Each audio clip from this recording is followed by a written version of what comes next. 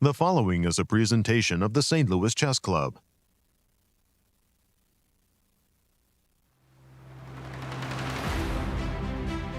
Warmer weather has arrived in the Central West End, but there's a chill in the playing hall at the Cairns Cup in St. Louis. These ladies are friends before the rounds, but kind looks turned to frigid glares over the board. A blunder by Nana Dzagnidze opened the door to an avalanche of trouble, leading to a meltdown against Irina Krush, who calmly took the win and jumped into co-first of the event. Two players are tied at the top with a pack of wolves in hot pursuit. Can they run away with their lead, or will they slip up and let it go? Day 4 of invigorating chess, coming up next.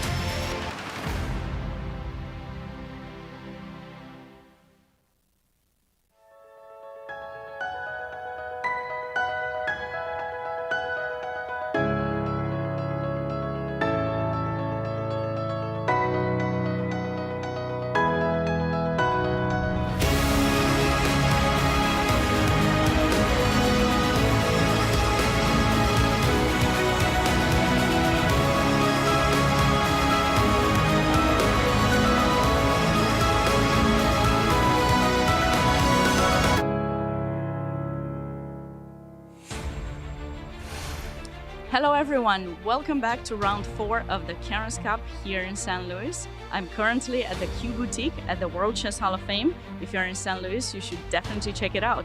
But for now, let's go to the studio and get the game started. Welcome to St. Louis, the home of chess in America, and the 3rd edition of the Cairns Cup, one of the richest women's tournaments in chess. We come to you live from the St. Louis Chess Club.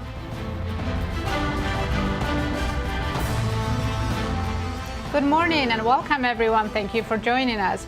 I'm International Master Nazi Paikidze and I'm here with my brilliant co-host, Yasser Seirawan. Nazi, you know I'm a sucker for flattery. Be careful with that brilliant stuff.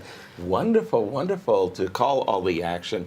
The fighting games have been tremendous. It's been really fun. Almira's been great. Yeah. Enjoying myself. Me so too. Thank you. Hello everyone and welcome to our show. Thank you very much for sharing your day with us. If you like fighting chess, you came to the right place. We have some surprises.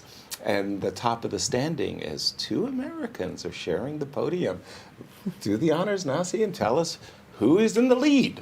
Right, let's take a look. After 3 rounds, we have 2 co-leaders, Alexandra Kosteniuk and Irina Krush, with 2.5 points out of 3. Very impressive. And in the clear third, another American, Zatonskih, with 2 points out of 3. A nice surprise for sure. And with 50%, we have 4 players, Harika Dronavalli, Nana Dzagnidze, Elisabeth Paehtz, and Gunay Mammadzada. Sad to see Zhansaya there with no points, but tell us about the format. We have a 10-player round-robin tournament, no draw offers allowed, and they have classical time control, 90 minutes for first 40 moves, 30 minutes rest of the game, and 30-second increment from move 1. Our schedule in the tournament. All right, the players will play 9 rounds total. Today they're playing round 4, and on Thursday, June 8th, they will have a rest day. Kind of looking forward to that and that sprint to the finish with 4 rounds to go. And we're so happy to have in studio Almira to call all the action with the chess engines. And we do have that surprise at the top. How did the ladies get there? Hello, Yasser. Hello, Nazi. First of all, so happy to be here. Wanted to paraphrase Judy Garland. So meet me in St. Louis, Louis, but meet me at the chess club. So let's have a look who is leading the tournament after the first 3 rounds. So alone on the 3rd place is Anna Zatonskih, the American champion, scored 2 points out of 3. In the first round, she drew Nana Dzagnidze, one of the top players in the world. Then she beat Bella Khotenashvili, and yesterday she drew Elisabeth Paehtz. Tied for first is another American champion, Irina Krush. She scored 2.5 points out of 3. She started with an incredible win against Zhansaya Abdumalik with black. Then she drew with black once again against Humpy Koneru, our defending champion. And yesterday she defeated Nana Dzagnidze. On the first position as well is Alexandra Kosteniuk, former world champion. She beat Humpy Koneru in the first round. Please have a look at this game. Incredible combination at the end. In the second round, she beat Harika Dronavalli, and yesterday she drew with black against Gunay Mammadzada. So she scored also 2.5 points out of 3. And let's have a look at the ratings of this event. American players were the lowest seed of this event, and they were considered probably as easy targets at the beginning of this event, but not anymore, Yasser. What do you think? Not so easy at all, not when they're on top of the leaderboard as we've seen. And Nazi, do the honors. Tell our viewers what they can expect for this round 4. Pairings, please. Let's take a look. In round 4, Humpy Koneru is playing Nana Dzagnidze. Khotenashvili playing one of the leaders of the tournament, Irina Krush. Absolutely. Elisabeth Paehtz against Zhansaya Abdumalik. And probably our key matchup, Kosteniuk against Zatonskih. Absolutely. Player in first versus player in third, you bet.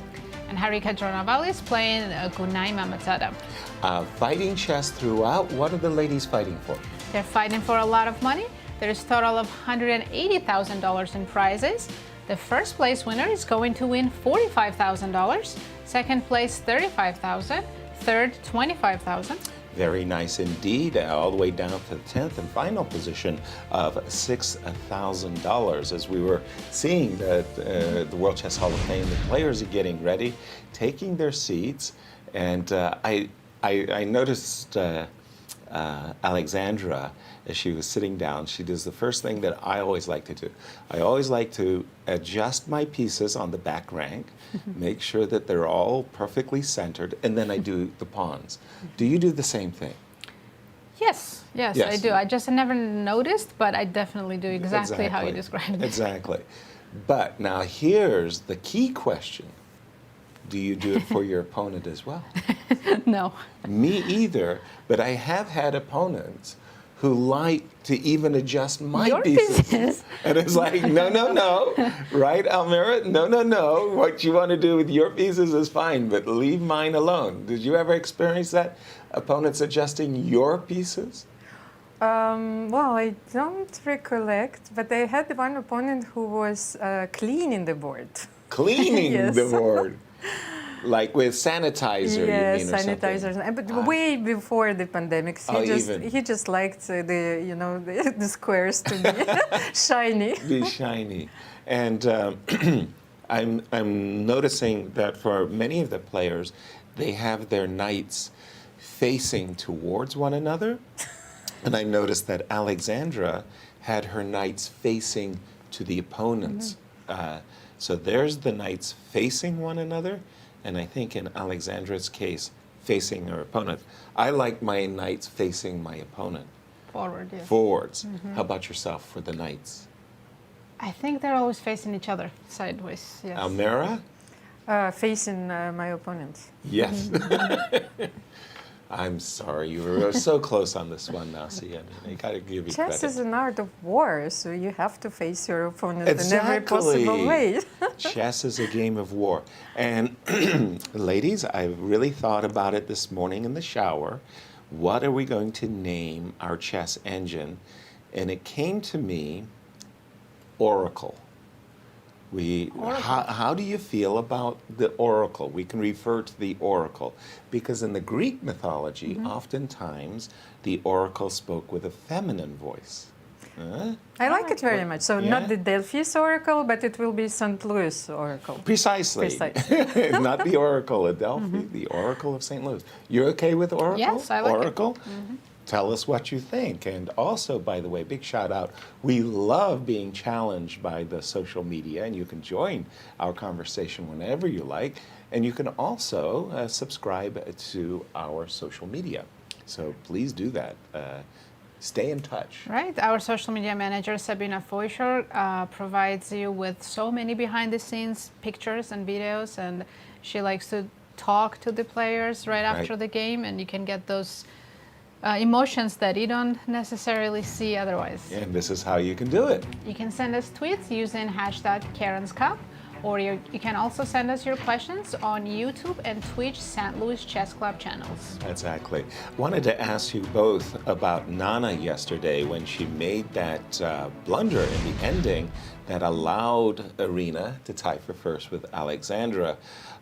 Get into her mindset because she blundered with the black pieces, and now she's facing the defending champion and the highest rated player in the field. No mercies for a bad game. Yes, like I said yesterday, you might have a bad day or just a bad move like she did yesterday. And then next day, instead of getting some rest or an easy game, easy opponent, you might face someone even stronger and more challenging. Precisely. How do you deal with that, Almira?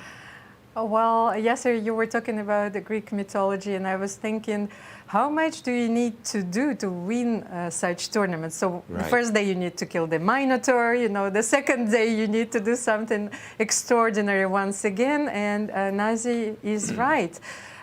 You don't have an easy day in those tournaments.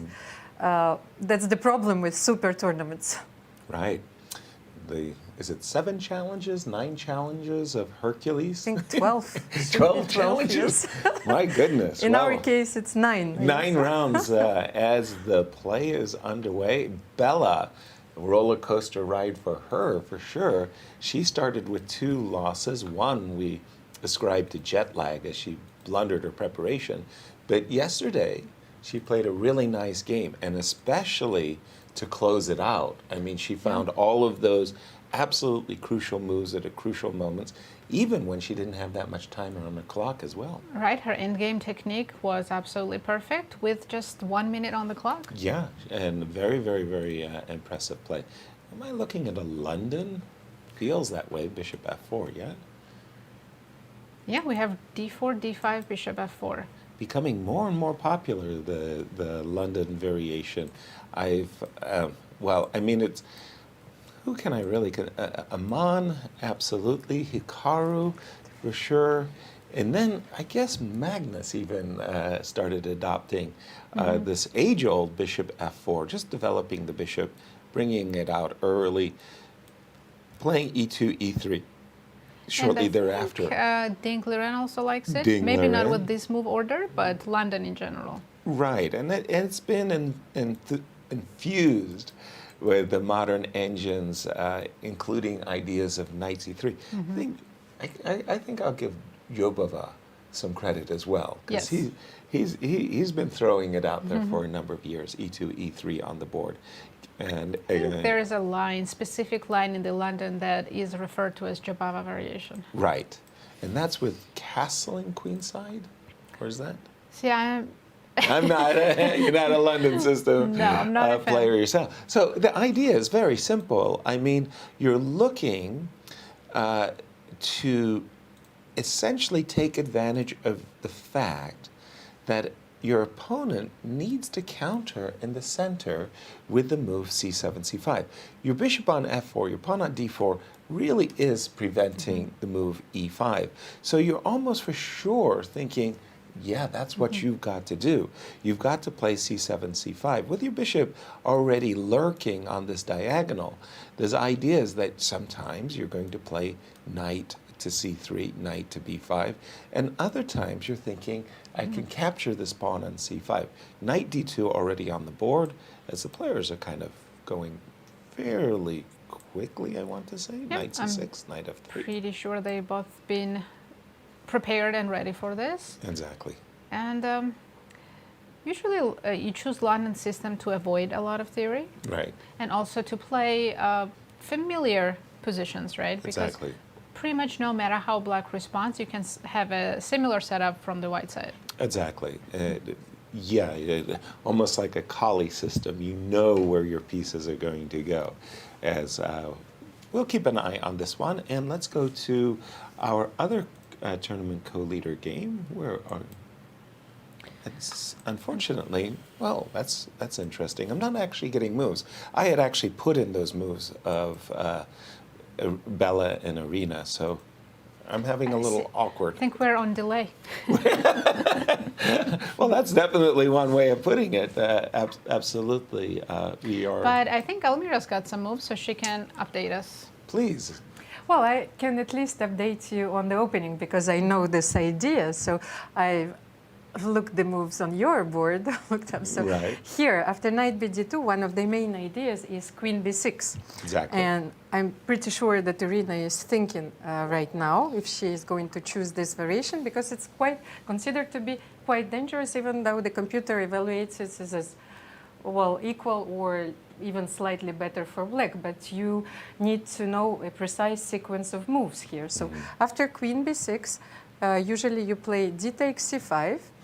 And here, a very strange move after queen c5, but it's a very good one, a3. And here, actually, computer evaluates, and a lot of games have been played, that this position is much better for white because you don't know how to develop your pieces. So if you, let's say, you will go for g6, then, well, you can play c4 and even b4, but this knight is very strange. What I like about those positions that they're very difficult to evaluate. Why Bella chose this opening is because Irina is a very classical player. Her education, her erudition are simply immense. So she is trying to, to throw her off the usual grounds. And so after d takes c5, normally you would take on b2. And there was a recent game played by Magnus Carlsen against Ding Liren in this variation. So after queen b2, usually play rook b1, then queen c3. And then, it's a very important inclusion, you play bishop b5. Don't ask me why, because you need, of course, to pin this knight and to fight for this e5 square. That's one of the strategical ideas. So let me see. So after bishop b5, you can play e6 in order to finish your development. Then you simply castle. Bishop b7, you can also take on c5, but let's say bishop b7. It was the game between Almira Skripchenko. And here, a lot of games continued like this, e4. So completely crazy position. Wow. And I'm pretty sure that Bella is aiming for such type of play. Well, that's super sharp, double-edged. I thought you were going to say bishop e5, and away you go. Well, Irina is really pondering that decision to play the move queen b6 or not. If she doesn't, I think if you're not prepared for this exact line, maybe you should avoid sharp move like queen b6 and instead just play e6 and develop pieces, right? Yes, that's what I was going to say. That very standard is, and again, from the very recent Stavanger event that's going on. e7, e6, a very typical play from black's perspective. You kind of keep the bishop back for a moment. And let's just say I'll play a move like c3. You play bishop to d6, and after, for example, bishop g3, maintaining the tension.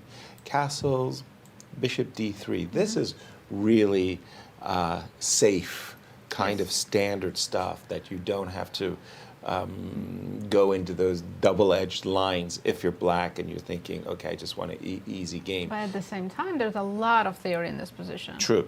Precisely. Thousands of games. Yeah. And I've had this position from the black side at least dozens of times. So, Really? yes. Okay. So you've been facing the London yes. a lot. Yeah. But always successfully, so that's why I don't like it for white. Well, okay. Well, that's a good thing. I mean, obviously, our viewers would be very interested. You play this position for black. I'm assuming you play b6. Yes. Yeah, I b7, flank out of the b6. Castles, bishop b7, as you say, lots and lots of theory going on. And break it down for us. Why do you like black, let's say? Right, so if white doesn't take control of the e5 square early, then there were games where I've managed to play queen c7 and e5, or queen e7 and e5. Right. I love those positions. When black gets to take control of the center, Exactly. it feels like Great. I'm playing from the white side. Like Right. I just got You got the advantage initiative. out of the opening. Yes. Right, exactly. And when white does play, let's say knight e5 and goes f4 and goes all in Right. on the king side, then I get a counterplay on the queen side. I start pawn marches with a6, b5. Depends exact move order, Right, depends but- on what white is doing. But you And- go queen side. Yes, and I I'm a defending player, I think, so I like defending on the king side. No. You're not a defending. You're a counter Counter-attacker. attacker. You're yes, right. yeah. You don't seize the defensive, Yeah. but you counterattack. Yes. And I know what you're saying. And for me, by the way, I love these fights, strategical fights. White is battling for the center. You're battling for some queenside developments. And I believe our games are back, Almira. And what openings? Let's check our leaders game, right? Alexandra Right. Kosteniuk against Anna Zatonskih. French defense. And Anna's been playing French, I think, for many, many years. exactly. Well, there was, again, the Stavanger tournament, forgive me for referring to it, but it's such a fresh event that's going on. Fabiano is doing great. I mean, recently on the live ratings, he went No, to it's number funny, 2. in that tournament, Americans are doing great as well. Exactly. Fabi and Hikaru were in the first and second place. Exactly. And Fabi had not defeated Magnus Carlsen in a classical game in 8 years. Wow, I didn't know 8 that. years. And in round 1, they matched up in a French defense, and Fabi destroyed Magnus. It was a brilliant, Did he play brilliant E5? effort. No, he had played the classical knight c3, and not the winner war, but actually knight f6, e5, knight back, f4. That was, again, the game of Fabiano and Magnus that was just played. e4, e5, the advanced French defense.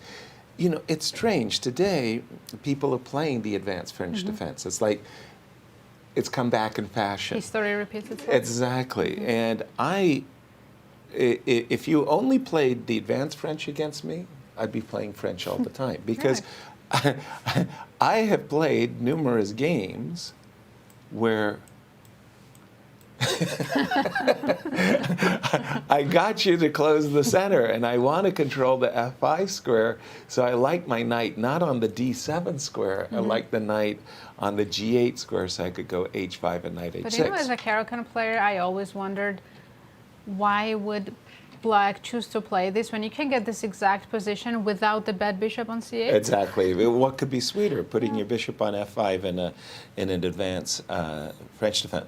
Okay, e5, c5, c3, knight c6, knight f3. Talk about playing hundreds of thousands of games from this position. Away you go. Queen b6, mainline stuff. Knight a3, a little bit off the beaten track for sure. Almira, knight a3, not an everyday move for this position. It's a very interesting opening choice on Alexandra's behalf, and I wanted to explain to you a few ideas in this opening. So knight a3. One of the key elements to consider in this position is the pawn on d4. Black is ferociously attacking the pawn, and white is always defending the key chain. So why knight a3? There are a few moves here, but c takes d4 is the main line, so you would take on d4. Then black normally gives this check. So bishop d2. And here you have a few options. I think that Anna is probably looking for knight g7. So how would you consider after this? Then this knight from a3 simply goes to c2. And once again, we have this motive that white will sacrifice the pawn on b2. So bishop d2, queen d2, and black can actually take the pawn on b2. White is saying, okay, calm down, bishop d3, I'm sacrificing this pawn in order to have, once again, a long-term initiative. If you're going to castle kingside, then my bishop is already looking on h7. There were a few games in this line, and this position is considered, like computer doesn't like it because black is a pawn up, but I think it's about equal with a lot of perspective for white. But then there is another possibility after bishop d2 here. You can simply play bishop d7, and once again, the knight is going on c2, and black can take this pawn with absolutely the same typical play from on white's behalf. So you will castle. Let's say you can play knight g7 here. I will castle, and you will have to retreat your queen now. So. Absolutely. Don't want to get it trapped. Queen b6. Yeah, away Yes, you queen go. b6.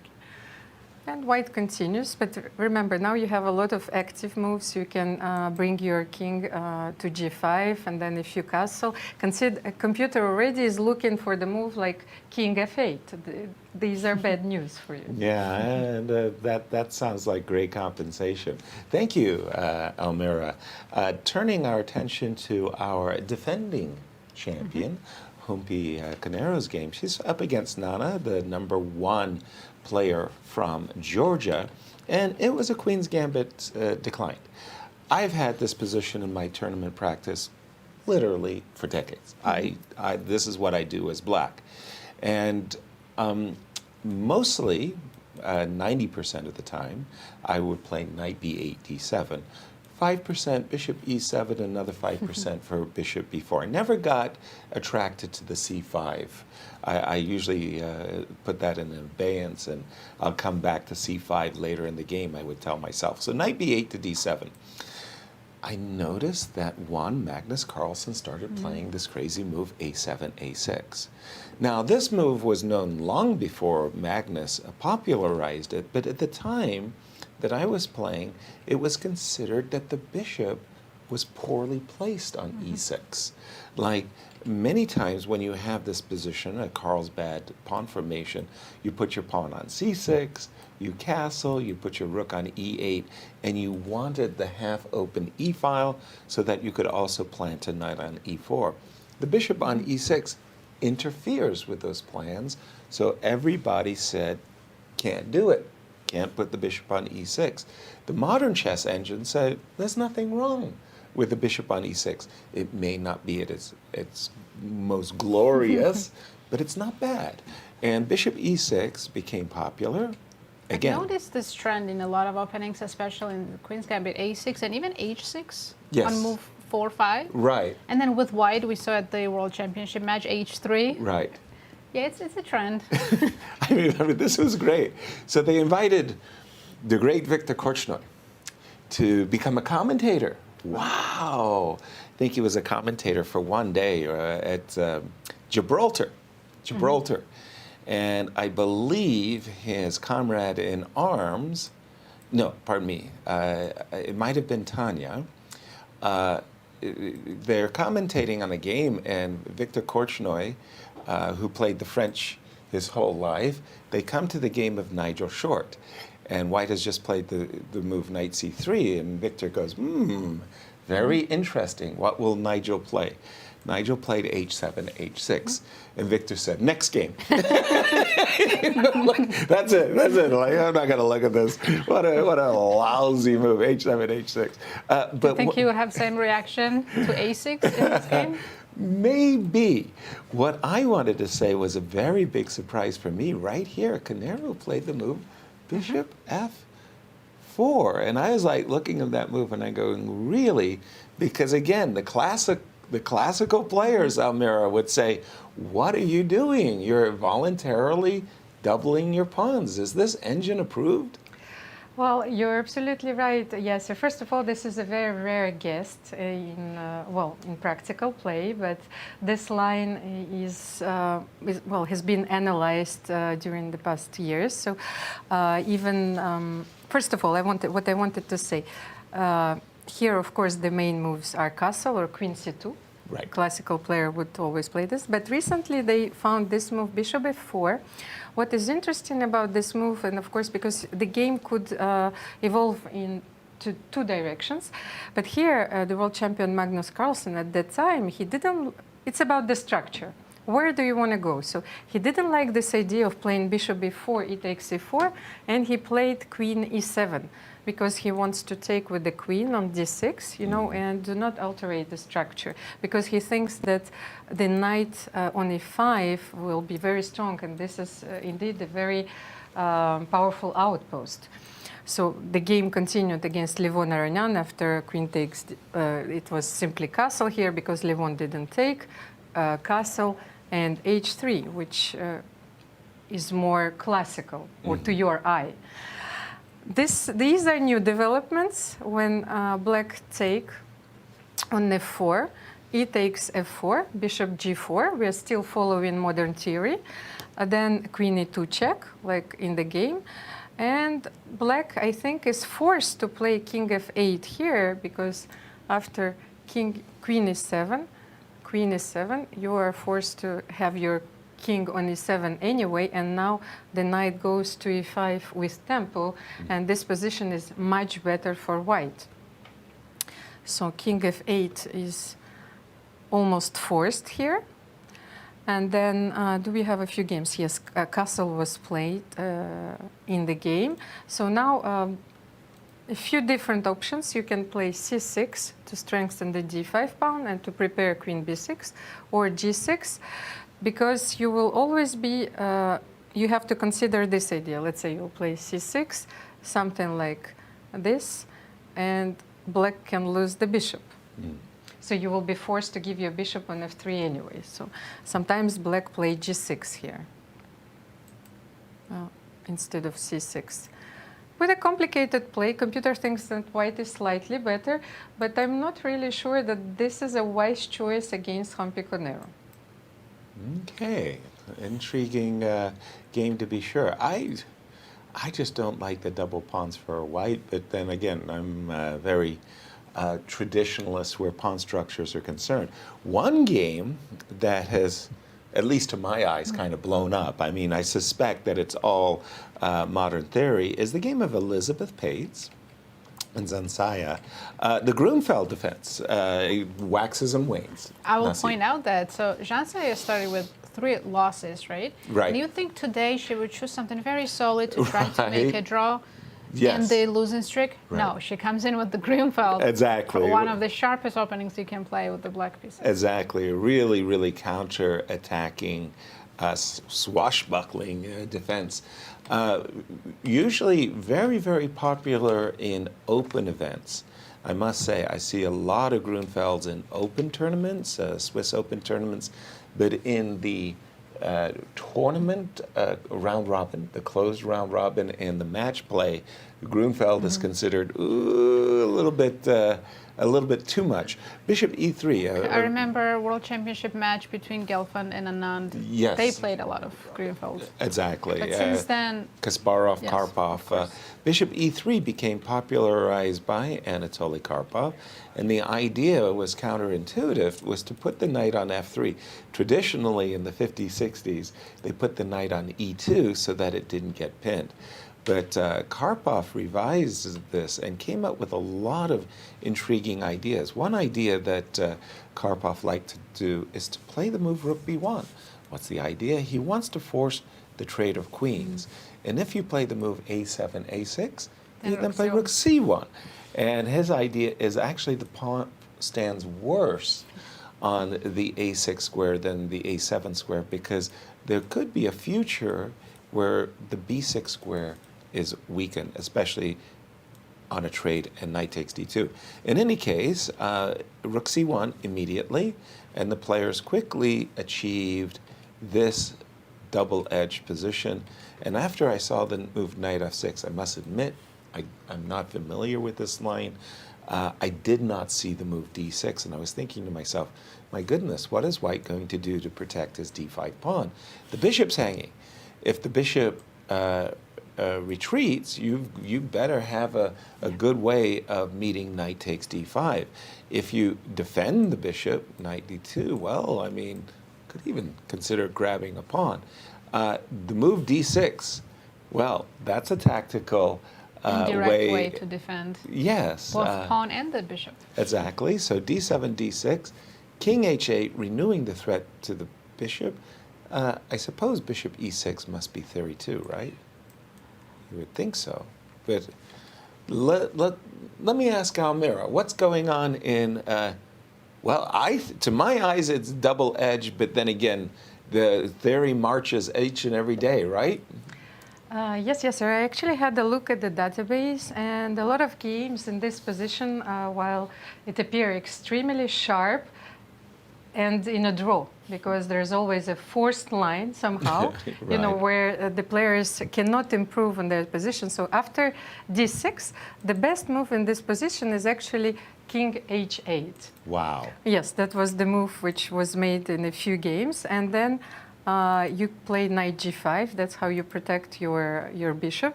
And if you play h6, white can play h4. That's the way for you to keep your knight on g5. So you cannot take, of course, on g5. This will give a devastating attack to white. So Right. it's completely lost here, of course. So after bishop g6. There was one game after d6 where they actually played knight d4, so queen c4 check. It was the game between Yu Yang-yu and Vidit on a very top level. So it also ended in a draw. So even a high complicated position may somehow lead to a very balanced position lately. So after this, king h8, so queen e4, bishop f5, queen d5, then queen a4, knight g5. With a game like this, I don't know how it ended in a draw, so probably with the same, a lot of ideas which were played. But I think that this is already rather balanced after queen c6. So as you can see, if you exchange a few pieces here, it decreases your opponent's pieces potential, and the position becomes very calm. Right. A quick question, if you don't mind me asking. After the move d6, I appreciate that the oracle likes the move king h8 and sets up knight. But, you know, I gotta ask. I'm grabbing the two bishops and grabbing a pawn. And so knight takes e4. You've got to give me a check to recover your piece. The king would now go in the corner. Queen takes. Now, I always have bishop f5 as a tempo in my pocket, but I was thinking, well, I've seen many Grunfelds where they grab this pawn on a2, and they say something like, catch me if you can. Challenge. Has this been played before? Is this theory? Or what's the verdict? Tabula rasa, so it's like I don't have any games. So. No games. There are 3 games. Maybe on the leeches I have to try in this database because I myself do not. Probably there are 3 games. There is a correspondence database which I did not consult. But after queen a2, the best move is simply to castle. Right. Yes, and then white is way ahead in the development, and I think this is a very important factor in computer assessments. I think it compensates for the 2 pawns, and your queen on a2 is, it's out. It's out. It's a bit fragile for the moment, so you'll have to bring it back. So let's say queen f7. Okay. It's a very natural move, I think. So which rook? Yes, sir. I don't know. This is an existential question. Or maybe queen h4. Let me try queen h4. The line that Nimzovich always gave is, no matter what rook you chose, the correct answer was wrong rook. Which rook do you bring to d1? Wrong rook. You know, whatever it is. Yeah, wrong rook. So what do you think about this position? I don't know. I like it for white. You Black like looks it. very passive. It's temporary. Well, but it's And, 2 bishops. yeah. It's a pawn. You still. I mean, it's one of those things. If you prove your attack, bravo. Everybody's happy with you. But if it goes wrong, You'll resign. you will resign. You will die. But Elisabeth didn't play knight g5. No, she actually didn't. She went bishop d6, g5. king h8. And Almira and- here showed us knight g5 with h4 ideas. Right, knight g5, h6, h4. As Almira pointed out, there's been a number of games that's proceeded in this fashion. Also a little bit, dodgy and weird, if you will. But bishop g5. And this move, I find this move to be actually the most challenging because from white's point of view, if I take, then I've got control of e4 forever. Like it's going to be very hard for you to dislodge that. And by the way, this pawn has not been captured. It's still on the board. So bishop g5, challenge. And what is the theory on this one, Almira? Well, here I do have 3 games. Let's have a look. After bishop g5, black is probably almost forced to take on e4. Queen a4, and I like this next move, Queen a6. First of all, I prevent you from castling, and I'm not taking on a2. Actually, I'm attacking the d6 pawn. This is a very important warrior that I need to neutralize. So, bishop e7 seems logical here. We are still following those 3 games: rook f4, queen f3, bishop f5, developing bishop, and threatening rook e4. Of course, you cannot castle. This is a very important threat. But the computer still evaluates this position as equal. Every game ended in a draw. You have to play knight d2 here. In all of those games, black played king g8. They brought the king closer to the action, queen c5. I have the suspicion that a lot of these games were inspired by correspondence analysis, because this position is way too complicated even for us to understand immediately. So queen d3, and this is the first line of the computer, queen e3 and queen a6. Wow.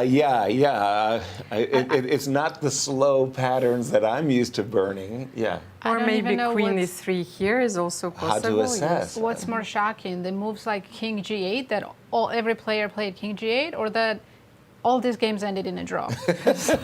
King g8. King g8, I think, is the most surprising. Yeah, like bringing your king closer to the action. Like what? What? But maybe there is somewhere down the line there is an improvement. Right. One of the things that I've always felt about the Grunfeld, which it shares in nature to the Sveshnikov, generalities don't rely upon generalities for those positions. It's really calculation. And Grunfelds and Sveshnikovs require great calculation. By the way, again, I have another game with a pawn on d6. I was about to say, take a look. There's an echo going on in Elisabeth Paehtz' game, a white pawn on d6. But in the game of Harika against Gunay, we have the same thing. Very different opening, but white pawn is still also on d6. Exactly. The Slav defense, it's been one of the venerable defenses for hundreds of years. This is called classic system? Yeah, the classical Slav. Castles, Queen e2, World Championship matches. I'm thinking specifically of Kramnik and Topalov. They really analyze these positions deeply. Takes, rook d1, queen c7, e4, e5, d5, bishop takes, d7, d6. Again, one of these very deeply analyzed opening theoretical positions that don't rely upon general knowledge or something like, oh, you're double pawns, oh, your king is vulnerable, or something of that nature. 2 bishops versus 2 knights with a pass pawn on d7, on d6, it requires calculation. So even in this position, there's still theory. Oh yes, no. I'm looking and I can see databases galore. I'm assuming Queen A5 is how most of these games go. Do you like the knights? Do you like the bishops?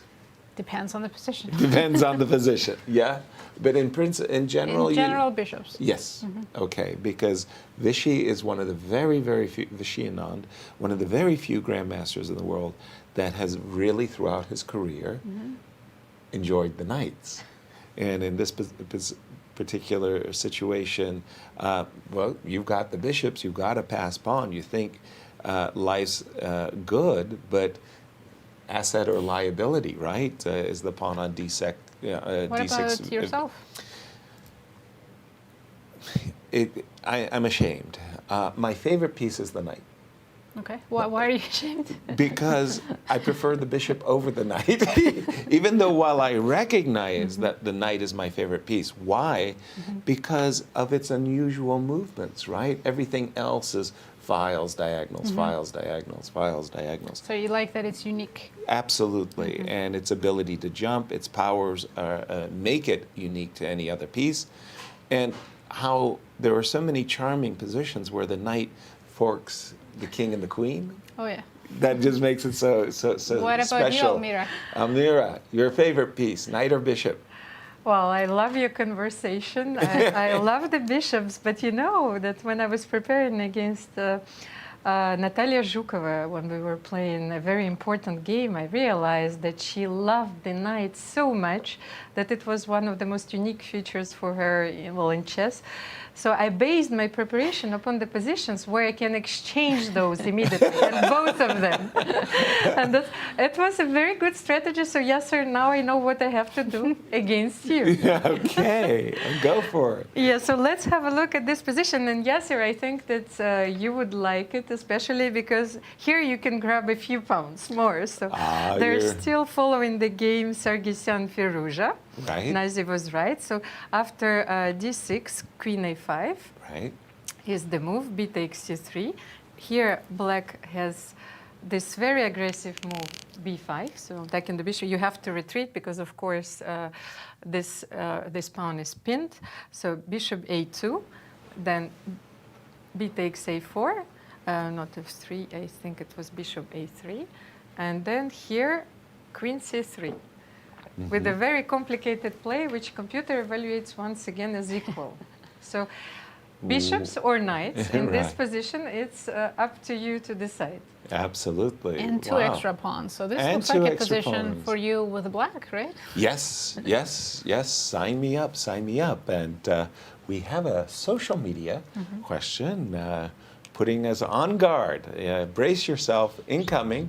And this one is from Chessfool on Twitter. I like that handle. Can I steal it? Chessfool, yes. The question is, do you prefer a certain chess piece and board style? Yes. Is it difficult to play with a style you don't like? Yes.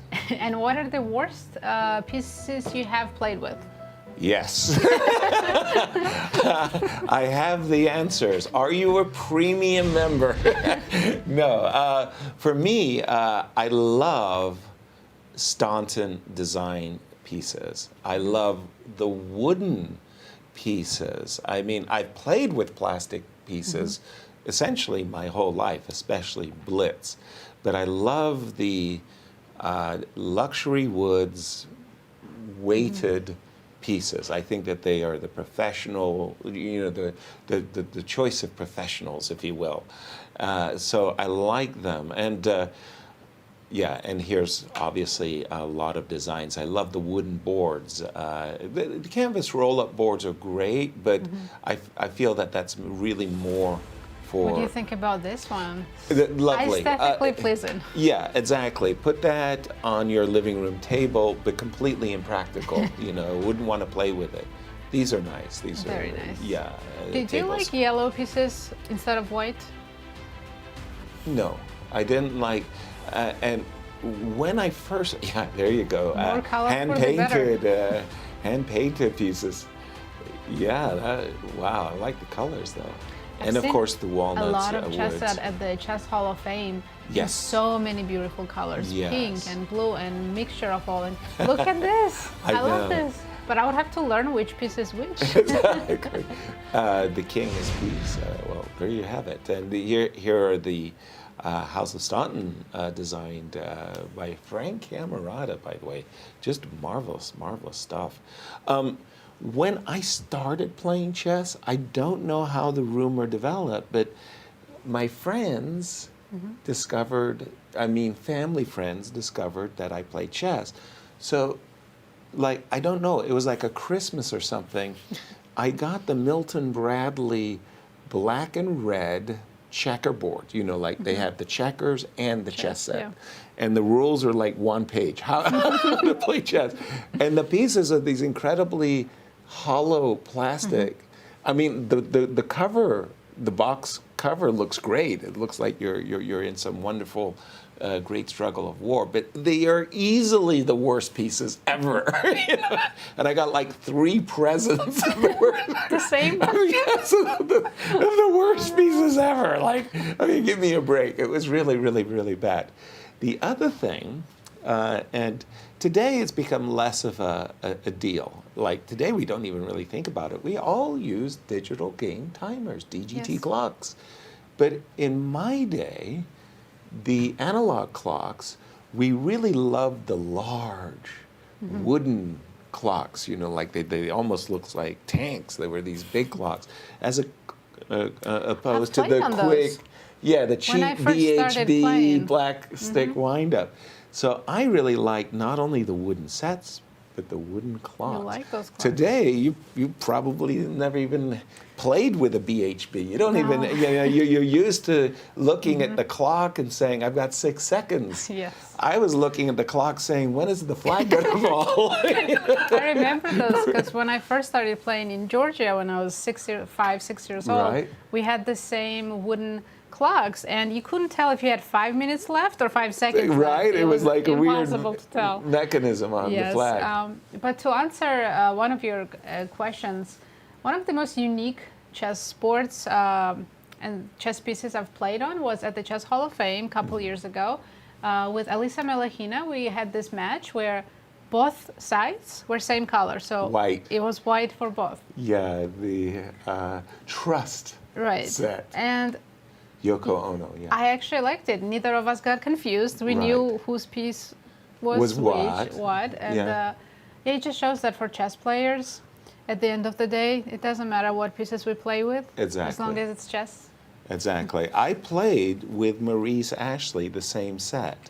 And I'm just going to show quickly on my board what we did. So just as you were saying, both white pieces and the black pieces were white. Yes, and exactly same. Exactly the same, right? And I was white against Maurice Ashley, and he played like this. And You remember the game? Yes. And he went here. I castled. He went here. I played rook e1. He played e5. Now keep in mind, all the pawns are white, all the pieces are white, and I played e5 takes. And he said, you can't do that. I said, you're wrong. I'm taking the knight and I'm keeping it. Did you eventually manage to trick him? No, the game stopped right there. Oh, He said, I'm not continuing this game. I said, wait, I've got another idea here. I'm not finished with you yet. Come back. No, but that was pretty funny. Sorry, we got off track. Almira, your favorite worst sets, did you ever come to an open tournament where you faced an opponent who brought some customized piece of garbage and said, your turn? Not yet. Not yet. I'm looking forward. You've got to play experience more American Opens. You have to move to the US.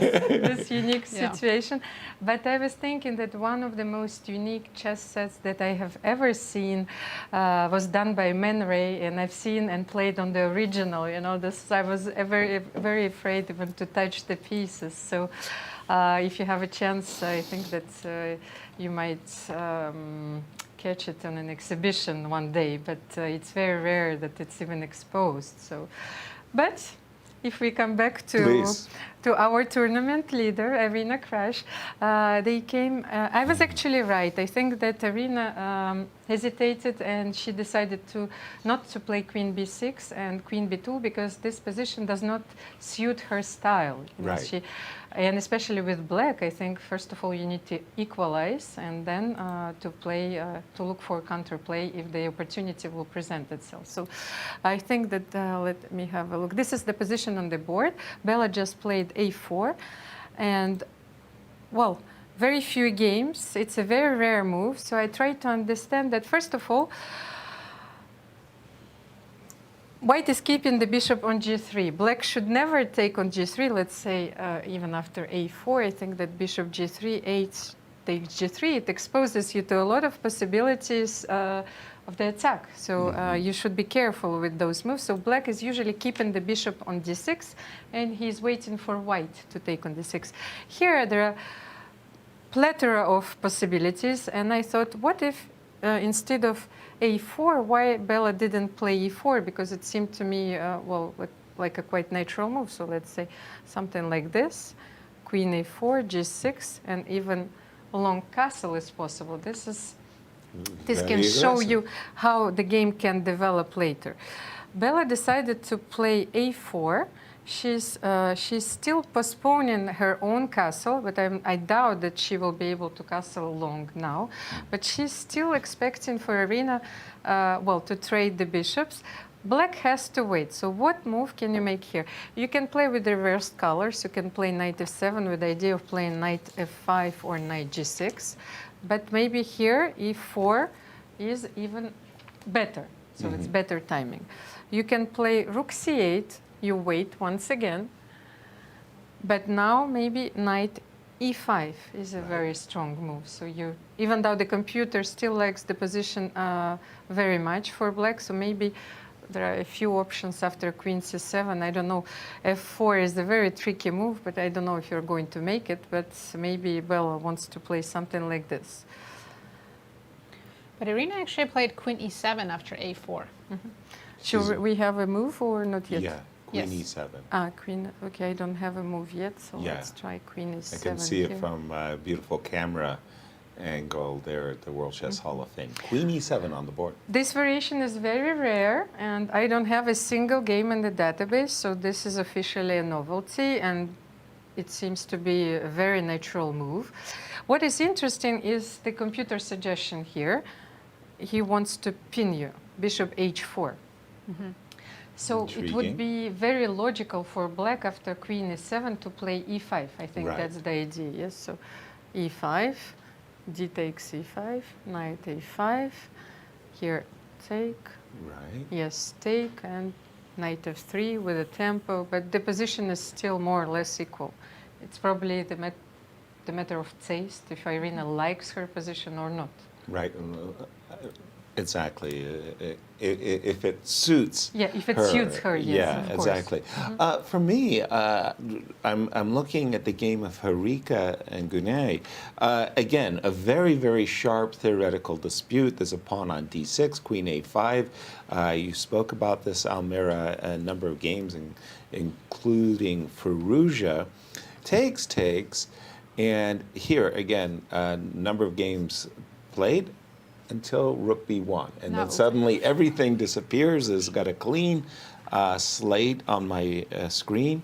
And novelty, rook b1. So previously, I think rook a3 was played. Rook a3 was the main move, gaining a rook b1 tempo. looks more natural.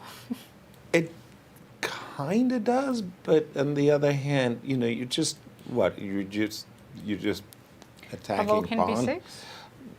Yeah, this is where I'm actually starting to wonder, can I get even more greedy? I'd like to, I'd like to win some time, if you will. Knight to b6, not just to grab this pawn, maybe to bring the I will not rook. give you that pawn. I'm going to go bishop b3. Bishop David 3? b3. b3, bishop b. You're not going to give me the pawn. Pardon me. I thought you were going to be generous and a nice person and all that good stuff. So can I just I'm gonna be really awfully greedy, and I'm really gonna try to win the pawn. Bishop a3. I always have an option to play bishop a3 and Bishop- defend the pawn that way. I'm also threatening d7 at some point. Right. We do have a move. Gunay played queen a5 after rook b1. Rook b1. She just dropped back with her queen and said, "You're welcome." She's been a very nice and generous person. Well, rook b7, maybe she's got it in her mind that it's a fork, right? There's a knight coming to c5, pawn on a4 is untapped, but also this pawn on e4. If we ever land a knight on e4, alert, there is a fork. Rook b1, novelty. What does the oracle say about this move, rook b1? Because we already have the answer, queen a5. Did Gunay make the right choice, Almira? Well, rook b1 is, of course, a novelty, but it is also the first line of the computer, so it's very easy Oh, to really? make those novelties, of course. So previously, there was a move, rook a3. which was played in one of the games. So after rook a3, you have to play queen b4. Right. Then f3 was played, and then knight b6. But this very dangerous. Really, I don't know what you're going to do with your queen on b4. So you are holding. We are walking on a thin ice. Yes, this is the expression. But yes. rook b1 is considered to be even better after queen c3 by the computer. So rook b1, queen a5. You can actually, sorry, that was the move that you, queen a5. You can take on b7, let's say after knight c5. I analyzed bishop d2 here. That's the suggestion. You have to take. Yep. You have to take. Here, the computer suggests rook b2, and the evaluation is already +5. So it yes, it means that you are going to lose your queen on the next move. Wow. Yes, rook b2, a very important inclusion, and your queen is gone. So you cannot play knight c5 here. I think it will be logical to play after rook b7, queen a4, maybe, and try to survive here. Okay. So let's see what computer says. I didn't even have time to analyze queen a4. So what is the difference if we play rook b2 here? Then he suggests knight b6. Tickling the bishop. Yes, and you can no longer retreat your bishop here because your pawn on e4 is hanging. So this is the key, actually, to this line. So maybe after queen a4, you need to protect first your pawn. You will play f3, and you keep all the threats on the board. Wow, amazing. And in their head-to-head matchup, They've only had 2 games. not much of a database. Harika won one, and they drew the other one. Okay, so this is a third time here.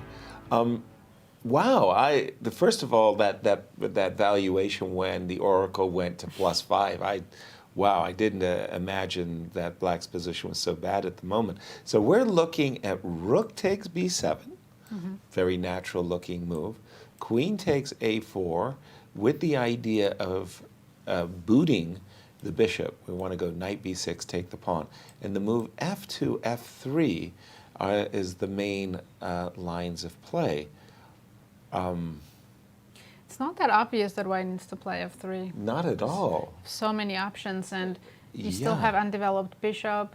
You're slightly concerned about the rook on b7 because it can get... I'm very concerned about the rook on b7, actually. Yeah. It can get attacked or even trapped after knight b6. Exactly. And to just defend the e4 pawn that's already defended at the moment. Right. I would, if I were in Black's shoes, I'd really be seeking to get that rook out of dodge. Maybe something like rook b8. If you want to trade rooks, that's fine. You might want to play, I don't know, bishop b3. You might want to play rook c7, try to maintain the rook. But that rook really does bother me, and I would want to trade off the active piece. By the way, I noticed that Harika has not jumped on the b7 pawn. She seems to be really considering her options here. I suppose she's looking at bishop d2 and... Or she could play f3 now. f3 now, wow. It's the same idea. Similar stuff. Is she thinking that she can drive the Black queen away? So for example, bishop d2, if you go queen takes a4, she might be saying, something about this position, and maybe the queen gets trapped. I'm not really too sure. But queen a3. Oh, sorry. Yeah, we'll just continue that line for just a moment. Queen a3. Now, how could I round them up? Queen. You can repeat with rook b3. Well, I've got it in my mind. If I could play, like rook a1, I could trap the queen. So somehow queen e1. It's weird. Am I trapping the queen? I don't know. I mean, if I don't catch you, I'm going to be a number of pawns down. Can I play a5? A5? And you force me to take. Okay, fair. So now my queen is... Careful. Free. I'll...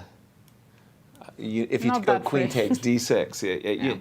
I was hoping you would play rook a1. Oh, yeah, no, that'd be a lot of material, right? Two Just rooks. take on b4 and pawn on a3. And two rooks and a passer. Yeah. I like black in that case. But Harika is thinking, Almira, what is she thinking about? Maybe she's trying to remember her lines, because I doubt that a highly trained professional will enter this line without analyzing it thoroughly and quite deeply. So I really think that, well, she's hesitating probably which is the first move, f3 or rook b7, because both of them are very useful and possible in this position. I try to follow your analysis here. You can't trap the queen, unfortunately, and even here you don't have the repetition, because you cannot play rook b3, because I can take the pawn on d6, so white could be in dire straits. You need to be very precise here. So I tried Yasser line after queen a3 here, queen a1. So a5 is a very good move suggested by Nazi. So of course after rook a1 you simply take on b4 and black is winning. Yes, so here that was the idea behind the move a5. So after rook b7 you have this very nice move, knight c5. Not only I attack the rook, but I also attack the pawn on e4. So as you can see, in many variations, they're all very different, but your pawn on e4 needs to be protected. So maybe Harika is thinking, what is the position where I need to play f3? But she doesn't remember it. Should I take on b7, then I play f3? Should I play f3 immediately? I think that this, if I can explain what is going through her mind, this should be it. That. Very good. Well, thank you, Almira. Before we go on break, let's just first refresh what's going on between our tournament leaders. Let's take a look at the game of Bella and Irina. When we left it, it was a2, a4, this London system with queen e7, and the discussion turned right here. Bella is facing a key crossroads.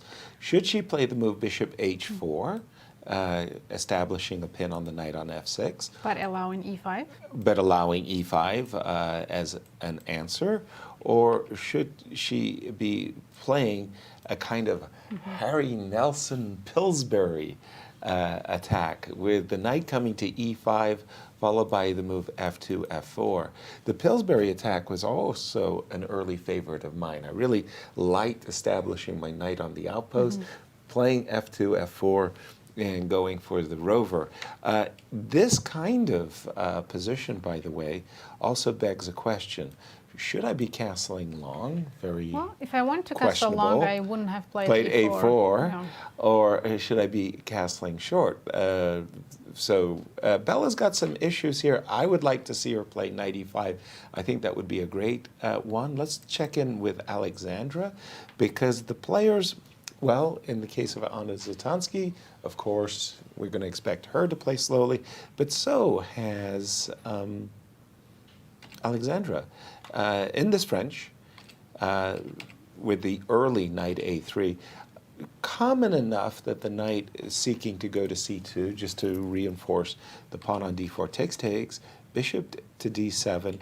In principle, although you get a speedy development, bishop takes a3. Normally, black isn't so anxious to give up the bishop so quickly. Oftentimes, bishop b4 check is preferred over bishop takes a3, bishop d7, bishop e2, and time's a factor? Anna's been thinking for a while. She's down to 48 minutes, and 48. Alexandra still has 1 hour and 22 minutes. And I will point out that this is only 8 moves on the board. Right. So, yes, that's what I meant when I said they both have been playing rather slowly.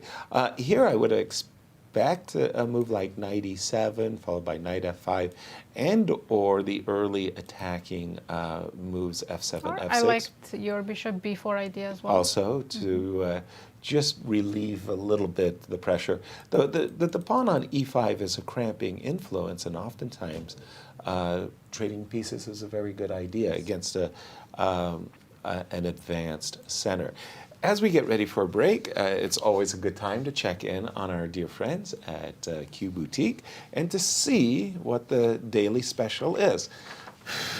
Let me tell you what's on tap for today. St. Louis Chess Club, the puffy vest. Here we go. Gear up in the newest apparel from the St. Louis Chess Club with this official branded puffy vest. Features the Chess Club signature logo across the left breast pocket. Nazi and look at this. Nazi and Almira both like it. Liked it a lot. Okay, And we here you it go. Yesterday. So if you could throw it to one of them about how awesome it is for an additional moment. Okay, yeah. Well, I'm reading this thing and I'm supposed to be asking you like, what? How did you like it, Almira?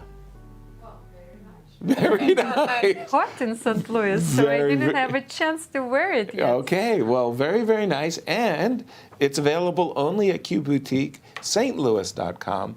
Do check it out for all of your chess shopping needs. And we'll see you on the other side of the break. See you soon.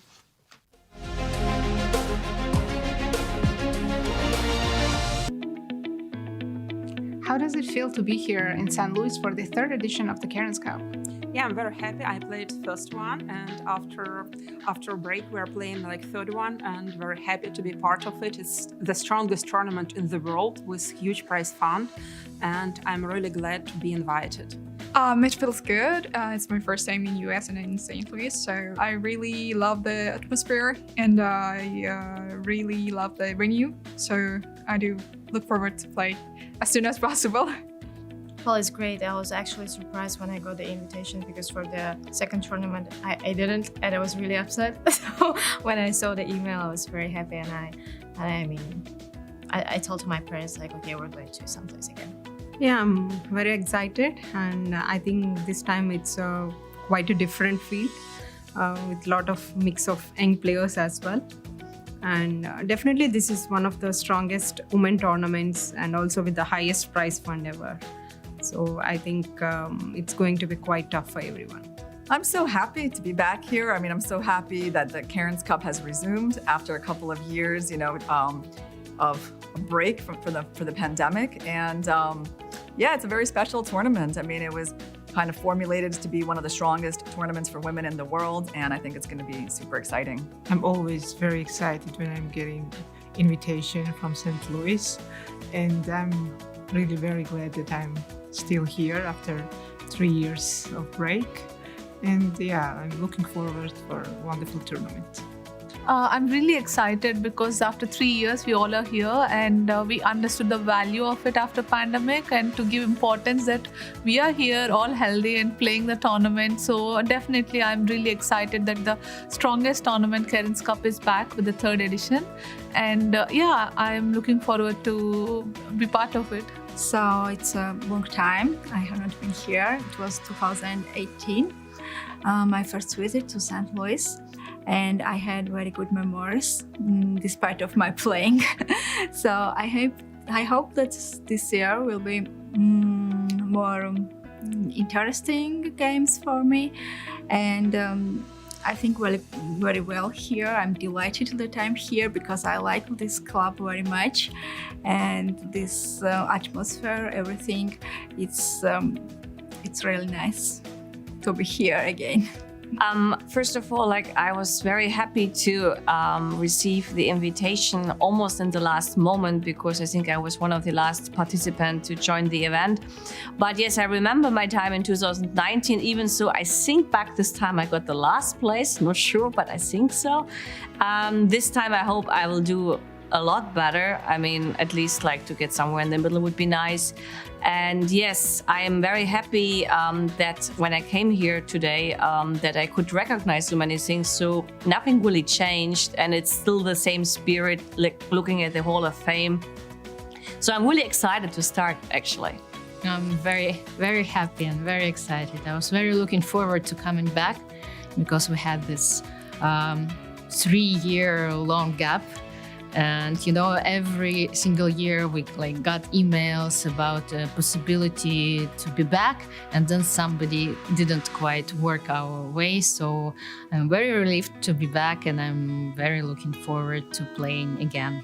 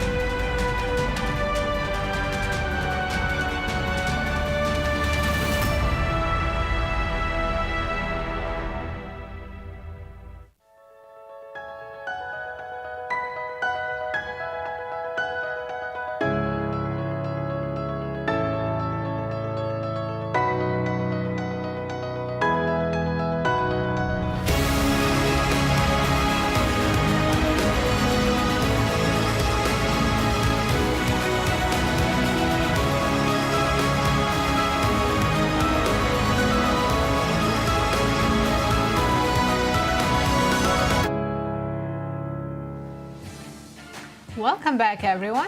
Let's take a look at our standings up to round 3. We have 2 co-leaders, Alexandra Kosteniuk and Irina Krush, and in the clear third, Anna Zatonskih. And Anna and Alexandra are playing each other as we speak, so that is just a huge match going on right now. Some breaking news in our game that was between Elisabeth and Zhansaya. That super sharp Grunfeld, Almira was saying a lot of the times the lines go into very forcing sequences that end in a draw. Well, guess what? That's pretty much what we're about to see. After the move queen a6, queen d5, bishop d7, knight takes e5. You think, well, you can't do that because I'll get you on the e-file. I do have this bishop dropping in the way on e7, so the line goes rook f5, knight f7. At first blush, you think, oh, black's in great trouble, until you see this move queen d3. And basically, that's an invitation for perpetual check. Right, rook e3 is coming. Exactly, rook takes e3 is coming, takes, and because the rook is hanging, I'm going to go king d1, and I can imagine the players will be making a draw very shortly. Let's go to our marquee matchup between 2 of our tournament leaders. So when we left it at this position, bishop to d7, more familiar, I want to say, with the move knight c2 than I am with bishop e2. Bishop e2, bishop b4 check. Now the desirable bishop d2, simply blocking the check, would allow knight takes d4, which is why white has to move her king. Now after king f1, knight c2 is going to come with the tempo against the bishop. Well, Anna said, well, let me take your knight. And we have caught up to the play knight a5. To my mind, what black is desperately seeking is to trade off her passive bishop for this active bishop, take control over the c-file, and we're still in theoretical waters, Nasi. Yes, we're just discussing this during the break, how this position looks like white's pawn structure is pretty bad, and we're trying to evaluate who's better, and then we realize, oh, this is still theory. Exactly. Queen d3 I think queen by d3 is a Alexandra. novelty. I was about to say, but I understand it in the sense that from white's point of view, Bishop b5. white would love to play rook b1. The only problem is the rook's not defended, and she wants to stop bishop b5. So it's kind of a move that you think to yourself, oh, I can kill 2 birds with 1 stone. But can black just play a6 and still threaten bishop b5? And I think that's what she likely will do. Now, as we weren't on break, Almira, I saw the game between Bella and Irina, and I thought Bella had played the move a2, a4 solely with the purpose of just delaying any kind of a pawn storm on the queen side. But no, she had a very specific idea. She wanted to follow up with a pawn sacrifice. What? Well, What's she doing? You surprised me, on the Right. crime scene. Actually, I liked your move. Knight a5, I think, is one of the best options in these positions, Right. in this type of positions. So in the computer hesitates. Black just played queen e7, and after knight e5 here, he proposes queen c7. Interesting. So it's a very strange maneuver indeed. Yes. And we do have the repetition we spoke about as we came back from break. Elisabeth And Zhansaya are are about to drawing. make a draw. And they've agreed to a draw. Please continue, Almira. 95 was a computer's move, but about this move a5. Is It's this a very pawn sacrifice? unusual. Yes, it's a very unusual idea, especially here. So let's say, should you first change the structure, take on a5? Because if you take on a5, I was thinking, what happens if you take on c5? Right. How should you take here? Is there bishop c5? Then you have b4, and you win a piece. Clear. So black has to decide, Irina has to decide here, should she take on d4 first, then maybe e takes d4, and then knight a5. But computer thinks that white is slightly better, but maybe now that the knight is on a5, you can play knight e5 comfortably. So what do you do here? After knight e5, you have to react. Yeah, presumably I come back with a knight on a5 back to c6. Yes, let's say knight c6. But then this move is already much stronger because you can no longer play e5. You cannot take on e5 because you will lose a piece, simply. And of course, bishop e5 also is not possible because you will lose a piece once again. Oops. So maybe this is Bella's idea. Okay, so knight e5, go ahead, put that on the board. So knight d7 to sidestep bishop h4 to Let's say contest knight d7. the e5 knight. The computer suggests that the position is fairly equal, even though white is the pawn down. And I suspect because this bishop is very active and his peer, the more I was looking for another day, is very passive, and you will deal with this for quite a while. So after queen d7, the computer says simply castle. And he really likes the option of giving the pawn back and opening your bishop on b7. And now he thinks that black has solved all its opening problems. Wow, the way the computers just throw the pawns back and forth. So our results as far as the first game in the history books, round 4. The one game finished, and it was a draw between Elisabeth Paehtz and Zhansaya Abdumalik. Exactly. And for I'm not going to say Abdumalik, I want to say for Zhansaya, she's on the scoreboard. Yes, that's her first after half three. point. After 3 losses. Woof, welcome back there. So that was Irina's game. By the way, I wanted to say just with Irina's game, because again, if I'm thinking of a4, pardon me, if I'm thinking that white's playing a4 to stop black from making a pawn storm, let me play the move c4. So you still want to So start the pawn storm? yeah, I want to avoid the d4 takes c5 business that Almira is showing us, with b4, and I want to say, okay, I took a pawn, so I'm keeping this pawn on e3. So yes, you can go knight e5, but maybe you're not getting the beautiful Pillsbury attack that you want with the pawn on e3. And later in life, I'll go back and I'll make my pawn storm. What do you think about that as a pawn sacrifice? Would you go c5, c4? I think I would, because Yeah. like I said, I like to start a counterplay. Right. I'm a little worried about knight e5 and f4 and all this, because As well as maybe bishop h4. And that's the key here. Because Irina chose to put the queen on e7 instead of c7, which I normally do, Right. I don't like that pin bishop h4. Exactly. I hate being pinned myself. Okay, we'll continue our look around. Our defending champion, Humpy, Koneru versus Nana. When we left it, the players had gotten to this very, I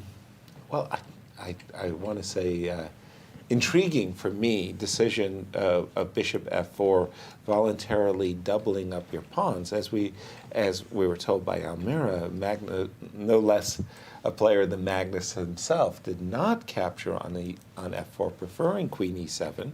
Well, the most challenging, Nana said, I'll take up that challenge. She played bishop g4 and queen e7 check, c7, c6, castles. Okay, kings are on opposite flanks at the moment. So knight e4, rook e1, takes, queen, bishop g4, knight f6, rook e5, g6. We're up to date with the players. I just wonder where we left theory, by the way. I'll go over to Almira and ask where was the novelty in this game, because it's a double-edged position, Almira. I wanted to note a funny moment here, because there are still a few games played in this position, and white played king f1 here in a few of them. So I really wanted to show you that king f1 is also possible here. So you have the king on f8 and king on f1. But bishop e2 was played. There was only one game played by grandmasters. And here knight b6 was played in this game. So c6 is the official novelty in this line. Okay. And I think that after castle, which was a very good move in this position, knight e4, rook h1, he1, knight c3, queen c3, queen d6, which is all very natural. And then we came back to this position. I think that white has a very strong grip on this position, even though it's still materially balanced and you don't have any weaknesses. But I think this is very easy to play once again, and especially for Humpy Koneru. Intriguing. And in their head-to-head matchup, they played each other a few games, Nazi. 19 total games, and Humpy has a lead with 7 wins over 3 wins, but mostly they've made draws. Yeah, but that's a convincing line score of 7 wins against 3 losses. By the way, in that game, in that analysis that Almira was showing us, where Humpy plays king f1 and does a king on f8, it forcibly reminded me of a variant proposed by Vladimir Kramnik. You're not allowed to castle. You have to move your king. So king f1 and king f8. The current position, I find this very intriguing because Almira said, you know, white has a grip on the position. I put it a different way. White has a nice outpost of the rook on e5. I'm thinking it's not so much a grip as it is a question of vulnerability of the king. And to my mind, when I see a king over here on the queen side, I'm thinking, open the position, you can do it, Yaz. Play c5, right? Yeah, play king g7, b6, c5, open up that c file, let's go. And, you know, for me, the question is, who's king? You know, you're gonna land blows. I get it. I see your f5 is coming, but I want to go c5. When evaluating the minor pieces, knight versus bishop, I prefer knight in this position, and I think if white could switch the white square bishop to being black square bishop, it would be much better. Yeah, the dark square bishop h6. Yeah, basically in closed positions or semi-closed positions, closed positions are when you have 16 pawns on the board, semi-closed positions when you have 14. Generally favors the knights, although again, specific. But you're right. I kind of like the knight on f6 for the moment. Let's continue. I'll just one game go we around. haven't checked is the Harika's game, and only update is that Harika did take the pawn on b7 after a long think. Yes, this was the game with the rook b1, queen a5. We're rook thinking takes b7. that Harika was maybe considering bishop d2. Yes, that's right. Because it was an interesting move. Exactly. But she decided to take on b7. Which is the main line. Yeah, renewing her membership in the Pawn Grubbers Club. Rook takes b7, and we were looking at queen takes a4 because remarkably, knight b6, bad things could end up happening to black's queen. We were looking at queen takes a4, and by the way, both players basically stopped at this moment, just before rook b7. And Almira, we understand the special guest in studio is with you. Thank you, Yasser. I'm so happy to welcome today Trent Colquitt, an associate at Q Boutique. And what I learned that is the award-winning gift shop at the World Chess Hall of Fame. Welcome, Trent. Thank you so much for having me. Yes. Please tell us a little bit about the history of Q Boutique and what are your best sellers there? Oh, awesome. Well, once again, thanks for having me. The Q Boutique is located inside the World Chess Hall of Fame, and it is associated with that as well. So it has chess-related items, such as pieces and DVDs and books to help with chess, but we're considered an all-season boutique as well. So we have tons of other things that will specialize for any guest, whether it's puzzles or games, even cards for like those hard to gift people. So we have tons of those things as well. Actually, those places are very difficult for me, tough for me, because I want to buy literally everything, especially, absolutely. Well, as a professional chess player, I want to have all those things at home. There is always a new apparel for a tournament. Please tell us about your novelties for the Cairns Cup. Oh, awesome. Yeah, so typically for every single tournament, we have custom apparel, whether it is a t-shirt or a hat or something to represent each of the tournaments that we have here at Q Boutique or here at the Chess Club as well. So for the Cairns Cup, we will have some autograph boards and some posters as well from the tournament participants. And I've also learned, rumor has it, that you have a few unique gifts at your Q Boutique. So tell me a little bit about those. So maybe signed chessboards. Yeah, and that's for every tournament as well. So for every participant of every tournament that we do have signed chess boards. We do also have some signed posters from time to time, but we do also have tons of custom apparel. And you can get all of that online, as well as our brick and mortar location. Well, so I invite all of you guys to visit St. Louis and Q Boutique. I'm pretty sure that we are going there on the free day. Oh, awesome. So I will find something new. Thank you so much. And well, one question. Yeah. How well do you play chess, and do you follow the tournament daily? So working at the boutique, we do get to follow a lot of the live streams, so that's been really cool. I started playing probably around 7 years old. So I've been playing a little bit. I'm still on the amateur level, so I couldn't take on any of these awesome ladies today, but I definitely enjoy watching it. And yeah, it's one of the biggest reasons that I work at the boutique now. So. Well, it's impressive. Thank you very much. Thank you so much. And back to you, Yasser. Actually, Trent, we got a question from a social media, or maybe it was just the ladies. A lot of the participants in the Cairns Cup have been wearing their swag. And the question was, could normal people buy the same hoodies that the ladies were wearing? So what was that? The hoodies? Well, they're wearing these Cairns Cup and jackets. Yes. The Cairns jackets. Yeah, absolutely. Yes, they're available online and at our brick and mortar location. So it's qboutiquestl.com. Oh, yeah, no, we were told that they were exclusive. I told you they were exclusive. All right. Thank you, Trent. Thank you for joining us. Thank you. Thank you so much. Right. Okay. Well, now we know. I think you're asking because you want one for yourself. Well, there are special ladies in my life that if I come home empty-handed, you know how it works. Yeah. I just wanted to say there was a line that caught my eye right here in the game of Irina. Nana. Sorry, not Irina. Nana was the move G7, G6, right? So, let's say King B1, normal move, right? King B1, King B1. If I take F6. You found a way to win a pawn? Well, not quite, because Rook E3? Pardon me? Rook E3? I want to come down to E3. Rook to E3. Yeah, with the king on C1, it was actually even stronger. So I played an awkward move. I want to say that I don't know if black has a threat or not, right? But it's this idea of like playing F6. And you do have this kind of funny indirect defending move, Queen F3 to defend the pawn.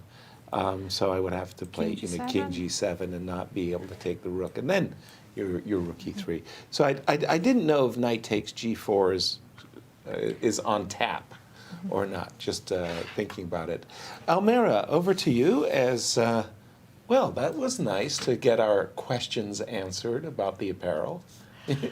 Well, I'm certainly looking for a few gifts in this shop. Right. I usually leave St. Louis with my suitcase completely packed. Right. I wanted to show you, for example, A3 is a bit artificial to me, but let's say I will put another rook on E1. Very sensible. You should be very careful once again with those moves because the evaluation skyrockets, and if you play F6, it's already plus 5.8. Wow. So even if you take this pawn with a check, I think that after King B1, your king's safety is a very important factor, once again, which you should consider. We would say it doesn't exist. The king's safety no longer exists. Right, so... It's no longer absolute, let's say, in this position. So G6, Rook E1, then I guess King Maybe G7. King G7, yes. Yeah. This rook is going to stay on E5 forever, Agreed. I suppose. So you can make another move, like Queen A3. to control the e file. So even if you put, let's say, which rook once again, it's the wrong rook. Yeah, the wrong rook. It's the wrong rook. Right. Anyway, so let's say rook e8. e8. And I was thinking, this was my human suggestion, bishop b3, because I thought, okay, how should you continue? Once again, your pieces are on optimal square, so I think maybe bishop f3 and g4. Exactly. Let's see if computer likes it. He says, let's see something, maybe rook c8, king b1. Now he suggests something completely artificial for human eye, rook e d8, let's say, and g4. Right. You see, this is probably White's plan. Exactly. Well, again, it's natural for me when the kings are on opposite sides. These moves, g4, f5, trying to make Black's king vulnerable, and from Black's perspective, when the king is on b1, to play b6 and c5, and let's go, let's get going. By the way, I'd like to turn our attention, if you don't mind, just to the game of Bella and Irina for just a moment. I was going to say, you're going to be happy once you see that Irina took your advice. She did play c5, c4. And then she grabbed the pawn. And she grabbed the pawn. And then you're saying yourself that, okay, you like what Irina's doing, but there's a consequence, whether it be knight e5 and or bishop h4. There's some music that we're going to have to face. And Bella started with the move bishop h4. And if I'm in Black's shoes, I understand that you want to play the move e4, right? I really do. I get that. But I'm thinking, because your king is still in the center, maybe I can play a little bit devilish. e5. e5, throwing it out there to... Okay, I take, d takes e. Bishop takes. Knight takes. Knight takes. And this is what I wanted to say. Knight comes yeah. I'm relieved.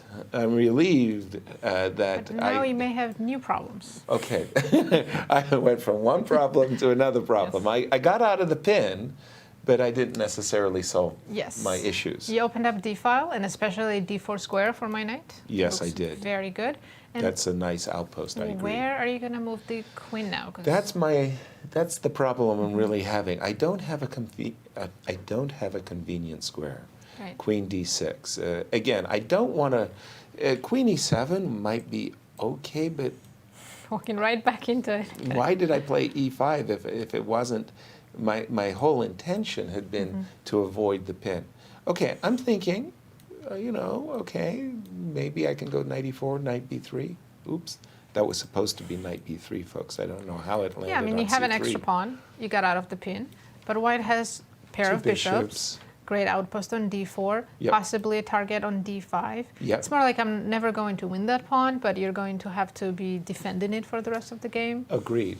By the way, Irina dealing with the pin, she dealt with it in a completely different way. She said, I'm going to put my bishop in the way. I'm going to play queen d8 and bishop e7. So I assume after knight e5, bishop e7, f4, she's going to kind of roll with the punches, and whether it be knight c6 or maybe knight d8, she's saying, show me your compensation. Prove that your attack is worth a pawn. And she's got a point. Yeah, she does. Not so but, easy. I would consider, since it's not my game, Yes. I would consider going crazy here and playing g4 right away. Wow. I'm not. You're in an aggressive mood today. What's happened? You're being inspired by these players, yeah? I still want to castle long, because now that, Well, why did you move your pawn from a2? I didn't. So you would castle with g5 or without g5? You think about it. Okay, think about castles. Wow. Okay. We're throwing the patties here. Knight to e4. Your pawn is on g4. I'm kind of happy that you're missing the a2 pawn as black. Take on e7. Okay. Munch, munch. Knight takes e4. Okay. Munch, munch. And knight d2. Don't tell me you're trying to win your pawn back. I might be.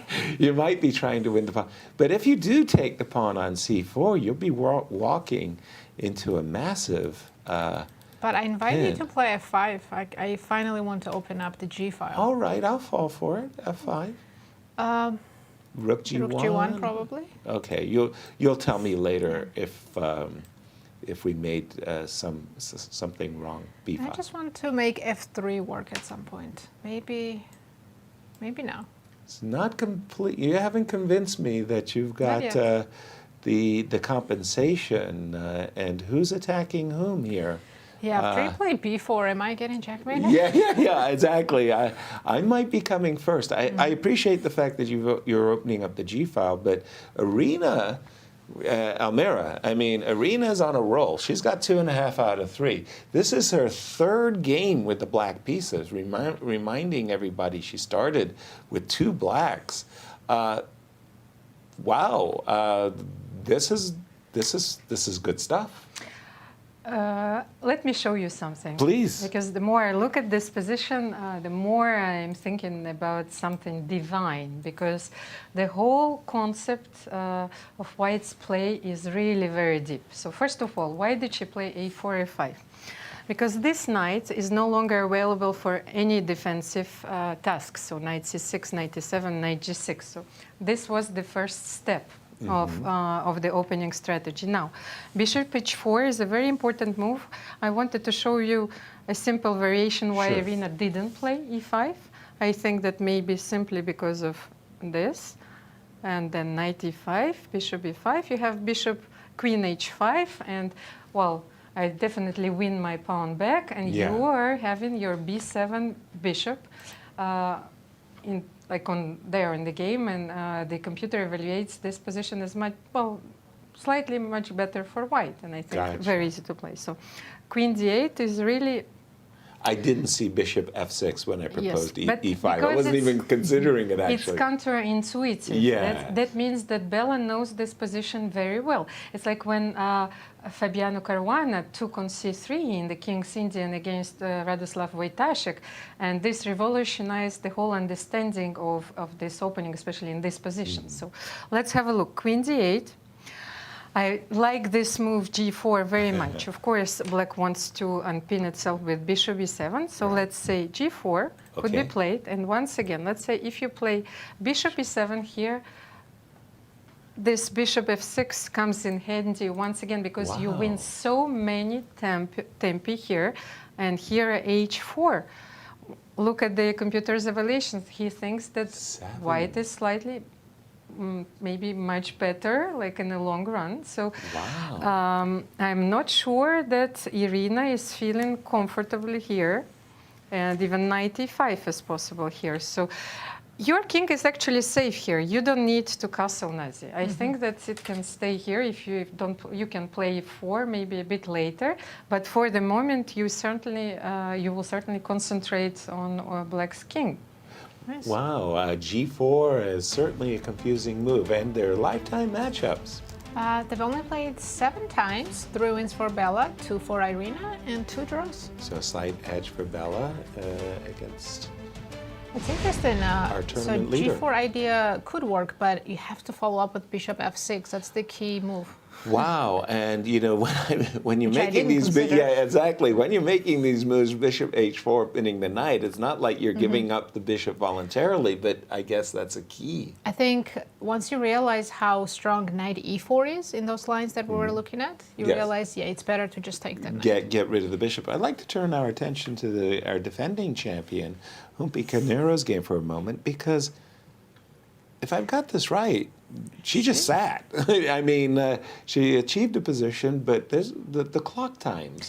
She has spent more than 1 hour already on first 20 moves, and let's assume she knew the first 15. She more or less first played 10 moves or so she knew. No, so. I think she played it to bishop f4. What was bishop f4? Move 9. Move 9. Sorry. Yes. So on 10 moves, she spent about an hour.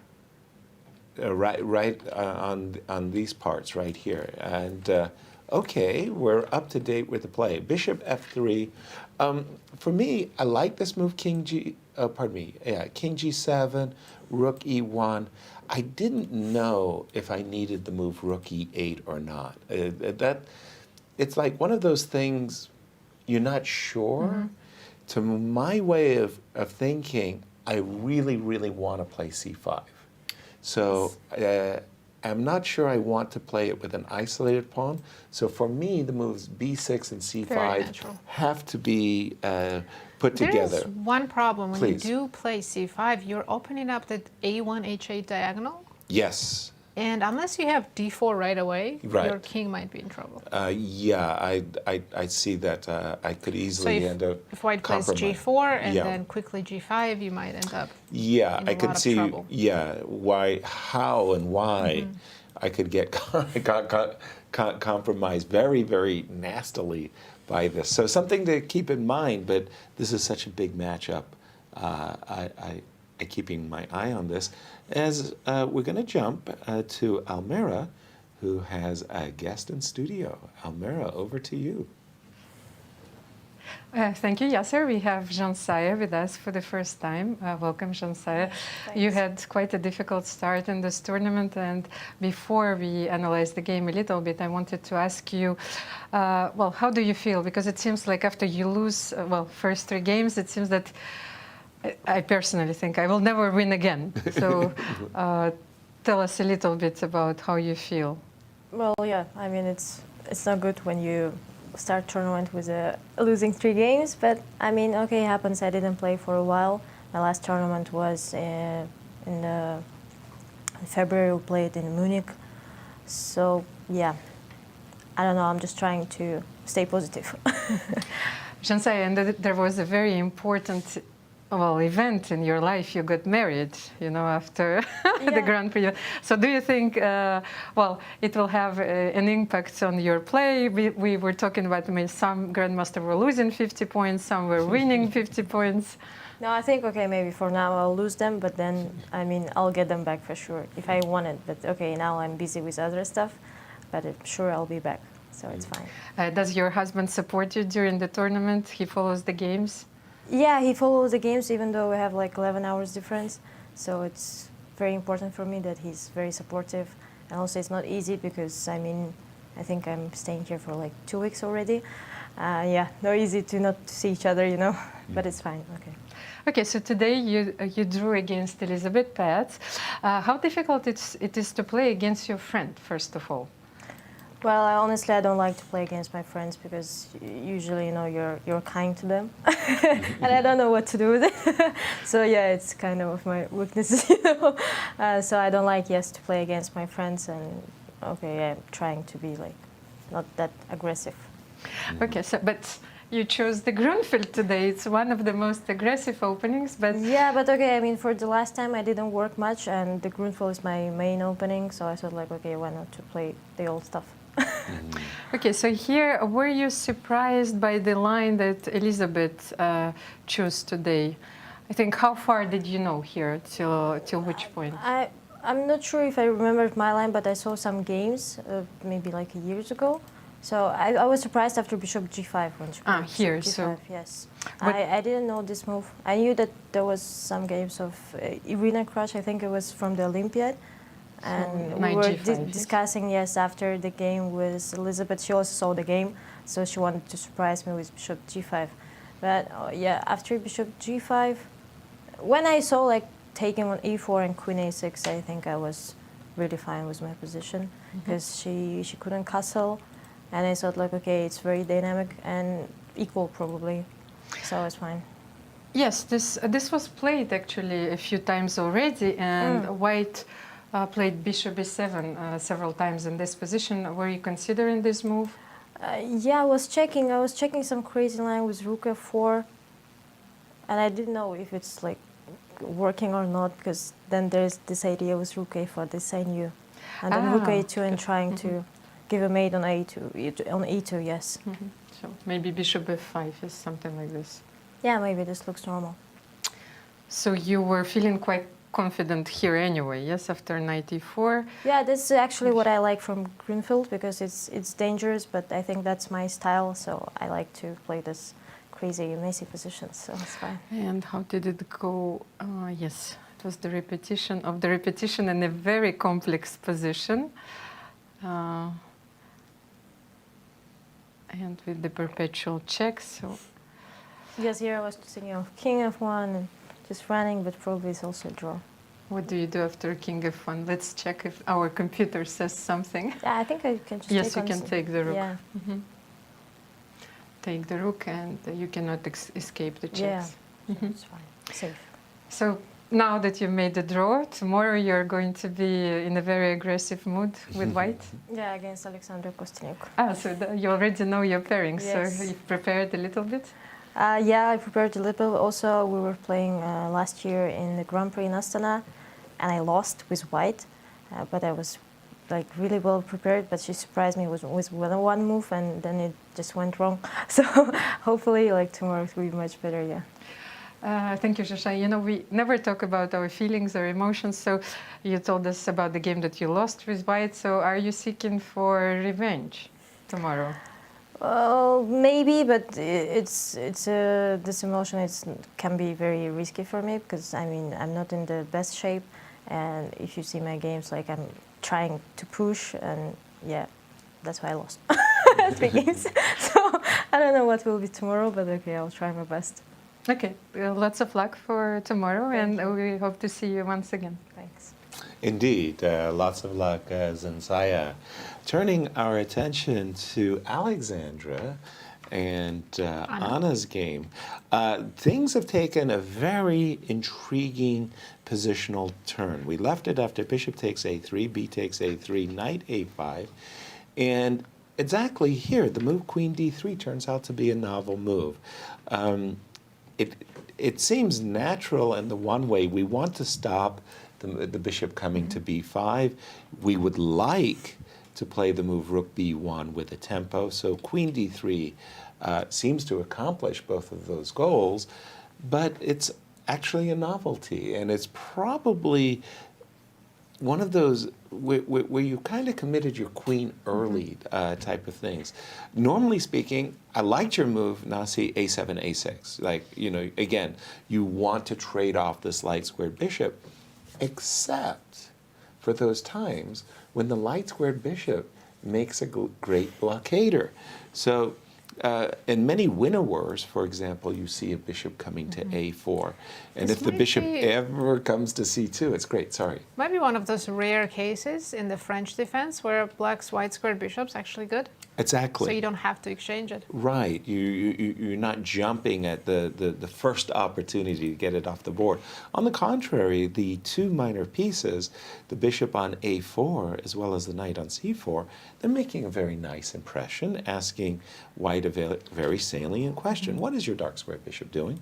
If your dark square bishop ever gets to b4, I might just play a5 and b6 and chase it off the diagonal. So I think in a greater sense, there's some pressure now on Alexandra to justify her double pawns and her play. Because if you just let Anna develop her knight, whether it be knight e7, knight f5, or knight e7, knight g6, castle, black is going to say, Yeah. I'm happy camper. I was going to say that I think the next couple of moves are very critical, because if black develops and castles, black will be better. Absolutely, absolutely. So there you go. And by the way, here we go. We have a chess clock. The question for our audience is, to whom does this clock belong? I think it's easy to guess. I think it's easy to guess. When you think about Anna Zatonskih and the playing hall and what color she might be, I think, by the way, our producer didn't realize that with the bishop on a4, black bishop on it, that the hint was too great. Anna's down on time. In fact, looked like a whole half hour there. But bishop, knight c4, help Alexandra out. If you had this position as I guess let's play White. rook b1 since we played queen d3 with that idea to play rook b1. Let's do it. Rook b1. I don't know. I'll move my queen to c4. But you're making me play with white? Well, Yes. I'd much rather be black. Okay, well then we'll get Almira to play with white because we're kind of satisfied with black's position, Almira. Well, I was thinking that it reminded me of Bobby Fischer, who played for both colors. Right. That's exactly what I'm doing here. Yes. I'm trying to understand, all the intricacies of this position. Right. Actually, rook b1 is a very good move, of course, Okay. and it's natural. And let's say you can choose queen c7, queen c6. Okay.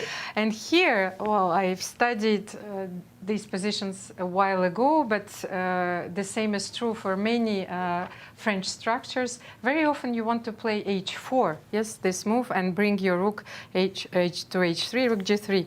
But here, beware, if you play h4 immediately, there is a very nice tactical motive, yes. Bishop c2, and if you take on c2, there is knight e3.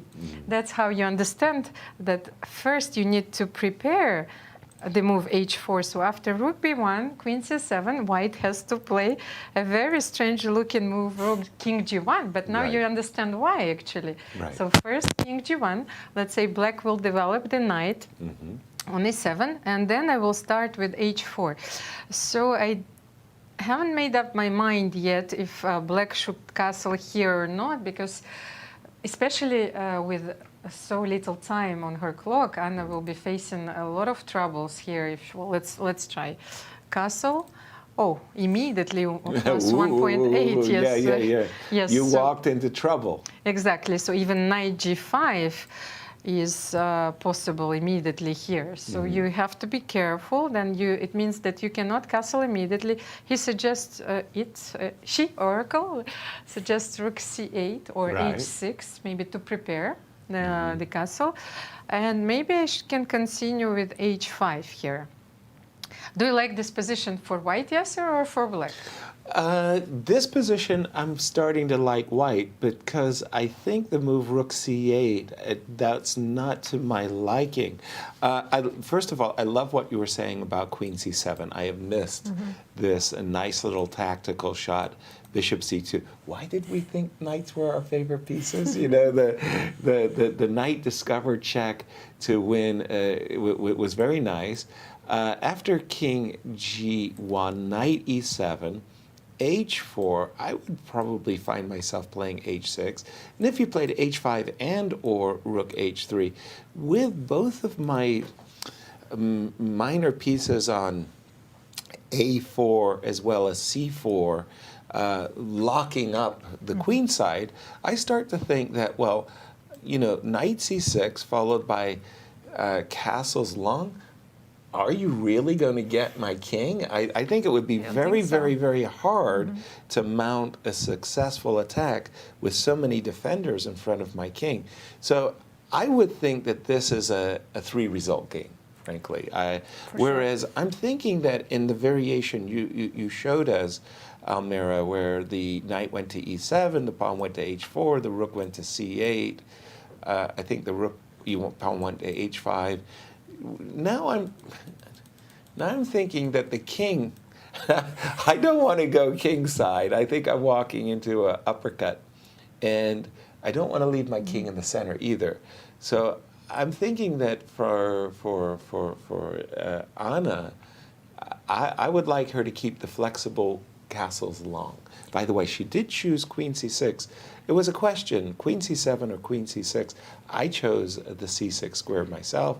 So the only thing about putting a queen on c6 is that in the future, if you want to play knight e7, knight c6, it's no longer available. Agreed.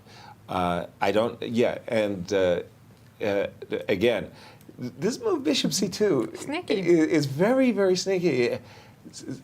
A lot of players could easily fall for that. Alexandra, is she, tactically alert and aware that there is this? Well, could you call that a hidden threat? I think that Alexandra is tactically alert even when she's sleeping. That's what I felt about Garry Kasparov. And in fact, Tony Miles said she was a monster with 8,000 eyes. It's like he saw everything at the board. He was really, really frightening. Bishop C2 is a little bit of a surprise tactic. Keep that in mind. Quickly checking in on Irina's game because, again, Bella did play G4. She's tied for first with Alexandra, and guess what? Took a page right out of your book. G4, Bishop E7. For some reason, this move, Bishop F6, it's a very good move, by the way, but for some reason, it's not the first move on my playlist. It's like I'm giving up a bishop for free. That doesn't come naturally or easily to me. But then when you think about this position logically, knight on f6 was the best defender that black had. True so that. Changing it makes a lot of sense. And also the jump, knight e4, is completely stopped. And what's left on the board is this bishop, which gets hit with a nice tempo waiting to hit. Bishop e7 on the board. Now the question is she took immediately. Wow, she didn't even hesitate. Bella knows this position. I've got a feeling that this is some seriously deep prep. This exact position, because if we look at her time, she's down to 30 minutes. Right. She knows the ideas in the position. Right. So, yeah, I think her attack might just work out. Bishop takes f6. She just need to maybe speed up a little bit, because playing this position in time trouble will not be easy. So I remember at the Baku Olympiad, I was watching Katerina Nemtsova. She won a very, very nice attacking game on the white side of an advanced Karo, where she got into time trouble and everything. And I congratulated her, and I said, wow, that was a really great attacking game. And she said, yeah, Robert Hess had prepared her incredibly well, and she was very, very confident. I said, well, if it was all preparation, why did you play so slow and give your poor suffering team captain a heart attack? I was just checking the lines. Do you think that's what Bella's doing? Because look at her. She's just played bishop f6 and h4 a la tempo, as if to say, I've prepped this. Could be, and also could be that, like I said, she knows the ideas, but maybe she was trying to remember the exact move order. Right. When to play a4, when to sacrifice the pawn on a5, and so on. Exactly. This a4, a5, this pawn sacrifice, very, very interesting distraction, I want to say, to bring the knight over to a5. Is the oracle warming up to white's position, Almira? I actually had another hypothesis. Could Bella be luring her opponent? You know, she... Right. Irina has this position on the board, and I think her classical education does not allow her to believe that she can be much worse in this position. Exactly. But now here comes the realization, I think, after bishop f6, and h4. I wanted to show you, first of all, what could be the best option for black here, because there are way too many pieces looking at black's king here, so you probably have to exchange at least one of those and deflect the bishop on c2 from, the attack, and then try play a5, bishop c2, bishop a6, and to activate your poor bishop on b7. But even here, white is slightly better, and I think their perspectives are, how do you say, féerique? Well, they will play this position with the flying colors, I think. But let's say if you do something simple, h4 was played, you will retreat your bishop on e7. Yeah. It's a very natural reaction. Prove your attack. This move is very dangerous. Knight g5, not even g5, because what are you supposed to do here?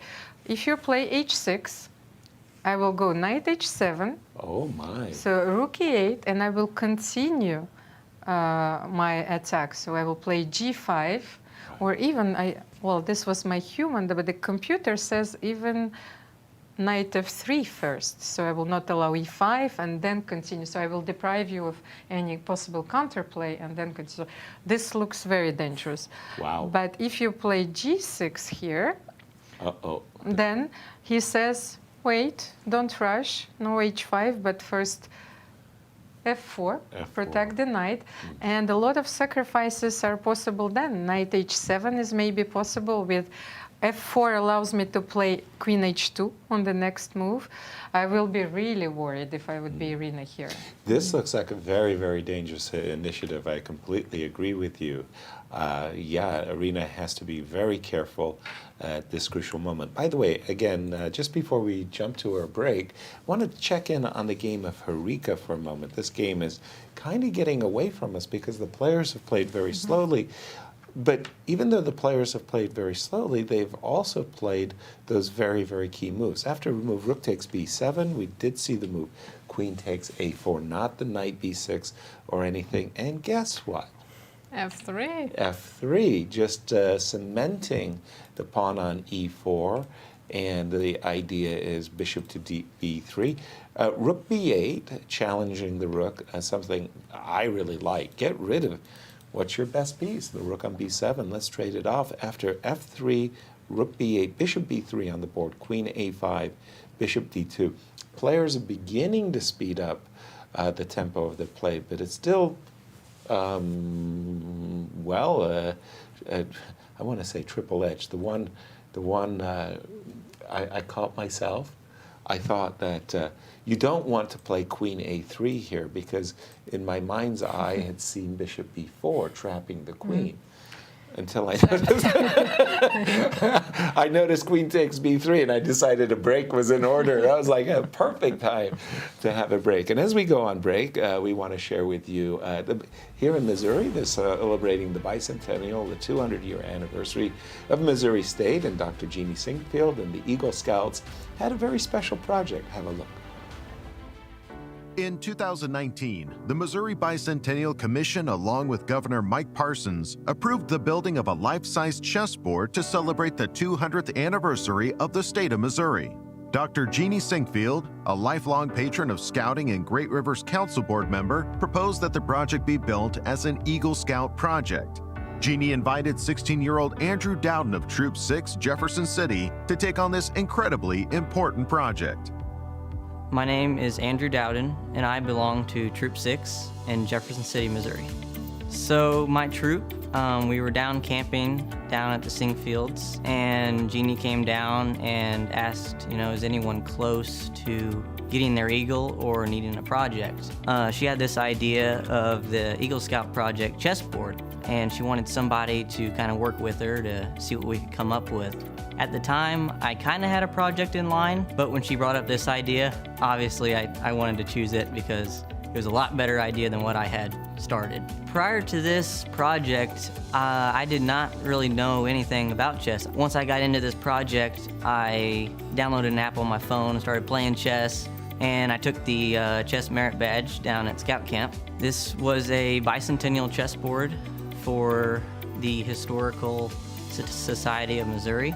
There were a lot of people that helped me with this project because whenever I got the pictures from the Historical Society to engrave onto the granite, I wasn't very familiar with the technology needed to engrave on there, so I needed some assistance with that and learning how to do it.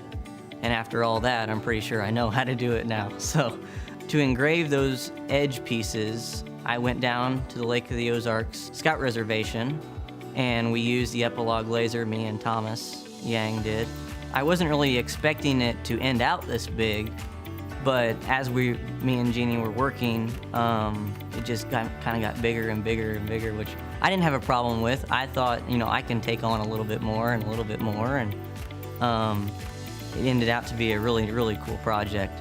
So we had a ribbon cutting of the chessboard, and there were a whole bunch of people there, including the governor, the St. Louis Chess Club, the World Chess Hall of Fame, the State Historical Society, which all helped out during this entire project. Jeannie was there. I had to give a little speech that I didn't really know I had to do, but that kind of has taught me a little bit about speaking too, so I think that has helped me too. This project, it's made me real proud that everyone is enjoying it. Like every time I go down there, somebody's playing, and then they're taking care of it, which really makes me proud because me sinking all that time and everyone else that's helped me sinking in all that time, like to see people use it, but I also like to see people appreciate it.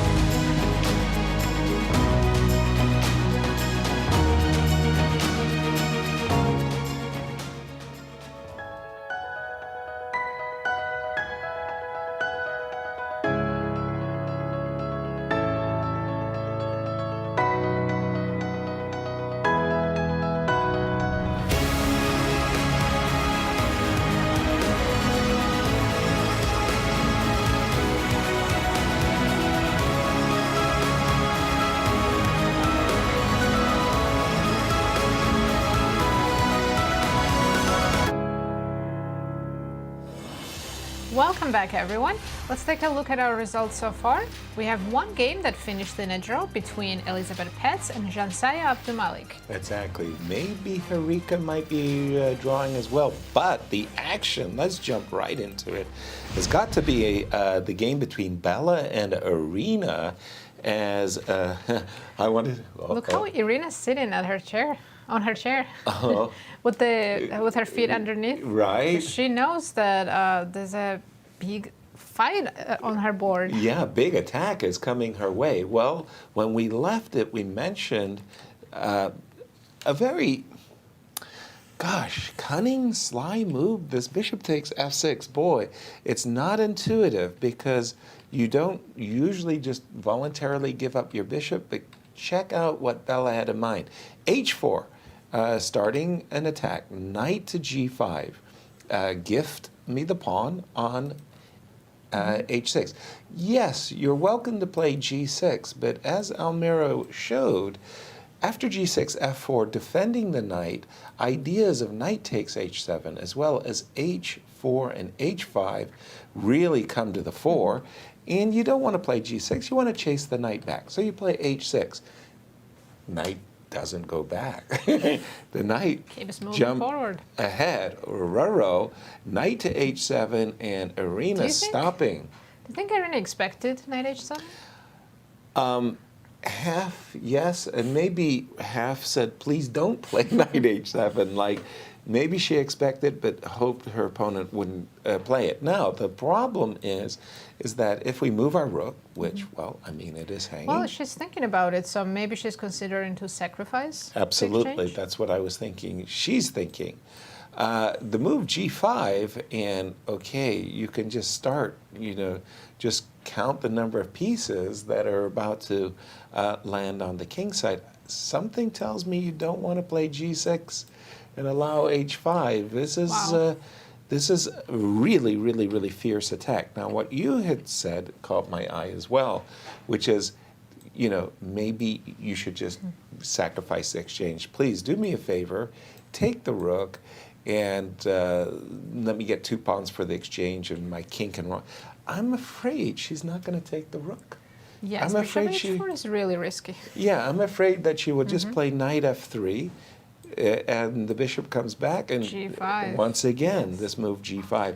So don't take the pawn, but maybe bail out and just knight b3 or knight b3 I like. You like knight b3? Yes, because I want to trade and also distract some of the white pieces from the attack on the king side. Okay, that's fair. That's fair. And because you're attacking my rook, I have to respond. So knight takes b3, c takes b3, bishop to d3, maintaining the defense, if you will, of the knight. Now rook e8. Let's try rook e8 now. Okay, rook e8, but here I go. g5. All I'm trying to do, obviously, is just open up direct lines. I thought you were going to say, all I'm trying to do is checkmate. Yeah, and that too. I mean, easy peasy. I once asked Garry Kasparov a question. When does an attack begin? When does an attack begin? How did he answer? I'm very curious to hear. Yeah, exactly. Me too. I was very curious to hear. He said, yes, sir, an attack begins when the pawns open up the position. Very good answer. Yeah, and it's such a simple answer, but it's so very accurate. Accurate. It's on when the pawns open up the position. So Garry knew a thing or two about an attack. Almira, take it away. How challenging is this attack for Irina? Extremely. Yes. First of all, let me show you a small variation which you considered here, knight b3. And I think it will be, it is important not to exchange anything and to play rook d1. And if you take the knight on d2, I can even take with the king. Look how safe. I like that move. Yes, the white's position is. So now I connected my rooks, and I think that the attack is going to be unstoppable here. Wow. So Irina played rook e8 here, but her position is still very dangerous. So after rook e8, let You see, rook e8, I think that's the move that I suggested earlier. First of all, of course, you're not threatening to take on h4, but that might be a possibility, and you should always deprive black of any counterplay. And once again, this is a very unpleasant physical feeling. You're under attack. There is absolutely nothing that you can do. You have this bishop on b7, knight on a5. Sometimes, like, I even feel that I suffocate because there is nothing I can do. So how to stop this attack? Computer is becoming desperate here. He suggests moves like e5. But after knight e5, you know, there is absolutely nothing that you can do. You will try to activate your bishop and play bishop d6, but then f4 once again, and my knight will wait until the forces will come and help him to attack. So g5 will come up. Let's say I will make a move, I don't know, just a usual unnecessary move, g5, and then knight f6 will come, and the black's position is going to be destroyed, unfortunately. Absolutely. Almira, Bella actually made a move. So instead of knight f3, she played g5. She played g5 immediately. Very good for her, or? Well, I don't know why computer considers it to be the second best in this position. She still keeps her advantage. But after g5, now I understand. I think that after e5 here, for example, if black tries to free himself in this position, so if you take on e5, there might be some possibility to win everything with the rook on h1, bishop, so d3, so you cannot take on e5. So maybe this way. Because this is the only way for black to free himself in this position. So I think that's why he proposes knight f3 first. But let's have a look. e5, maybe queen h5. And this looks devastating once again. So maybe even this is winning for white. So I'm not sure. Could you give an advice, Yasser? Yeah, well, I'm looking from Bella's point of view, and I like what I'm seeing. I like the move g5. I like e5. By the way, e5, you know me, take the pawn. Take the pawn. Go ahead. Yes. Munch. d4. Yeah, go ahead. Rook g1. d3. Go ahead. Queen h5. And I was like takes g6 check. Yes. And you had to go back. I was taking on f7, and this is as far as I got. And I was thinking, I don't know. Maybe you can still go rook g6, but I will have bishop f8. No, I will. Oh, rook g6, bishop f. Oh no, I was thinking I was mating. It looks like white should be mating. I know. I was so close. Oh no. But why not queen h5? I don't know. I was queen being h5. I'm E4 maybe? hyper aggressive. I think. e4. Yeah. That's the idea, of course. Once again, that white will never take on e5, and that's the idea because you need to play e4 and to close the bishop on c2, and you no longer have this possibility to bring your knight into play. Right. But computer, what does it say? G takes h6. Just open up the position So as g6 before. once again, and now Queen you have this E5. very nice move, queen a5. So you cannot take the knight, of course, because you are mated. It's a very Sweet. important tactical motive here. So after queen a5, what do you do? f6. Then queen e6. Once again, you cannot take this knight. The knight is leading a charmed life. It's uncapturable. It's untouchable. Yes. Yes, so you have to play king h8 here, and now you simply h5. I think that, yes, this is... painful. Wasn't queen f7 also winning? Also queen f7, Instead of h5? Yeah, the queen. So somehow this knight is leading a very, very charmed life. Let's go around the playing hall and see the other games. I want to jump to the game of Alexandra and Anna Zatonskih. Anna, as we know, is in her habitual time. She's in a serious time trouble now because it's serious already. We've only seen 15 moves. So there's 25 moves to go before the time control, and she only has 12 minutes left. Exactly. However, Alexandra doesn't have that much more time either, and the position is really rich, very intriguing. I actually like Anna's position. We left it at this point, and this moment there was a very nice and hidden threat. We were primarily concentrating on King G1, a very strange shuffling little move. Why? Because if we play a desirable move like H4 in order to develop the rook, this move Bishop C2, Queen takes C2 is a nasty discovered check tactic, picking up the queen. So but Alexandra saw that, but she didn't want to play the move King G1. She played instead Queen C3, sidestepping. And as we were on break, we're Caro Con players, so we're natural. We were thinking, it'd be kind of fun to put the bishop on E4, even at the cost of a pawn, and this light squared bishop would actually dominate the action. Instead, Anna understandably developed her pieces, and she's just played the move Rook C8 with 12 minutes on her clock.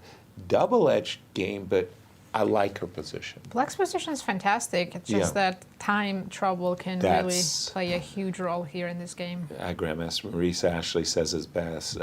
Time trouble makes fools of all of us. Yes. Yeah, exactly. And inviting Queen takes B7, but I like what's going on.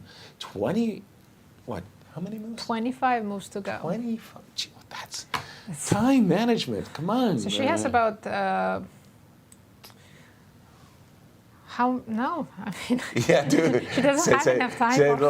She's got like 40 seconds of move. She's going to have to really, really speed it up. And Harika and Gunay, this game, well, how to put it? We almost suspected at a certain moment that there was going to be a repetition. Like the queen was dancing around the board, and we got to this position, and Harika said, you know what? Let's play for the win. Let's go. Rook takes, queen check, and actually I think Gunay rejected the repetition because she did. After bishop e3, she could have gone queen a3 back, and then repetition would have happened. But she played queen c3. And the difference being that if I play bishop to d2. Queen b2. Cricket. Oh. I don't see Queen b2. Queen b2 possibly. Yeah. Discovered attack. Oops. Ooh. Oops, I can't do that. A nasty discovered attack. Look at that. Hello. Tried too hard to avoid perpetual. Exactly. So I was thinking bishop d2 was still the repetition, but okay, it didn't happen. We're catching up with the players. What Black could do after bishop d2? No, I don't. Queen d4 check. And I was going to go bishop to e3. Maybe I can take on d1 and go 2 rooks against a queen. 2 rooks against the queen in this position. I can.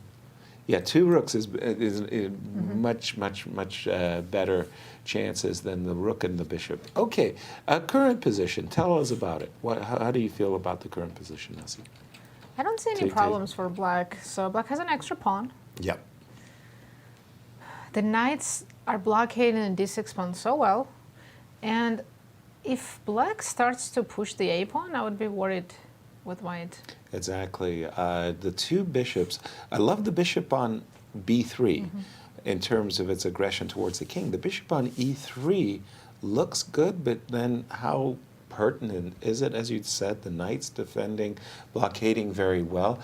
Is time a factor in these games? Not really. So Harika has 16 minutes and Gunay has 35. Queen d1 by Harika, inviting the trade of queens. Let's take a look at them apples, because that is an ending where, well, Black is a pawn up after all. And here I think white has bishop a4. Okay, bishop a4. I want to move this c pawn because I don't like it on c6. Just asking a question. Check. King f2. Check. King. Yeah, that was the question I was asking. Like, were you? Maybe I can play rook d2. Okay. If I can win the a5 pawn in the end game, I'll be happy. Rook to d2 to win the a5 pawn and be happy. Okay, you made a decent point there for sure. I'd probably, in that case, instead of giving the second check, maybe play c5. What can I say? There was a game yesterday that was absolutely confounding. Bella sacrificed a pawn, and she was better literally the whole game, a pawn down. Here, I'm in an endgame, I'm a pawn up as black. I think I'm happy. Happy-ish? Happy-ish? Yeah. Sure, why not? I'll be happy-ish. This ending, help us out, Almira. How does the Oracle evaluate the current game position after Queen D1? I was analyzing another position, but Sorry. Just a second. This position is absolutely equal, says the Oracle. Yes, really, yes, zeros across the. Yes, you can have a look. board. But I think that yes, White's pair of bishop and general pieces activity compensates for the pawn, like for the extra pawn that Black has, and I think that. Well, it's rather balanced, but I wanted to draw your attention to the game between Humpy, Koneru and Nana Dzagnidze, because we haven't analyzed it for a while because it was a rather calm position. But I think that Humpy missed a very interesting possibility to gain an advantage. So let's have a look at this game, because now I think it's more or less equal. But here, after knight d7, she could have played f5. Simply leaving the rook on e5, and I think that after knight e5, d takes e5, queen c7, f6, king h7, a very nice move, bishop g2, because you want to play f4 in the next move, and Black's pieces are very passive, and the king is quite weak here, so I tried something very human, rook c d8 here, and then h4, let's say d4. I don't know, I didn't know how to improve, so after queen e4, like White is already winning, even being an exchange down. So wow. That was a very nice possibility for Humpy to claim the advantage. Let's say, what if you don't take this rook on e5? You play, I tried once again the very human move, rook f8. Okay. Try something. So h4, simply h4. Please take my rook. Yes, you can take the rook anytime. I will increase the pressure. Let's say rook c d8. You don't have any move because I am controlling the e file. Right. So Black is condemned to a passive play, so they have to wait. And now I can improve my rook's position. I can even play rook e7, then improve any of my pieces. And because you can no longer play knight f6, I will play g5. So I think that was a missed opportunity to win the game. Yeah, an extraordinary positional exchange sacrifice. Wow, nice find there. Charming, in fact. I wanted to draw our attention to our tournament leaders are having trouble. Irina today is under serious duress, and Alexandra Anna has a nice position, I want to say. So she's got this French position as Black, where her two minor pieces, specifically the knight on c4 and the bishop on a4, are occupying really key outposts. Yes. And then after this move, rook, just defending the knight, just saying, hey, I'm ready to play h6, I'm ready to play knight f5. What are you doing? What are you doing? Bishop d1, bishop takes d1, rook takes d1. Anna has got a great position. She's I'm about loving to win it. a pawn, at least a pawn. Oh, the magic words. Queen a6, setting up discovered checks galore against the king. As you say, she's getting ready to win a pawn.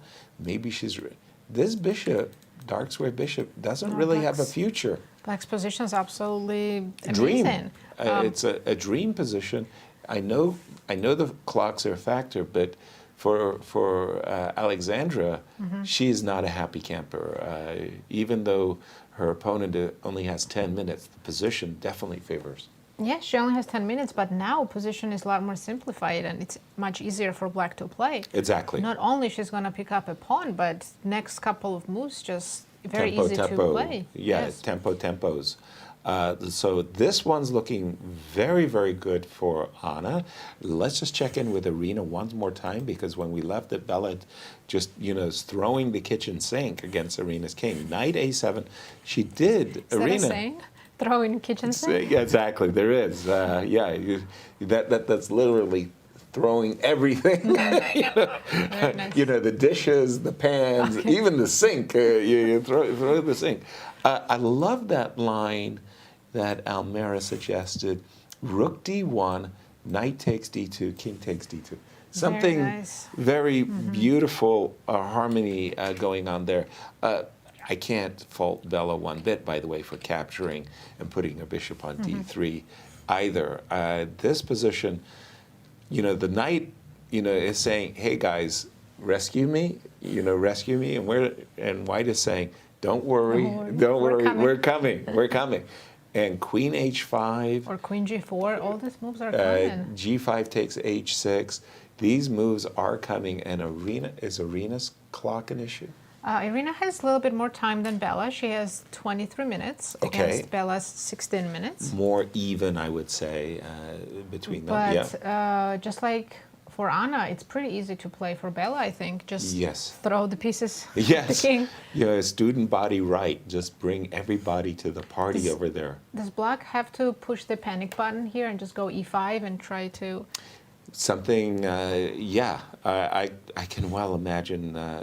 But sometimes, you accelerate your own demise when you're fighting back from a position of inferiority. I don't see how Irina could passively defend and save this game. So exactly. Well, we'll take a look at E5, and I just want to once again say that in their head-to-head clashes, I was a little bit surprised that Bella had a plus score. I mean, because I've always thought of Irina, especially against international competitors, as doing very well. But this was a surprise for me, 3-2 with 2 draws. But I like your move E5. You got to do something crazy. Let's go. And she played it. Irina just played E5. Because if you don't do anything, I mean, if you play dead, guess what? You're going to be killed. Very, very quickly. Very, very quickly. And Queen H5, G takes. So, I mean, you might say born of desperation, but required. Okay. Do you take E4. or you can also take on H6. Okay, let's have a look. Let's have a look. This is the chaos. Well, if it is chaos, this is what I think Irina is hoping that she'll be able to do is cause White to at least stop, right? Is it, what is it? Though? Is it winning or losing? Right, what is it? Queen G4, G6, H5? This doesn't look like it necessarily. Black looks fine here, right?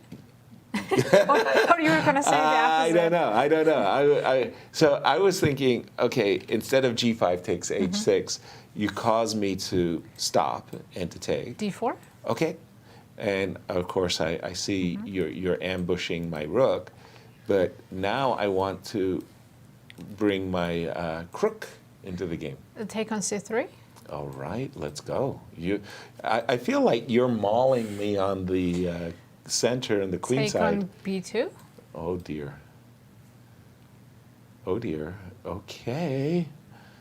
Hand over my heart. You know my next move.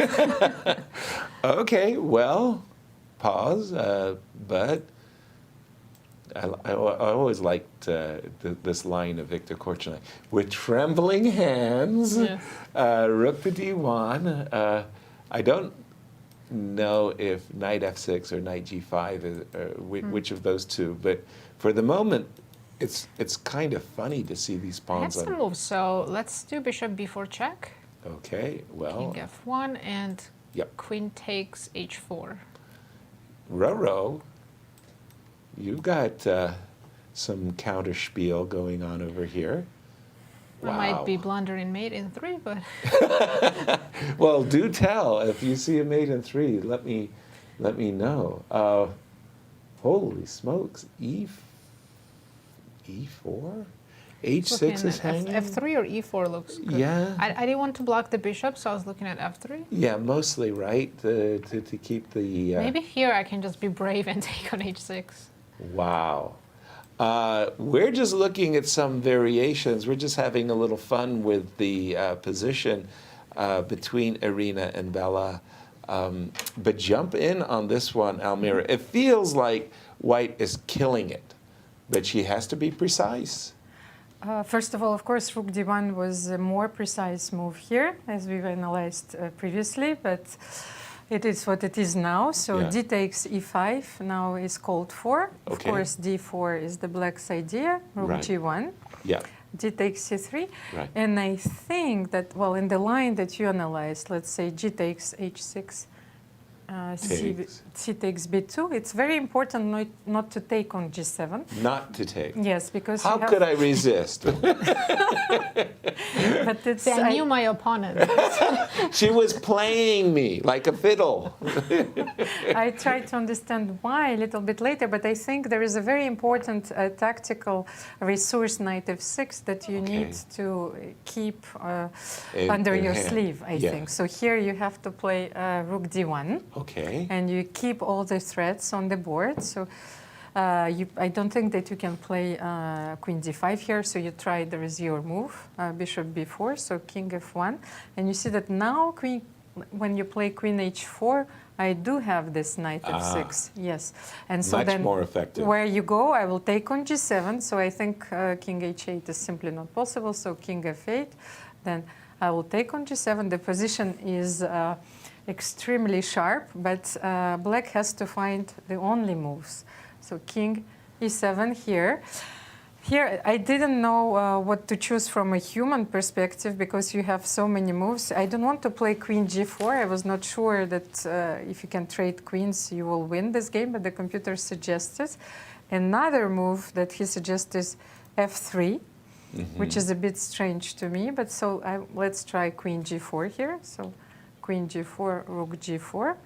And the thing is, so even though you traded queens, you have this very important threat of playing G8 on the next move, and you are completely winning. So I tried another line here. So after D4, Rook G1, D takes C3. This is the move that computer does not propose. No, this is not his first two lines, but once again, from a human perspective, I want to play Knight F6 here. Exactly. Maybe this is also possible. So, and after King H8, he thinks that this is equal, but the line is very complicated. Let's say after Knight E8, you do not take this rook back, but you play Bishop B4. Whoa. This is way too complicated, I think, for a human mind, or at least you need more time to figure out everything. So Queen E8, then Queen G4, so you see, C takes B2, the line continues, Rook D1, Bishop F8. Like how in this crazy position, evaluation is just zeros. Right. Queen E5, and the game continues, actually. It's still a game. Anything is possible. Remarkable stuff. Thank you for that, Almira. In our discussion as to what to name the chess engine, we had a viewers poll, and it comes. Yasser wants to name Yasser does want to name the Oracle of St. Louis. Do you agree? Do you have another choice? 73%. That's what I'm saying. You know, thank you. That's just proof thank you. Audience loves you. There. So you much. think that's you think that it's a prejudice? Yes. Well, 26% disagreed. How dare they? I know, like shame on shame. I think Almira was one of them. By the way, brought to you by Sabina Feuser, and Sabina. On our break, she was telling how excited she was. She was getting interviews with Zhansaya and Elisabeth. Together. Yeah, together. And we don't get that. You have to go to the social media to see what videos Sabina is producing. She's going to post it, if she hasn't already, on the St. Louis Chess Club Instagram account. Right. Now, since we're getting crazy, I just wanted to ask a little bit crazy. Takes on e5, d4. Which we have on the board, by the way. We do. And rook g1. Rook g1. Also on the board. Taking on c3. I did tell you I was an agent provocateur, right? Mm-hmm. Like I do like provoking my opponents. Is it completely insane what I'm about to propose, which is to castle long? No, I like it. If it's it's either completely insane or it's completely fine. Thank you. And the answer is the envelope. We'll open up the envelope. Mm-hmm. What the heck? I'm castling, but I'm trying to connect my rooks. I'm trying to play that human move, knight f6. I think you're. And I want to. You're kind of creating checkmate around your king. Right. Instead of taking on b2, I like c2 more. Ah, c2. Because if you take with the bishop, my c file's open, and I would love to have counterattack on the c file. And I just walked into a loss of a piece. And if you don't take it, then I just need to get my queen on a5 Yes. or a4. Yeah, queen a4. A little bit crazy. I have to admit that I was being my provocative best, but I was hoping that you would let me hide, if you will, behind this pawn structure. It looks kind of funny. Even here, it's funny because black can just go a5, a4, a3, a2. You know, I love a chess variant called Horde. That's where all the pieces, black gets all pawns, white gets all pawns, black gets all pieces. Right, I've seen that. And you go crazy with your H. Wow. Okay, great stuff. Current position, Irina is facing rook g1. She doesn't really have a choice, right? She has to take on c3. And clocks are beginning. This is very, very, very tense. First place is up for grabs for Irina. She didn't. As Alexandra's looking like she might go down today. So. Exactly. What just happened to our tournament leaders? And Here we go. go. On C3. She's taken on c3. I think key moment right here. It is absolutely critical moment, and we were looking at g takes h6, but I think there's so many other options here. That's what I'm asking. For example, immediately knight f6 and just taking on e8 looks good. Well, that was the one that Almira was saying that. Oh, she takes on h6. She I love how they're blitzing. Right? I mean, these extremely difficult decisions, they're making them as if they're the most natural moves in the world. I think at least Bella's playing just intuitively. Because there's so much to calculate, and you could spend 13 minutes or 3 hours here and still not be sure what you should play. Exactly. So she just go in and playing what intuitively she feels is the right thing to do. And this is the moment, I believe, where bishop b4, as opposed to queen takes e8, was the suggestion of the oracle. Bishop b4. So no knight. Let's do this again. No knight f6 check, but rather g5 takes, and this is the crazy stuff that went takes, right? We looked at c takes b2, yes. And now the whole point is not to take on g7. To play rook takes g7, to keep that move in. It would be so hard to stop yourself from playing rook g7. I feel like Dr. Strangelove, and I'd be fighting myself, you know, like the hand wants to take the pawn on g7, can't do it. Where's Peter Sellers when you need him? Rook to d1. Instead of c takes b2, could black just play g6? G6. Because I'm just threatening to take knight on h7. Okay, let's blast. I'm also walking away from knight f6, so... Let's blast away, h5, blasting away. Okay, and let's take on b2 now. Wow, you have to have ice water in your veins to look at your king. Okay, rook to d1. And same line, let's say bishop b4 check. Oh, the same stuff. I'm getting kick to f1. Queen h4. And you got to set up counter threats. Okay, check, I guess. Because now on knight f6, I can go king h8. My pawn's not hanging on g7 anymore. Exactly. There's no... That's interesting. There's no g... Yeah. So maybe knight f6 is not good. I don't need it. I don't... Well, excuse me. I don't... But here I'm back to those variations where I'm playing either f3 or queen g4 or, yeah, well, queen g4 is a weird one, right? There's a bishop hanging on pardon me, there's a bishop hanging on b4. I'd be happy to trade the queens, but at the same time, I might still lose. I don't know. It's a crazy variation, right? Takes, knight check, f6. king h8 takes. You've got Black bishop has f3. a lot of extra pawns, right? Well, yeah, and they're scary pawns too. Bishop f3, rook takes, bishop takes. I mean, look at what's going on here. You're threatening bishop. My mind is spinning. My brain hurts. This is crazy stuff. Almira and Oracle have an answer some for us. suggestions as to how we might improve our play. Great stuff. G takes h6 on the board. What did we miss, Almira? First, yes. She's going to write a book. Yes, let's say g6 first. Yes. There is a very powerful move here, which you missed, is e6. Ooh, nice. Oh. An incredible attacking move. I like it. Let's have a look. First of all, if you take on b2, now I can take Mate queen on b2. g7, Yes. that's simple. And of course, black is completely lost. So bishop d5 is a very nice defensive idea. But here I was also torn, and I think there is rook g6. What can you do here? For example, if you take f takes g6, queen g4 wins immediately. So when you play rook g6, you have to play king h8 in order to stay alive here. So then you'll take on f7. Wait, sorry. And actually, black is only slightly worse after taking on f7 and bishop f7. What? As you would imagine.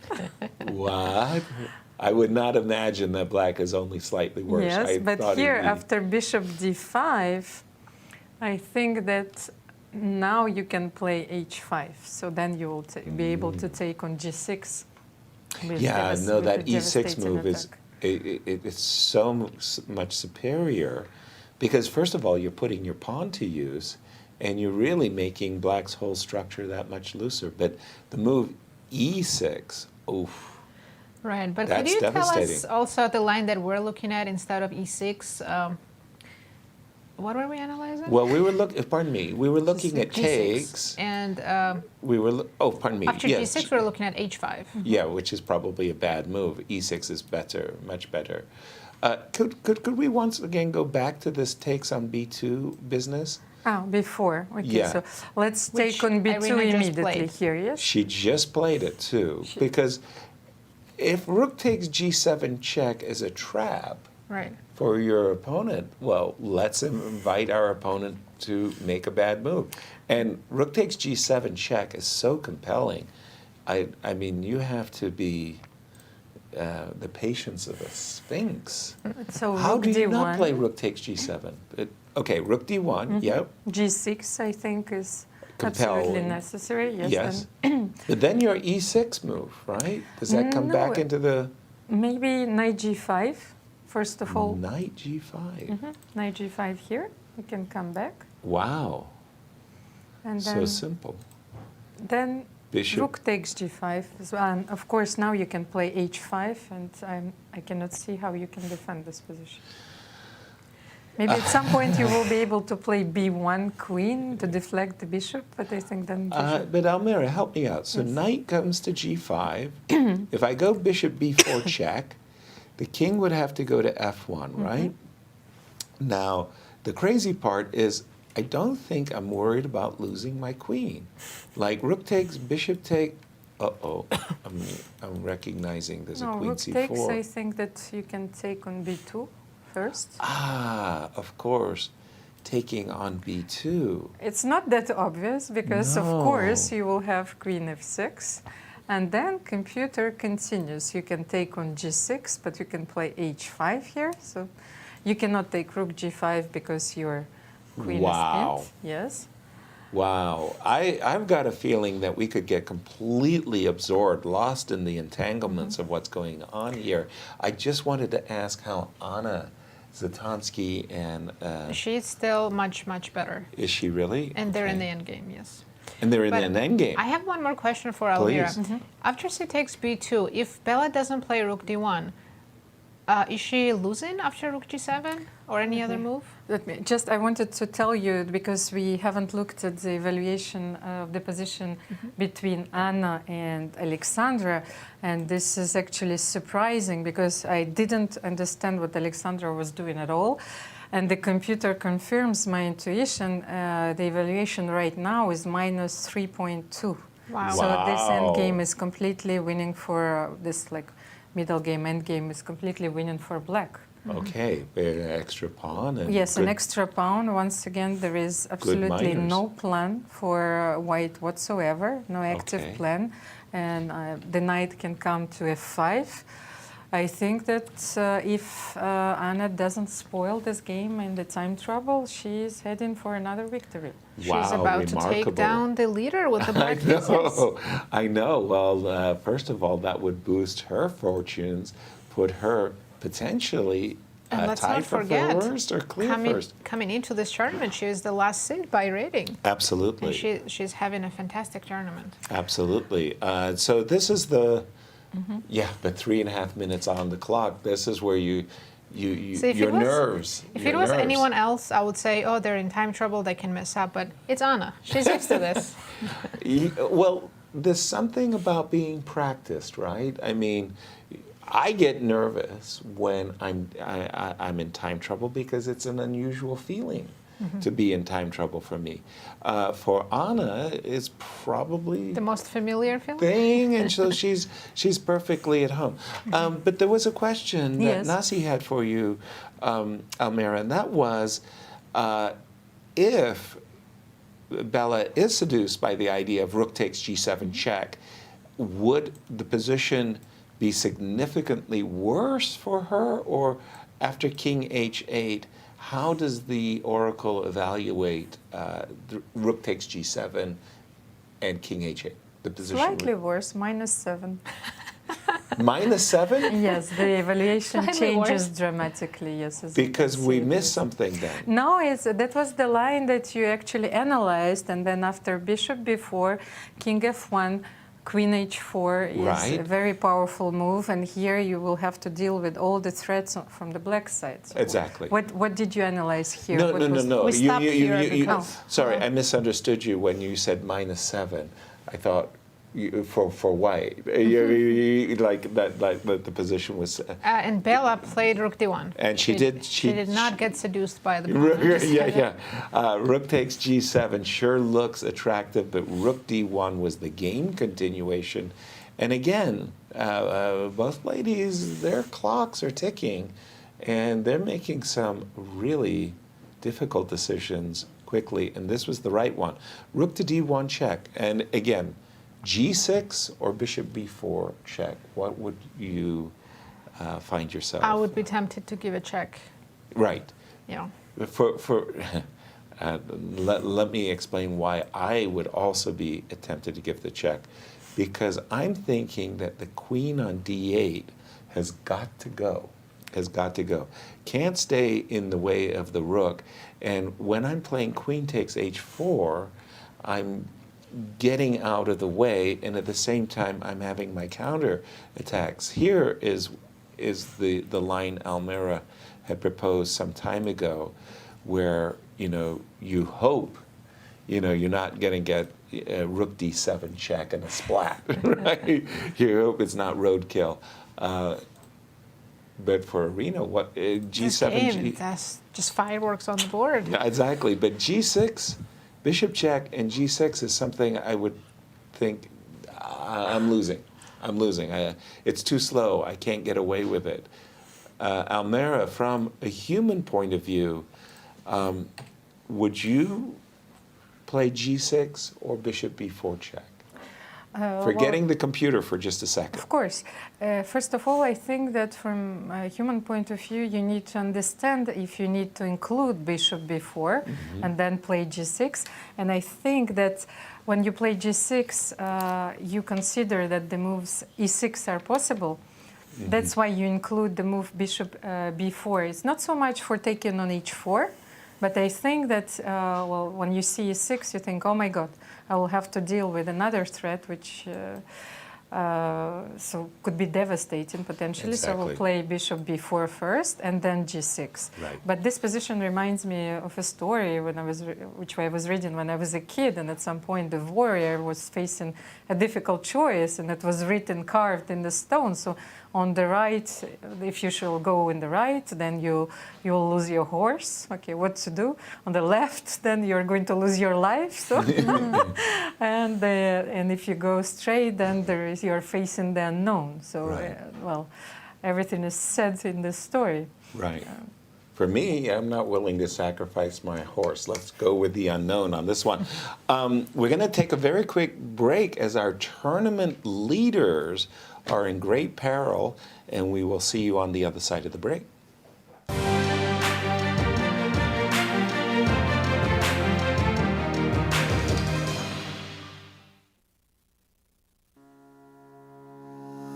The St. Louis Chess Club Scholastic program brings the educational value of chess to kids and schools across the St. Louis area. Active in over 100 schools throughout the St. Louis city and county, the St. Louis Chess Club has been able to reach over 85,000 students in both in-school and after-school programs. We created the Select Chess Training Program and the Junior Select Chess Training Program in order to elevate the skill level in students across the St. Louis area. These students receive professional training from Grandmaster Varuzha Nakobian. Other programs include Chess Cops, a partnership with the St. Louis Police Department, looking to improve relationships between at-risk kids and police officers in the St. Louis area, with over 600 students playing chess over the board since 2019. The St. Louis Chess Club has also created a chess merit badge for the Scouts BSA, quickly becoming one of the most popular badges, with more than 250,000 Scouts earning the badge since 2011. Students of chess can also pick up a copy of Read and Write Chess. Thanks to club co-founder Dr. Jeannie Cairns-Sinkfield, anyone can learn how to understand chess notation in no time. We view chess as a valuable educational tool. Learn more about our scholastic programming by visiting stlouischessclub.org/education.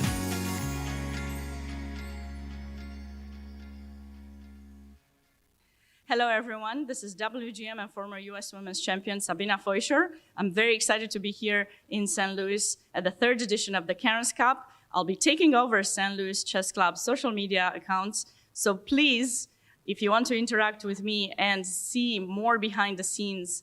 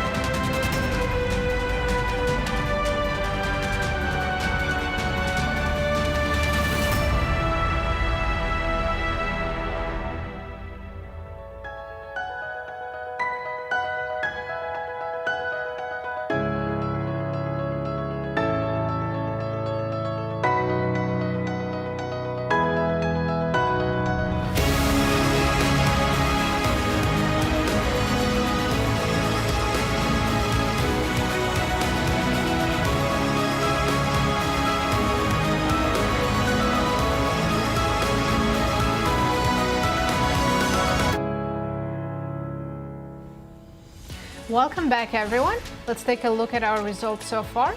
We've had 2 draws between Elisabeth Paehtz and Zhansaya Abdumalik, and the second draw, Dronavalli and Mammadzada. Yeah, Harika did make that repetition in ending in a draw, but the big news is our 2 tournament leaders, Irina Krush and Alexandra, are both in, troubles. But this last move, Queen takes B2, that Bella played, that move,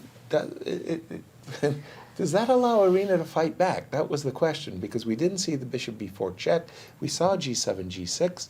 I think this is where Almira was suggesting knight g5, which is a move I'd want to resist. I mean, I couldn't really find myself playing a move like that. I can imagine myself playing e6, you know, those types of moves. But she did play queen takes b2, and she has in mind e6. What's going to happen here, Nasi? What's your thought? Can she take on h7, or she can also give bishop b4 check here and then take on h7?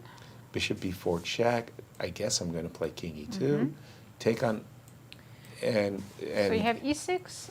E6 is what I want to do, and bishop takes g6 check is my backup plan.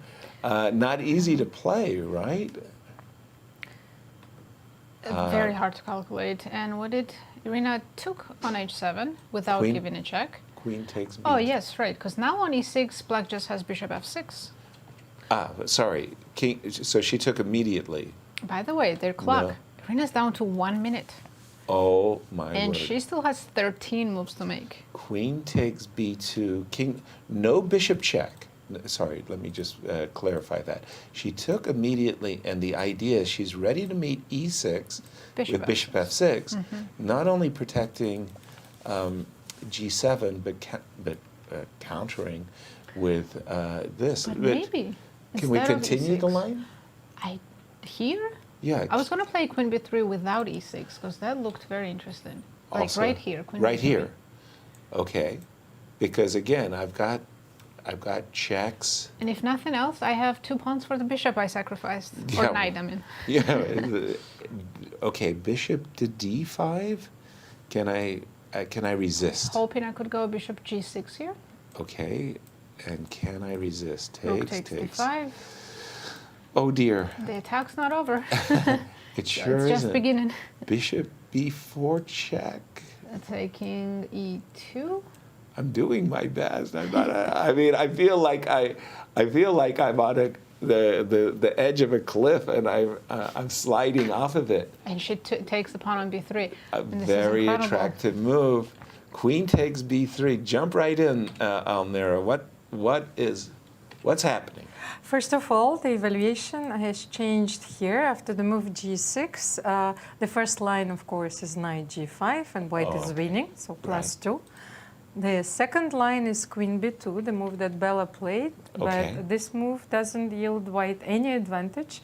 So for the moment, it's equal, while even though the position is still very complicated, but king h7 is a very good move here. So queen b3. I just wanted to show you what happens if I take the queen immediately. So bishop g6, if take g6, so I'll take on d8, rook's d8, so I can take on b3 now. And actually here there is a very important resource. I'll play bishop b4, check. I'll deflect your queen from the f7 square. So queen b4, and bishop now f3. Bishop f3. So you threaten the mate on d1. There's not much that you can do. You have to defend it. By the way, sorry to just interrupt you, but Irina just played her move down with 10 seconds to play, and they're following the line that Nasi and I were looking at, bishop d5. If I just noticed, besides bishop g6, Bella also has bishop c4. Is that just winning the piece back? Bishop c4. So the idea is bishop takes c4, queen takes c4. Massive threat of mate in a few, and so I still have, you're winning the piece back, but is it completely winning after bishop b4 check? So this is my bailout variation. I don't know.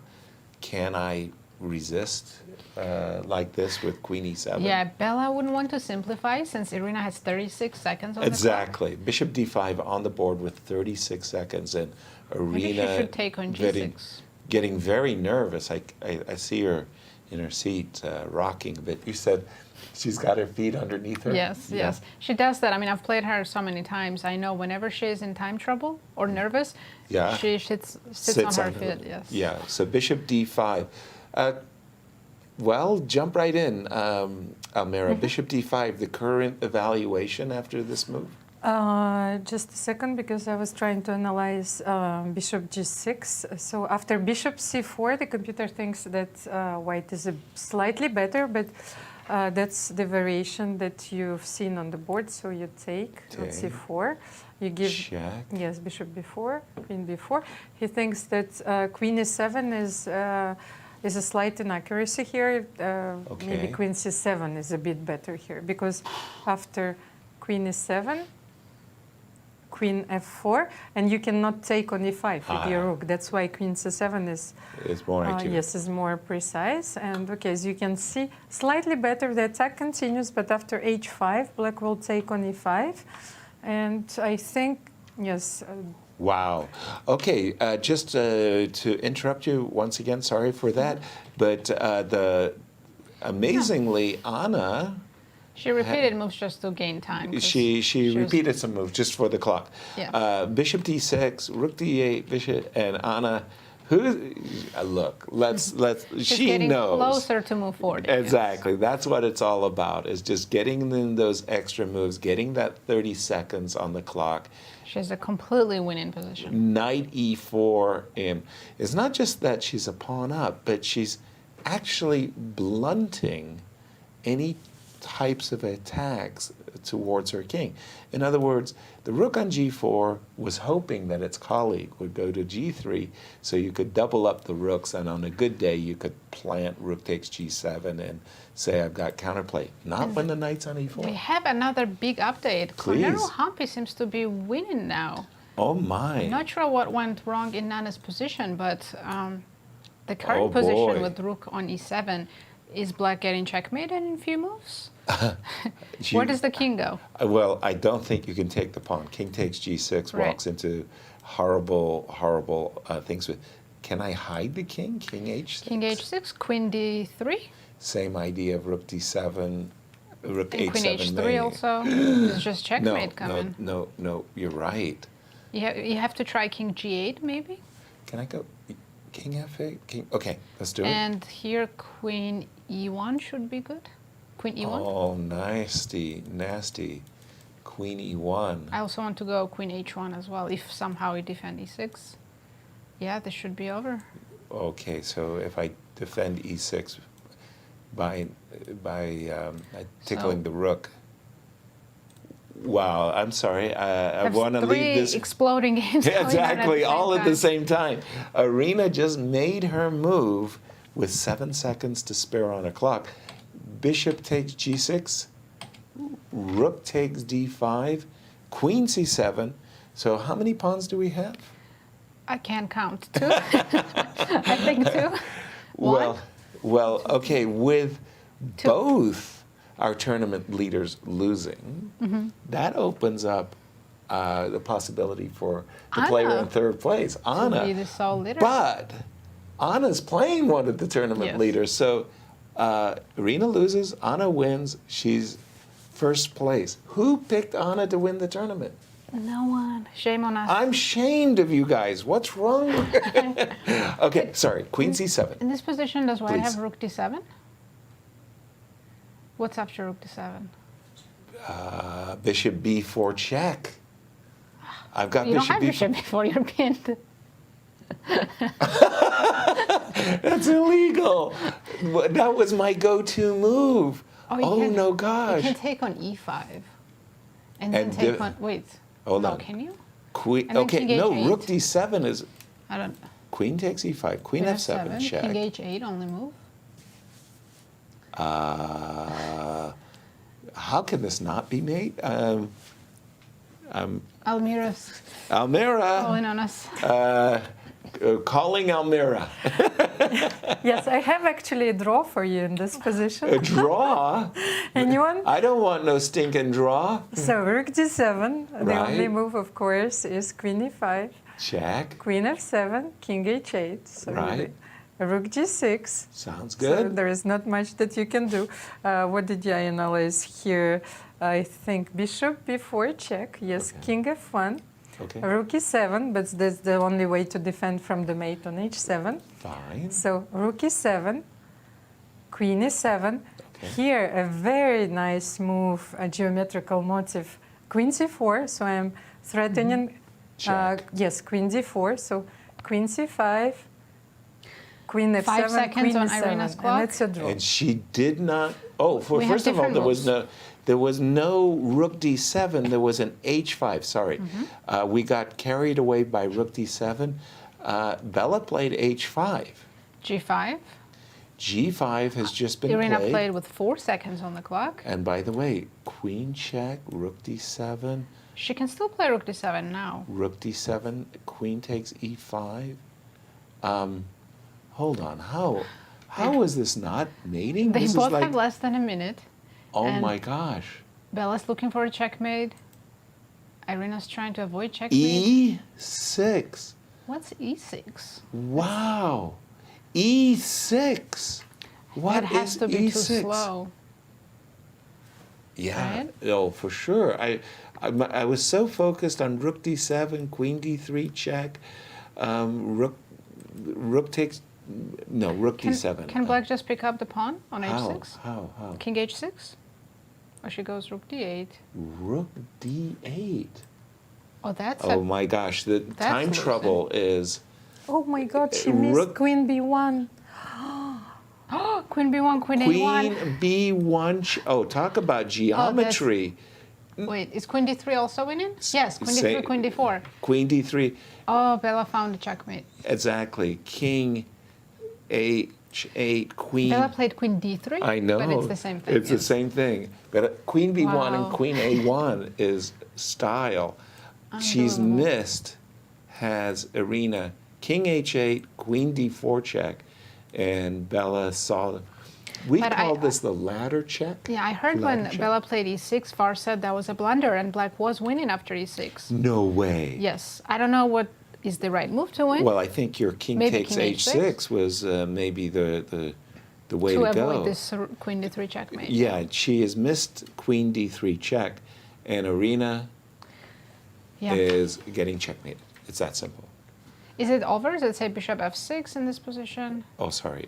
E6, The current rook position on the d8, board. queen d3 check, king h8, Queen d4, queen d4 check, bishop bishop f6. f6 only move, Takes. bishop takes, queen takes f6 check. King h7. How can this not be checkmating? And we have this on the board.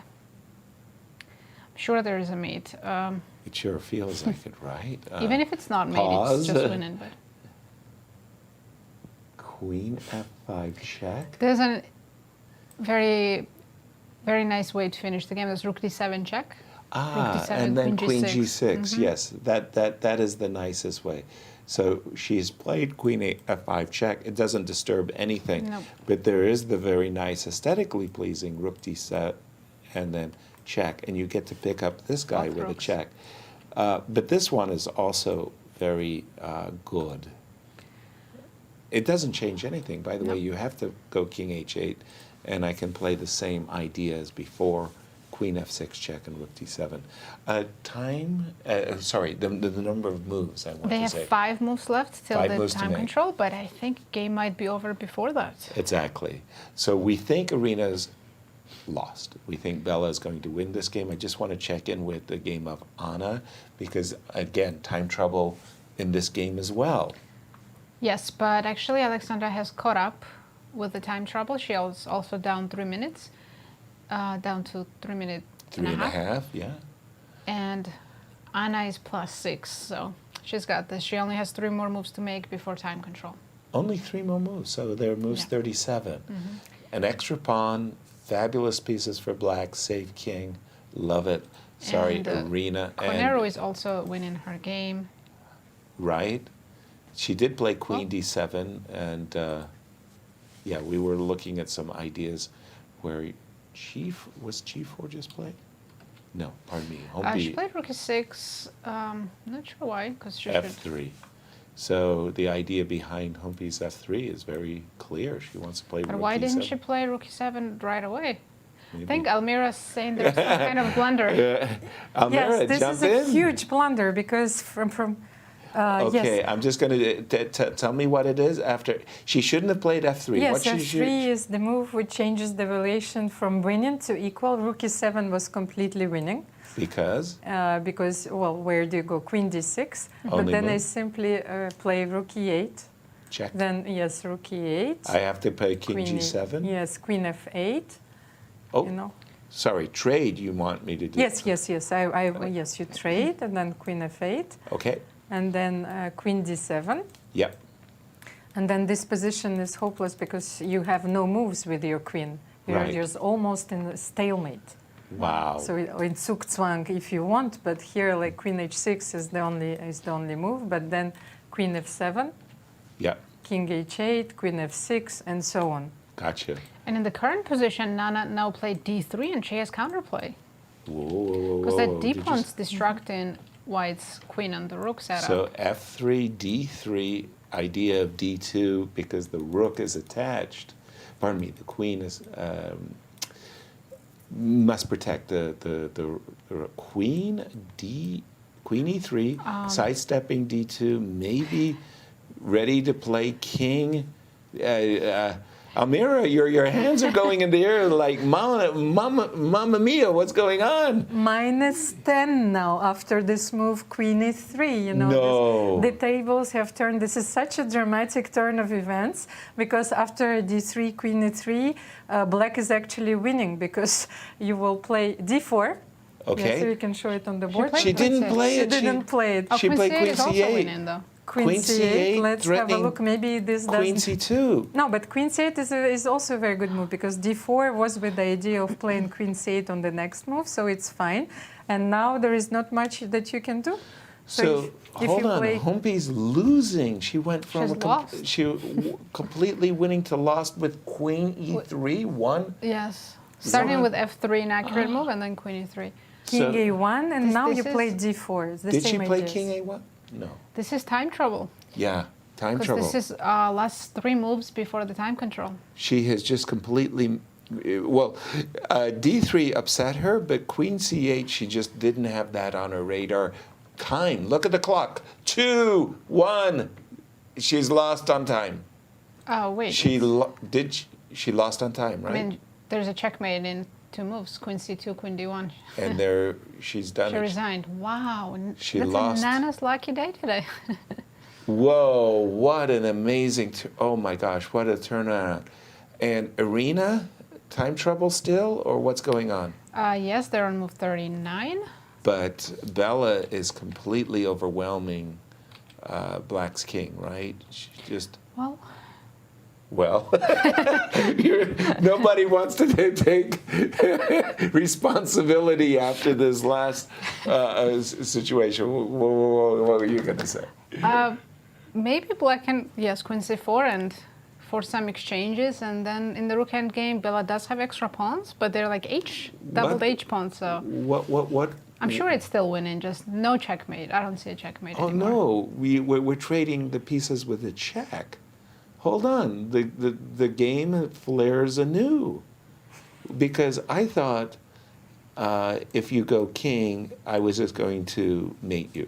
Simple, right? Yeah. Clear. Queen c1 check. But here you have queen c1 check, and I can't avoid The trades. the trades. I'm going to have to play king f3. Queen takes d5. And that's check. Mhm. And as we know, rook endings. No mate, but she has to win this endgame. Okay, Which should be I'm gonna- winning, yes. Rook d7, king g4, and then push the pawns.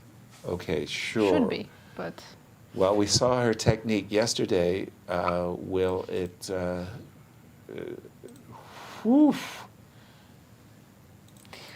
So the crazy thing is that Nana, who was almost lost, would have been in the 8th place If she had lost a if she had losing lost. game. And now, after her win, she's sharing first. Be serious. hitting a trampoline. Just a second, hold on. And this is where we saw Humpy's flag. This move, Queen C8, completely discombobulated her, and her clock ticks down, ticking, ticking. Fatal, there it is. She's reaching, too late. I think there was something wrong with the clock, because it gave her 30 minutes before she clicked, and they hadn't reached the move 40. Hey, good point. We're asked Judith, our chief arbiter, to look into that, because how interesting. Rook d6 was the 40th move, precisely. but she didn't click yet. Right. So it shouldn't have given her 30 minutes. Interesting. An equipment malfunction. Let's get on it. Turning to Anna Zatonskih and Alexandra for just a moment. They reached time control. Good for Anna Zatonskih fans. Knight c6, bishop a3, and this is just great. I mean, White has no moves. Everything has gone wrong. Offsides, defensive. Complete domination here for Anna. Let's just jump back to the Irina game for a moment. How did she survive? She has missed. Time trouble helped. Yes, she has missed. Did Bella, the decisive rook d7, check and picking up? So she went queen f5, and then she repeated a few times just to reach move 40. And so she could play rook takes g5. And this is where they repeated a few times. They just reached move 40, so now she's going to take her time and figure out how to win this endgame. Wow. Almira, jump in. We have seen so many of the competitors, I don't know how they do it, making a move with 1 second on their clock and somehow completing the moves. I'm not saying this is a first, but it's a rarity that we see players lose on time. Yes, the one that comes to mind was that Ivanchuk once lost on time. I think in the candidates, he lost 5 games on time. 5? 5 in one tournament. What? Yes, exactly. What indeed. And this is a replay of what we just saw as Koneru. She definitely flagged, but the clock was on her side. Right, it was trying to help. There was a mate in 2 nonetheless, because there was queen c2 check and queen d1, mate in 3. And this is what our day looks like so far. Koneru just lost to Nana Dzagnidze, crazy ending, and 2 draws between Paehtz Abdumalik and Dronavalli Mammadzada. I gotta tell you, thrills and spills. That was a massive spill as Humpy just let it go. And here we have poor Alexandra, who came into today feeling great about her tournament, +2 but white her pieces. opening just didn't go her way. Queen d3. The knight a3, early knight a3, just didn't work out for her. It did not, no. And Anna, wow. Jump in on what we've just witnessed, Almira. That was something. That was really amazing, actually. Well, I have this position on the board. First of all, of course, you can play king f3 here, because even if you exchange on d5, this endgame is actually very easy to win, because you forgot that I am winning this pawn, with the check. So. Actually, this reminds me forcibly of the game yesterday. 2 connected passed pawns versus the Zhansaya's game. Against Bella. So Bella shows that she knows how to win that ending, Yes, and Bella will demonstrate her technique in this endgame, but I think, of course, it's easily winning. And here in this game, that was the, such a dramatic finish. So after queen e1, queen d6, rook e6, white is still winning, queen d7. So here Humpy committed the first inaccuracy, a huge one. So that's what I was trying to show you. So after rook e7, queen d6, check, rook e8. So I showed you the variation that was. So your trying to reach the zugzwang here. And then what happens if you don't take and you play king g7 here, we always forget about those moves. Like it's a very nice geometry, but you're winning here. You're simply, maybe this was the move that Humpy missed in her calculation. Right. So now if you take, of course, on 8, then I am mating you in 2. And this was a very important move to, to see. Whereas after d3, she still has had a draw here. I think she had to retreat the rook and to take on d3 and reevaluate. But she still thought that she's winning. I don't know, she made this move. And, well, the same idea, d4 and then queen c8, or like in the game, queen c8 and then d4 wins the game immediately. Wow, wow. And we have 2 games remaining, and they're both our tournament leaders. And they're both going down. And they're both going down. We don't say that often. In Stavanger, we had the number 1 and number 2 players in the world, Ali Reza Firouzja, by rating, I want to say, and Magnus Carlsen, both lost in the opening round. And it was like, you don't usually say, your 2 top players, but that's what is happening here in round 4 as a very eventful round from the Cairns Cup. Wow. I'm just thinking about this moment when Irina, because we didn't really, it was time trouble. We really didn't get a chance to, we weren't looking at h5. We weren't looking in this direction. I really liked how Bella played this. Entire attack, she played intuitively. Yeah. And yes, she made a mistake. Apparently e6 was a blunder. But when your opponent only has 30 seconds on the clock, you don't necessarily have to make the most accurate moves. You have to play the opponent. Exactly. And it worked. But here, I guess, it was the moment that Irina had a chance to save the game. It was king takes h6. How would the variation have continued after king 8? We're just sidestepping queen d3 check and queen g6 mate. So we go king takes h6. Do we go rook to d7? Do we go queen? You can try, but I can just go queen h2 even after rook d7. Queen h2. Oh my goodness. So that's coming from this. Completely safe on h6. Yeah. But as we tried to decipher what should or was going on in this game, let's go to Almira with guest in studio. Almira, over to you. Nana, welcome once again. What a dramatic end of the game that you had. Did you know that you were losing at some point at the end? I mean, I didn't like my position. Exactly where I was losing, I don't know, but if she would have taken if takes g5 instead of f5, I didn't like my position. Okay, so walk us through the game. What were the critical points? Did you know the opening? Yeah, because I had a similar opening with Wagner, a couple of weeks ago during the Women's Grand Prix. And I didn't take on f4 after bishop f4 here. And then after that game, I analyzed, computer suggested bishop f4 and bishop g4. And that's why I played it today. What did you play? Queen e7? Queen, actually, I don't remember exactly now. Because this is I know, I think I took, but I didn't go bishop g4. Now I remember. Okay. I took, but I didn't go bishop g4. I went knight b6, if I remember correctly.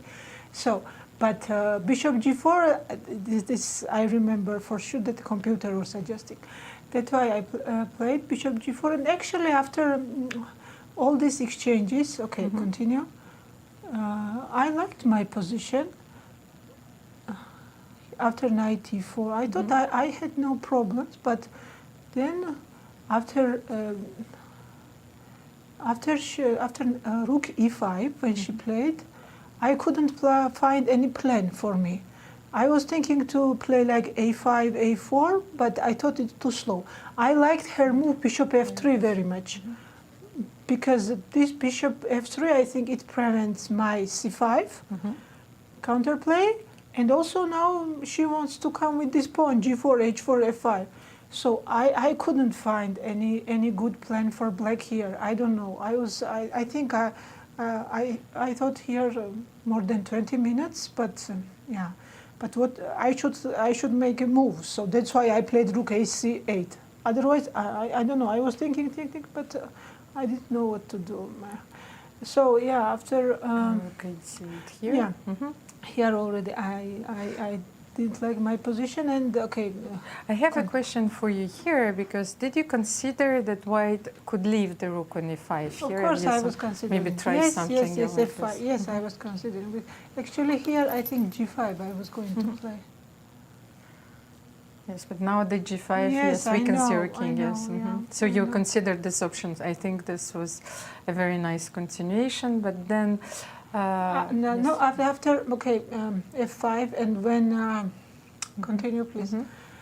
Here, I think f5 was wrong from her side, because after f takes g5, that's what I was calculating. I should play knight either f8 or b6, and then she exchange these rooks, and then queen e7, and I have, I think, losing position. Yes, because we have to show our audience that the main threat in this position is actually queen e6. Yes, yeah. Let's say we make a move, like so queen e6 is winning on the spot. So, or maybe he's showing even queen f3. Yes, probably.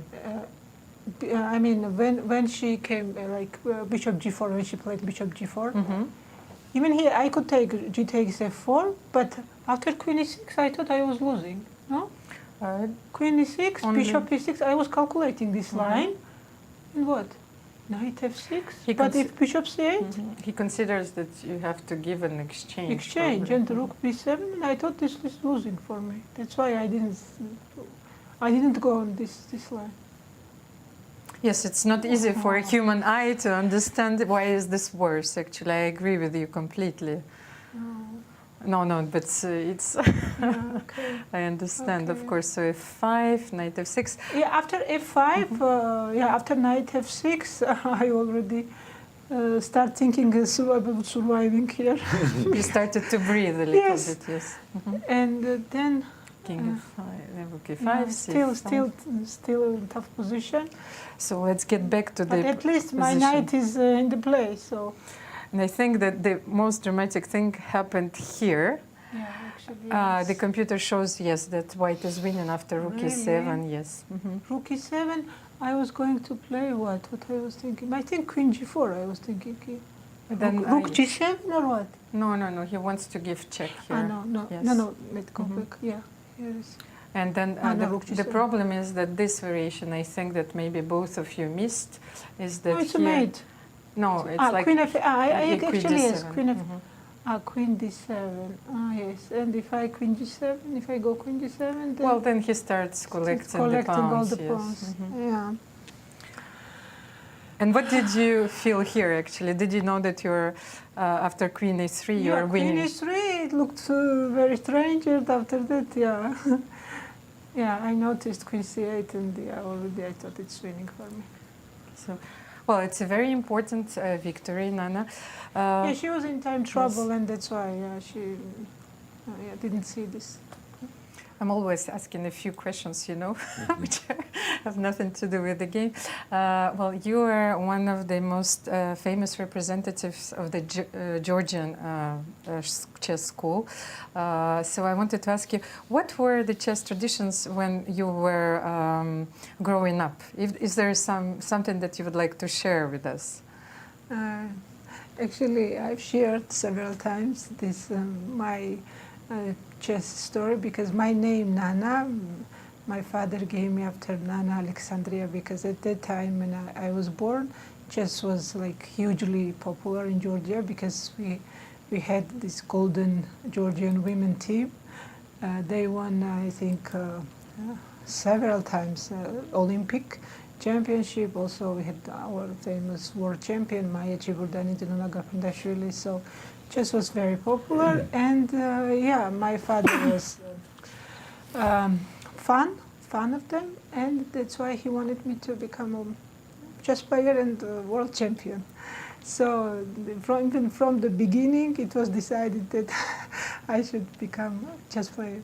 So he is proud of you now. And when you won the World Blitz Championship also, what did he say?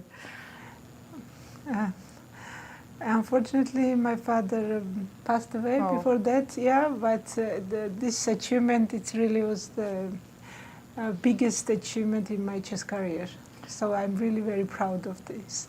Thank you, Nana. Yes, I think you make us all proud, and especially Georgian fans. They support you. I know this. Wish you a lot of success, and especially hope for another medal in in individual events and also in the team events. Thank you very much. A question for you, Nana, if you don't mind. We just had Carol Meyer. She's the executive director of the USCF. We talk about women's chess and how to make chess more popular for women in America. In your home country of Georgia, women flock to the game, and you have a great cultural tradition of supporting chess in Georgia. How can America help women play chess and make it as popular as it is in Georgia? Almira, if you could ask the question to... Yes, Yasser asks, so how can American chess, American society help women more, and to do the same as like Georgian chess tradition? Actually, nowadays it's very different as it was before, because before when I was playing, like when I was a kid, that time we didn't have much choice, But nowadays, children, kids, they have many different options to choose, not only chess. But in America, I think here especially, what's this here they are doing? They are very much promoting chess, I think, and I think they should continue like this. And actually, the first day when we met Mr. Singfield and Mrs. Singfield, I asked them maybe in the future they will organize some strong women tournaments, Rapid and Blitz, in Rapid and Blitz. I think it boosts chess in America, because I love playing Rapid and Blitz, and I think for the viewers, for the spectators, it's very entertaining to see. Women playing Rapid and Blitz. So yeah. Well, that's a very nice suggestion. Thank you, Nana. We And I like completely calling Rapid and Blitz. So Yes. Rex and Jeannie, pay attention here. By the way, going to the game of Alexandra for just a moment, I'm looking at this move F2, F3. We all know whenever you're ahead material, trade. It's the simplest thing in the world, trade.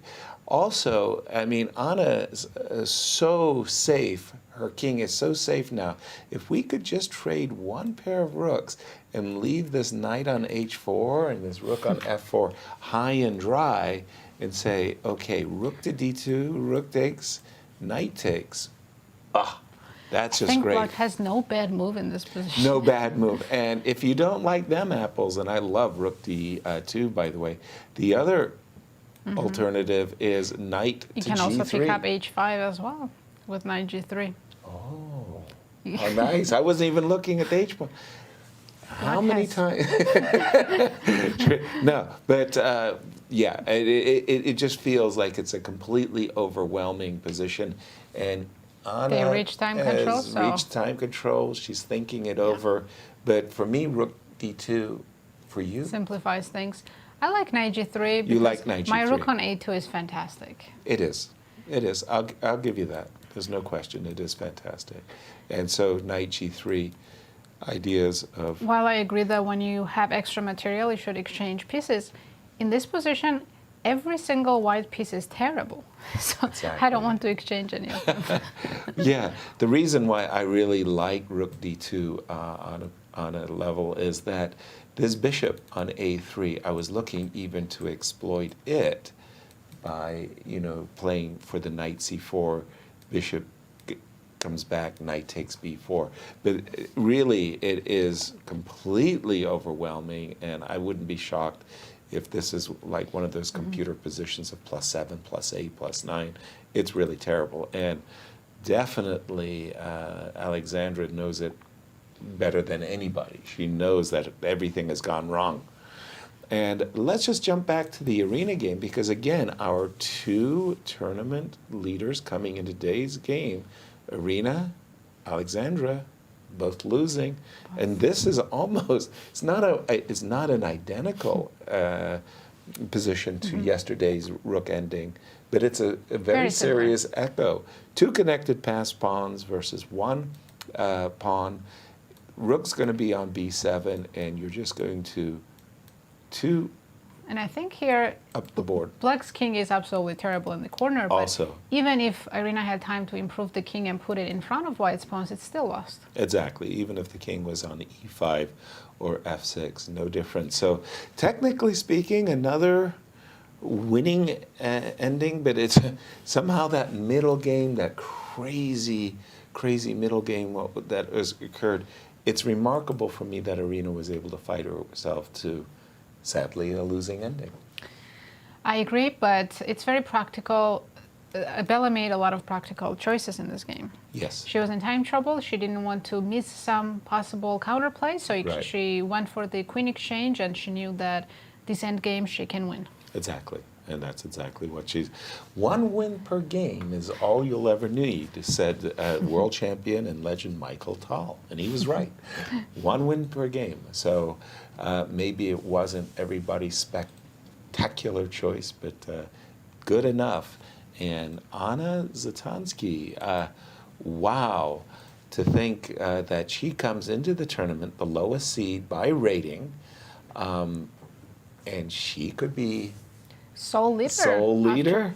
Wait. Wow. I think Nana had 1.5 points, and she won. So she has 2.5. So Nana and Anna. Wait. No, Anna can still be in the first place. Exactly. Right. She Nana came in clear third right now. Yeah. Anna came into this round clear third, not tied with Nana, but clear third. So she would jump to 3 out of 4, and Alexandra and Irina would stay at 2.5. So there'll actually be a 3-way tie for second place. Yes. Whew.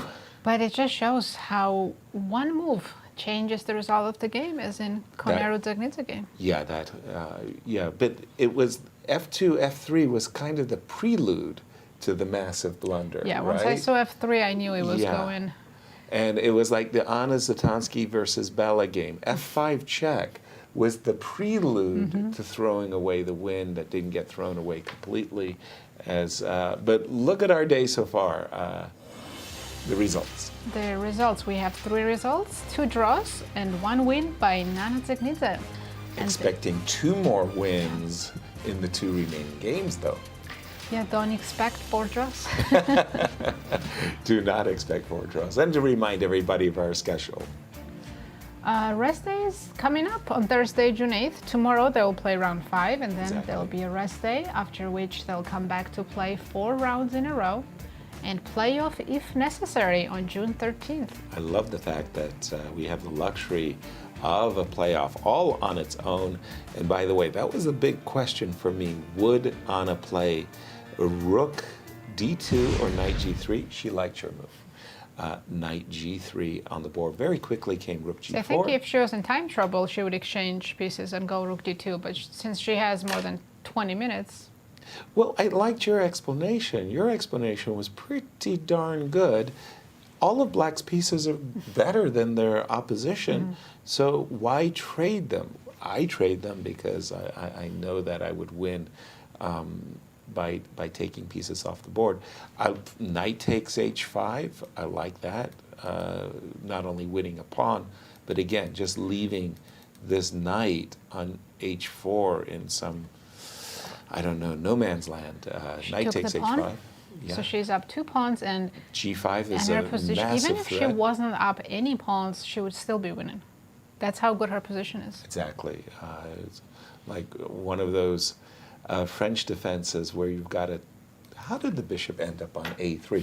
The bishop ending up on a3 is fine, but that diagonal is supposed to be open, not closed. So the combination of the pawn on b4 and the bishop on a3 is terrible. Knight takes h5. Terrible, terrible, terrible for Alexandra. To defeat Alexandra with the black pieces is very difficult, but especially when she's in good form. Yeah. And she's been playing so well. The first 3 games, complete fireworks on the board, and Yeah. that just means Anna is even in a better shape. Yeah.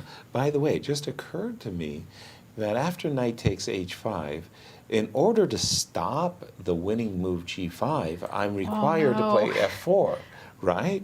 And then comes f5. Like, wait a minute, your rook, to stop me from taking your rook or to take your pawn, you have to play en passant, right? There's just no other choice. Knight takes. There's a tempo against your rook. Where is your rook going to go? Rook g3. I was going to say, if you go rook g6, 97. knight e7, rook g3, knight comes. I can't even look at white. I know. I mean, it's so grim. It's like everything has gone wrong. And Almira, I mean, it's one of those positions where you know the assessment is +4, +5. And if you look at the difference between these 2 games going on, there's One's rather bare, isn't it? It looks like Backhouse, where yes, they Alexandra and Anna took all the pieces from Bella's game. From both games, right? Put it on their board. Yeah, in those bug house games, sometimes you see, one board is completely full, the other is a bit naked. Yeah. Well, that's French defense for you. There you go. In the game of Alexandra, Almira, it's one of those positions where you know it's overwhelming, and if you said to me +4, +5, I would believe it, but I have a strong suspicion it might be more. She's about to win a piece It as is well. more. The computer relates this position as more than -9. But the More thing than -9. When I think about this game, first of all, I wanted to tell you that this line is one of the lines that Anna's husband, Daniel Friedman, plays. So first of all, a very intelligent opening choice, I think. And this is how everything can go wrong in the advanced French. Because that's why I studied these positions for a while, and I realized that if you choose the wrong plan, then you simply don't have a chance for a counterplay. And this game perfectly illustrates it. It was simply a wrong plan because I think Queen c3 with Queen b4, that was not the thing to do. And then Black is already winning. It happened quickly. This current position, by the way, I'm looking at it. I mean, clear the cobwebs. G7, G5. Yeah, wins a piece. Yes. The knight on h4 we've mentioned has no retreats. Squares. I think after g5, Alexandra might just resign. For sure. There's no forward moves and there's no retreat. So g7, g5. Wow. I'm kind of stunned. I mean, very, very good, of course, for Anna Zatonskih, but this has got to be a second wind going on, career-wise, just thinking about, and there she goes. And I know that... G5, F4 immediately. Like, I got this, says Alexandra. No, you don't. Go on. I don't know if this helped Anna, but yesterday I got a message after the game. She invited me to play ping pong with her. Yes. I couldn't go, but I know that she played, and that was her prep for today. Right? Go ahead. Wow. By the way, how's your ping pong? About as good as Anna's. We are on the same level. We played during US Champs. Yeah, it's competitive. Yeah, it's competitive, yeah. Okay, okay. And I was supposed to be the referee? An arbiter, it's always important to have fair play. F4, and, I'm thinking just take the knight, moves. right? Knight takes F4. Knight takes F4. There's also F5 move. Black can just play F5 now. I was looking at F5 a moment ago. F5 looks great. I'm sorry. I'm taking a knight. Rook H4. I don't want to give the H6 pawn. No, I don't give the H6 pawn. I give nothing. I'm going to go knight G7, put my knight on F5. Yeah, of course. This is completely winning as well. Completely winning. But you said F5 as well? Oof. Yeah, F5. Oof, oof. Oh, boy. Oh, boy. By the way, knight takes F4? Yes. I mean, it just, there's a plethora of winning moves. I mean, I think b6 would be winning too. Like, there's no bad move here. Well, give me a moment. Give me a moment. I'm sure I'll find something. But yeah, this is okay. I mean, Alexandra's given up. She's just she wants to see a cheapo opportunity. The moment Anna does something that just like an f5 move, like a knight takes f4 or takes on h4, I think she'll toss in the towel. And maybe we should check on Bella's endgame. Please, let's do it. We'll jump over to I the think Irina Anna Krush. might take a few minutes just to make sure she's completely winning. Exactly, and we do have rook e5 and Bella advancing her pawns. She did it yesterday in a very clear and precise manner. Yes, exactly. Just f4, f5? Yep. Let's do it. f4, rook b5, what else? f5 check. f5, now if you put your king, I'm going to give you a check, g7, drive you away. King f4. And I don't want to see e5. Checkmate. Yeah, is it even checkmate? Oh, yeah, God. It's a checkmate, yeah. So, yeah, I'll do it this way. So if I play rook b7. You know, it's actually kind of funny. You're in stalemate. Oh, no. Could we have an echo? You are in stalemate, but you do have a passer as well. If something like that happens again. I mean, Bella will be in like... Bella's game again, too. And then her opponent catches it. So, yeah, rook b7. I think I'm... Are we missing another... So if rook was on b5, black... No, it still doesn't work. No. No, I don't think... Yeah, you were ready to play rook takes h4. Yeah, yeah I know. And so b6. And now we've got everything that we want. So, yeah, we're expecting f4, followed by f5. And Irina knows this very, very well. And there you go, f4. Coming into today's round, who would have guessed that our co-leaders would be losing their games? Not me. Not me. Not me. I did not see this type of a round whatsoever. Wow. It's quite rare because when you start the tournament well with a couple of wins, it usually continues that way. Exactly. Things go your way. Exactly. And again, Alexandra had come in with 2 victories with the white pieces. She'd just drawn round 3 with the black pieces. She's got the white pieces again today, and it's sort of like the table is set, the banquet. I think her opening choice was just a mistake. Yeah. It was just wrong. So I'm d4 player, but I've definitely played a lot of e4 as well. Right. And there are certain players who play e6, especially e6, the French defense so well that against them I never play e4. Exactly. And Anna is one of those players. Oh, this is embarrassing. Armenian players, Rafik Vaganyan, but then there was, he's, I believe, the president of the Chess Federation of Armenia, Grandmaster, and I can't remember. Laputian. And Laputian, it was fantastic. Simbat, he would sit there in the most stoic way. He had this incredibly stiff back, and he would sit there very, very, very stoically. And he would play his French defense and beat everybody, including one Garry Kasparov. Wow. and asked after the game, why did you play the French defense against Simbat? And he answered, I made a bad decision. Simbat, and for that matter, Rafik Vaganyan, their French defense caught a lot of players off kilter. F5 check on the board. Irina losing. Has Anna? No, she didn't make a She's move. taking her time. Wow. Because she knows game is almost over. She just needs to make 1 or 2 more accurate moves. She doesn't even need accurate moves, but she's looking for the best moves to just finish the game. Right. I'm thinking F5. Also, maybe I'll take the knight. After her game against Bella, she just wants to absolutely sure. Everything. Yes. Right? Just not to allow anything. There was something, too, I liked about your B6 move. That's a very strange move. No, I kind of liked it because in the game, in the position that I was looking at, takes, on h4, take a piece, rook takes, knight back. Now, of course, you want to play rook h3, but knight f5 kind of annoys you. So you prep it. You play the move g4, right?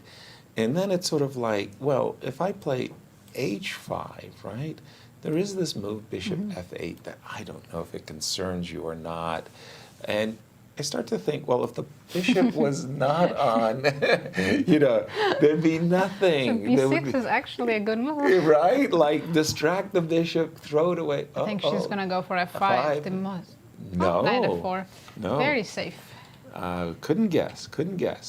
Knight takes f4. So rook's hanging. Rook Knight is hanging. is hanging. Knight is hanging. I guess rook f3, what I would play. Okay, let's do it. Is there knight e2 check here and just pick up the knight on h4? That's simplest. Yeah, of course. Knight e2 check and just take the knight, and that's not even. There's no fun at all. Nope. It's no fun in Mudville. This is just bad. Almira, I mean, the positions is bad. We don't see a single trick that Alexandra could set for Anna. Knight takes f4 was amongst the number of wins. Is there any tricks that Alexandra can pull off? Well, that's what I think Anna was thinking about, because she wanted to be sure that there is absolutely no idea for Black to lose this game. Right. She was juggling the pieces around, so I tried something like this. For example, if you knight e2 here, after rook f3, king h2, you take on h4, rook h4, for example, there is this threat of playing rook f6. Okay. So computer suggested at some point simply to take on d4 and then give everything and play. But Trade then, back. yes, rook c2, he suggests here. So, and here after rook f6, he simply says rook Take the c5, bishop. yes, and well, he thinks that anyway. D-pawn The promote. evaluation speaks for itself. After d4, there is no mate, so you can take. I will run away Happily, with yeah. my king anyway. So it's important simply to sacrifice the rook for this bishop, and well, it's the matter of technique. The win is within Anna's reach. Absolutely, yeah. That looks awful. In the position, knight takes rook e3. Knight check followed by g takes h4. That looks. So rook e3's idea is that if you play knight e2, I go king f1, and I can pick up the piece as well if you take on h4. Trading pieces sounds like a great deal Yeah, to but me. I wouldn't allow this. You wouldn't? How come? Because I have ugly pawns. You have many, True, I have many a lot. ugly pawns. Right? Okay. So you're looking not. Maybe rook e2 instead of knight e2. I like rook e2 more. I like rook e2. Rook e2 is a very nice move. I like rook e2 a lot. My goodness. Then in the same line, if you go king f1, I'm just going to move the knight. I love it. To, I don't know. No, just. c3, yes, knight Yeah, f4, and just, that's it. You know, the best you can do is put your knight on f3, but now the rook is again a little bit cornered and trapped. Knight e4. I mean, it's checkers. All of Black's pieces are on light squares, untouchable. End of story. Irina is going down, and she's trying to make Bella's life awkward. Slow progress, but snail-like, unstoppable. but exactly. Snail-like progress, but I like how Bella's torturing Irina, just even repeating moves here and there. I know. Our predecessors would love to torture their opponents, and they would play, you know, an extra repetition. And as we start winding up this round 4, where we're expecting 3 victories, let's take a peek ahead at the pairings for tomorrow's round. Let's take a look. We have Mammadzada playing Koneru, Anna Zatonskih, Our possibly the tournament sole leader playing Harika. Harika. Yeah. Zhansaya Abdumalik will be playing Kosteniuk. All right. Irina Krush against Elisabeth Paehtz. And the two Georgians will be playing each other, Dzagnidze against Khotenashvili. Wow. Now, I know for a fact those two have played each other many, many times. You think? For how many Georgian national championships? They've always competed for the first and second place in Georgian championships. Exactly. Wow. Okay. Nice. Nice. And that will be the day before the free day too, by the way. So those games, those rounds that take place before the free day, they tend to be long. Yes, exceptionally so, because everybody knows they've got that extra day to recover. And Irina Krush, Rook C6. Again, I'm reaching Almira for Irina here, but it looks like it's just one of those table-based positions. She's doing her best not to allow Bella just to plod and move her pawns forward. She's played the move Rook B4. I guess we're going to get into that Zugzwang position. Check. Yeah, King F6, Rook B7. Rook C7, yes, King F6 and Rook B7 is a very clean way to improve for your position. Actually, I wanted to tell you a story that I remember. Sure. We shouldn't be fooled by Anna's rating. She's such a strong player, and what's impressed me the most is that I've seen her game with black against Boris Gelfand, and she defended for such a long time, and she actually won this game. And I think this is the impossible, to beat Boris Gelfand.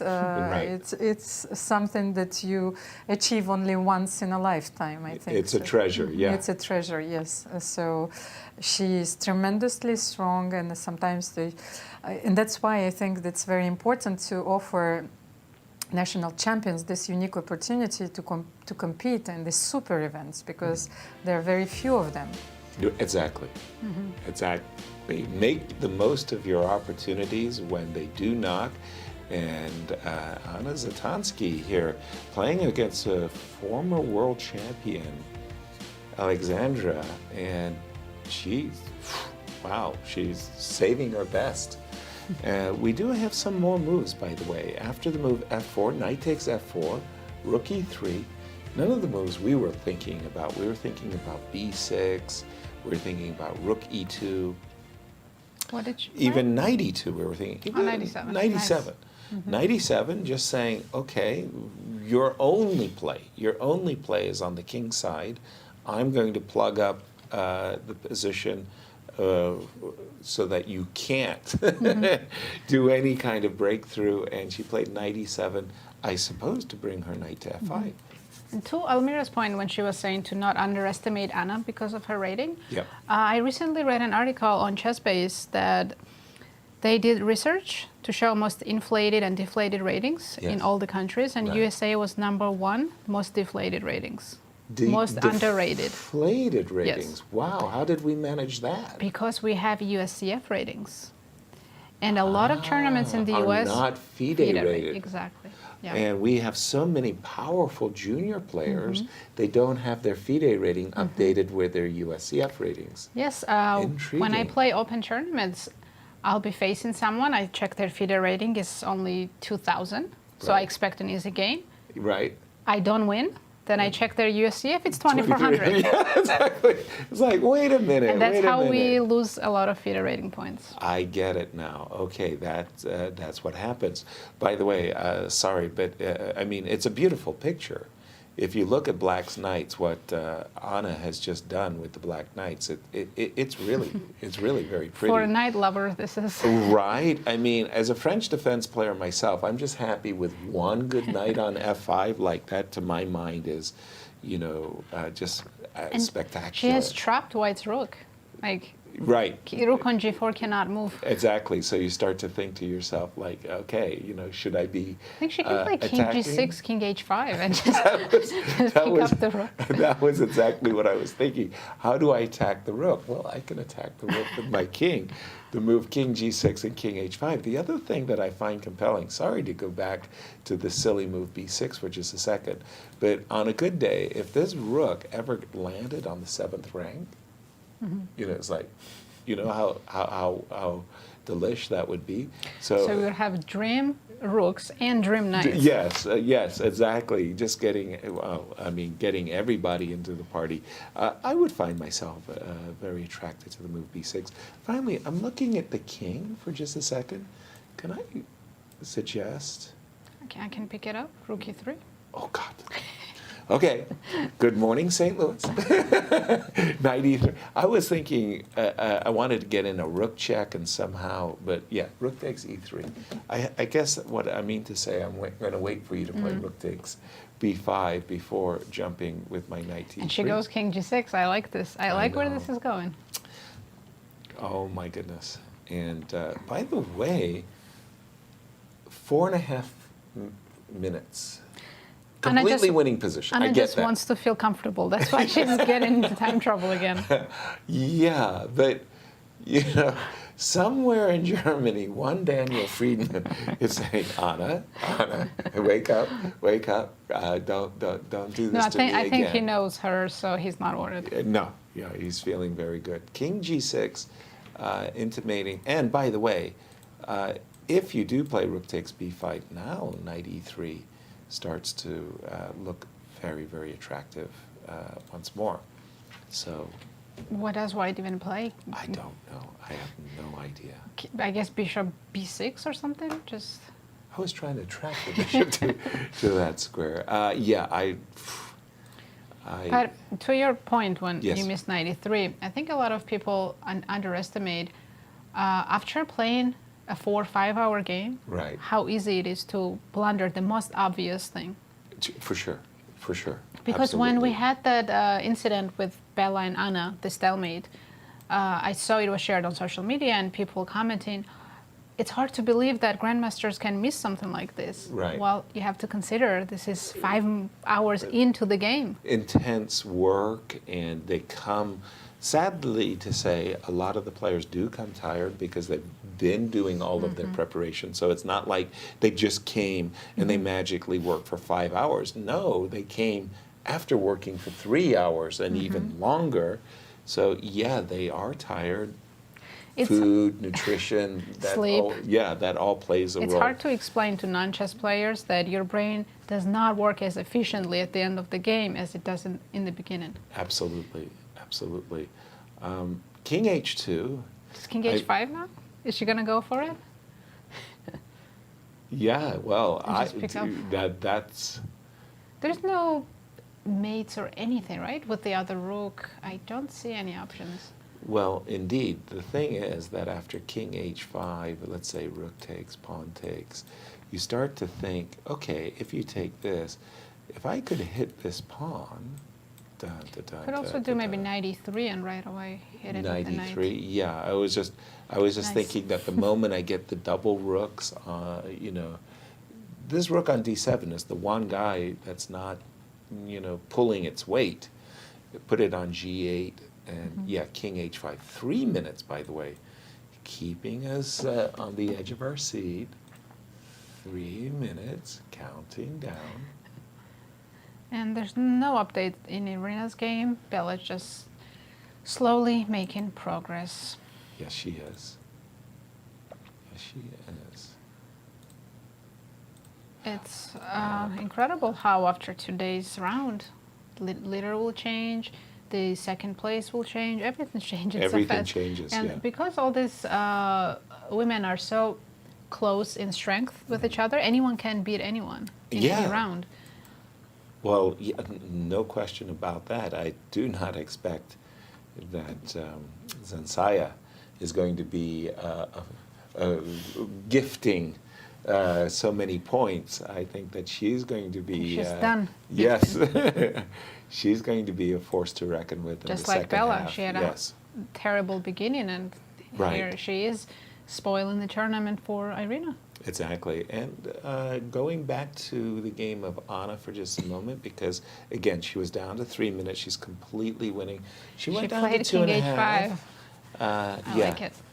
But in some ways, because she's down to 2.5 minutes, she is encouraging Alexandra to continue to play. Like, right? I mean, if if Anna had 30 minutes on her clock, there would be no reason to continue, right? But the fact that she's down to 2 makes you think, okay, where's my cheapo?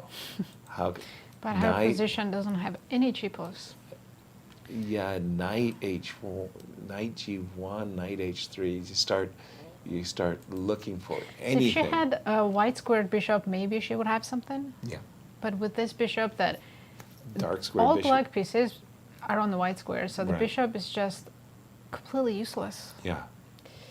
One of my singular greatest failures is a game I had against world champion Anatoly Karpov, and I literally had a position similar to this where I had an absolutely dominant knight versus a terrible, terrible passive bishop from a French defense.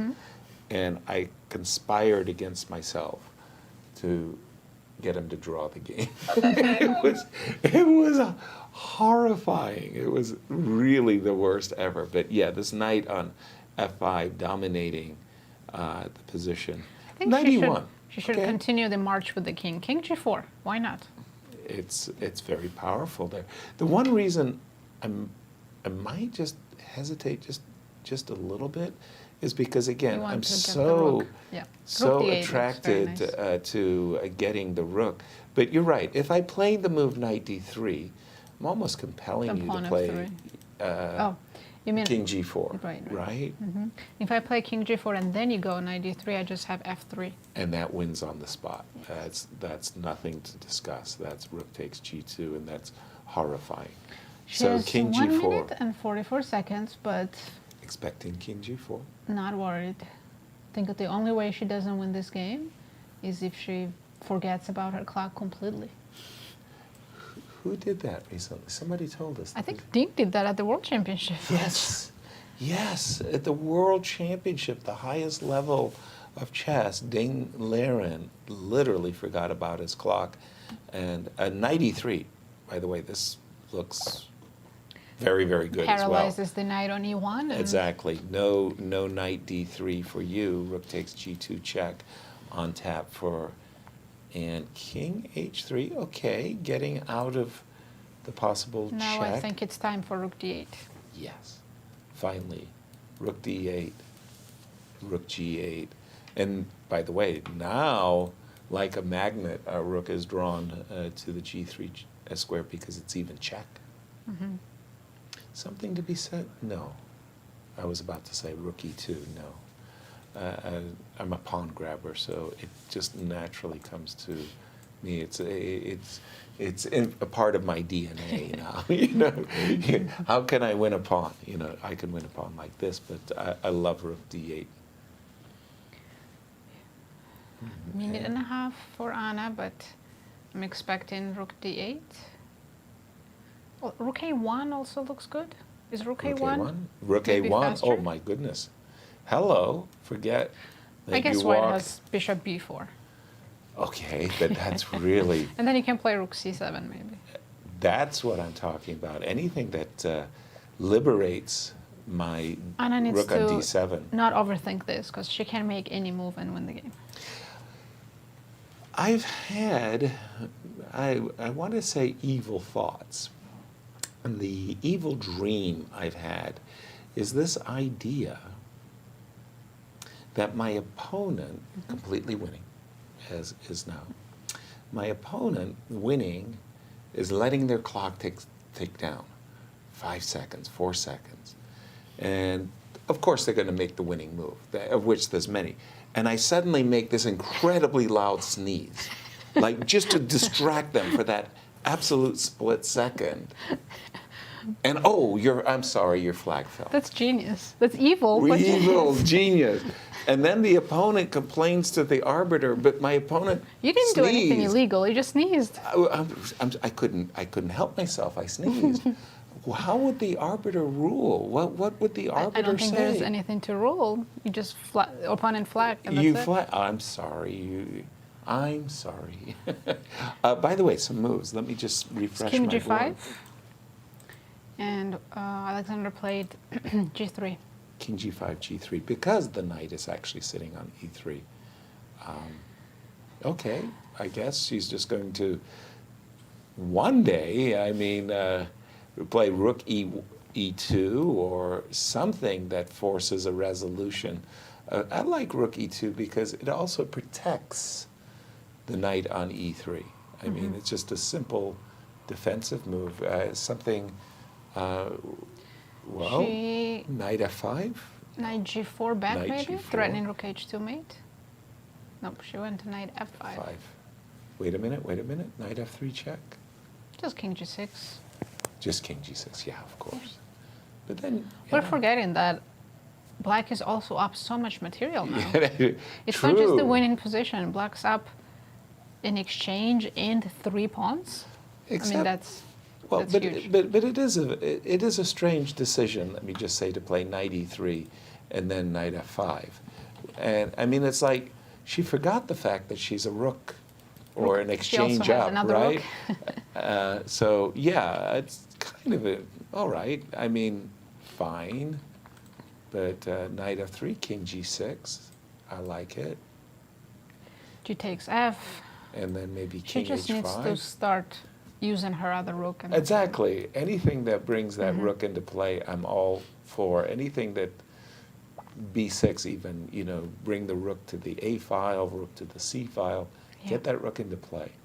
King g6 on the board. Sorry, I pause because there is g4 as a, I don't know. G4? No, she did take. And I'm thinking king h5 and, well, yeah. King can go to h7 just to be safe. Not that it's not safe on h5, but... Right. Yeah. Yeah. Rook. Get the rook into play, Anna. And please don't go down to 30 seconds because Or 2 seconds. Right? Because then who knows, maybe Alexandra has evil ideas as well. Yeah. Of the devastating sneeze. You know, I've heard a story. It happened at the Aeroflot Open. It was a very strong tournament. Yes. So the time control was that until move 40, there was no increment. There was no extra 30 seconds. Right. And some player, one of the grandmasters, on move 39, completely went in position, but went down to 1 second. Oh dear. So he has to make one more move, but it's a very obvious next move. Of course. So you know what the opponent did? Made the most outrageous move, like giving up the queen with the check. Yes. But it means that opponent has to take the queen and be able to click the clock in less than 1 second. Right. And he flagged. And he flagged. Yeah, because you make a move like where you capture something and the move that you wanted to make is no longer available. By the way, rook f2, and I don't like the way, I mean, Anna makes me nervous, I'm telling you. She did it fortunately with 20 seconds on her clock. She didn't let her time go, you know, egregiously low, which would be 10 seconds. But it's sort of like she went rook f2, slowly. She held the rook on the f2 square and only pressed the clock after like 3 seconds of making sure she wasn't blundering anything. She doesn't inspire confidence, and she doesn't make the opponent, you know, inspire the opponent to resign. Like, that's what she wants. She wants her opponent to resign, right? Yes. So you play rook f2, bang. You know, you hit the clock. This is it. It's great. I'm doing really, really well. Almira, jump in here on why is Anna making us so nervous? Is it something? Tell me why. Because I think that, well, she wants to be absolutely sure that there is no blunder, as you said. Even though she knows that she's completely winning, you have to understand how important this win is to her right now, given the tournament situation, and also that she's playing against the former world champion who's leading the tournament. You have to take all of these factors into consideration to understand how much pressure she feels, especially in the time trouble.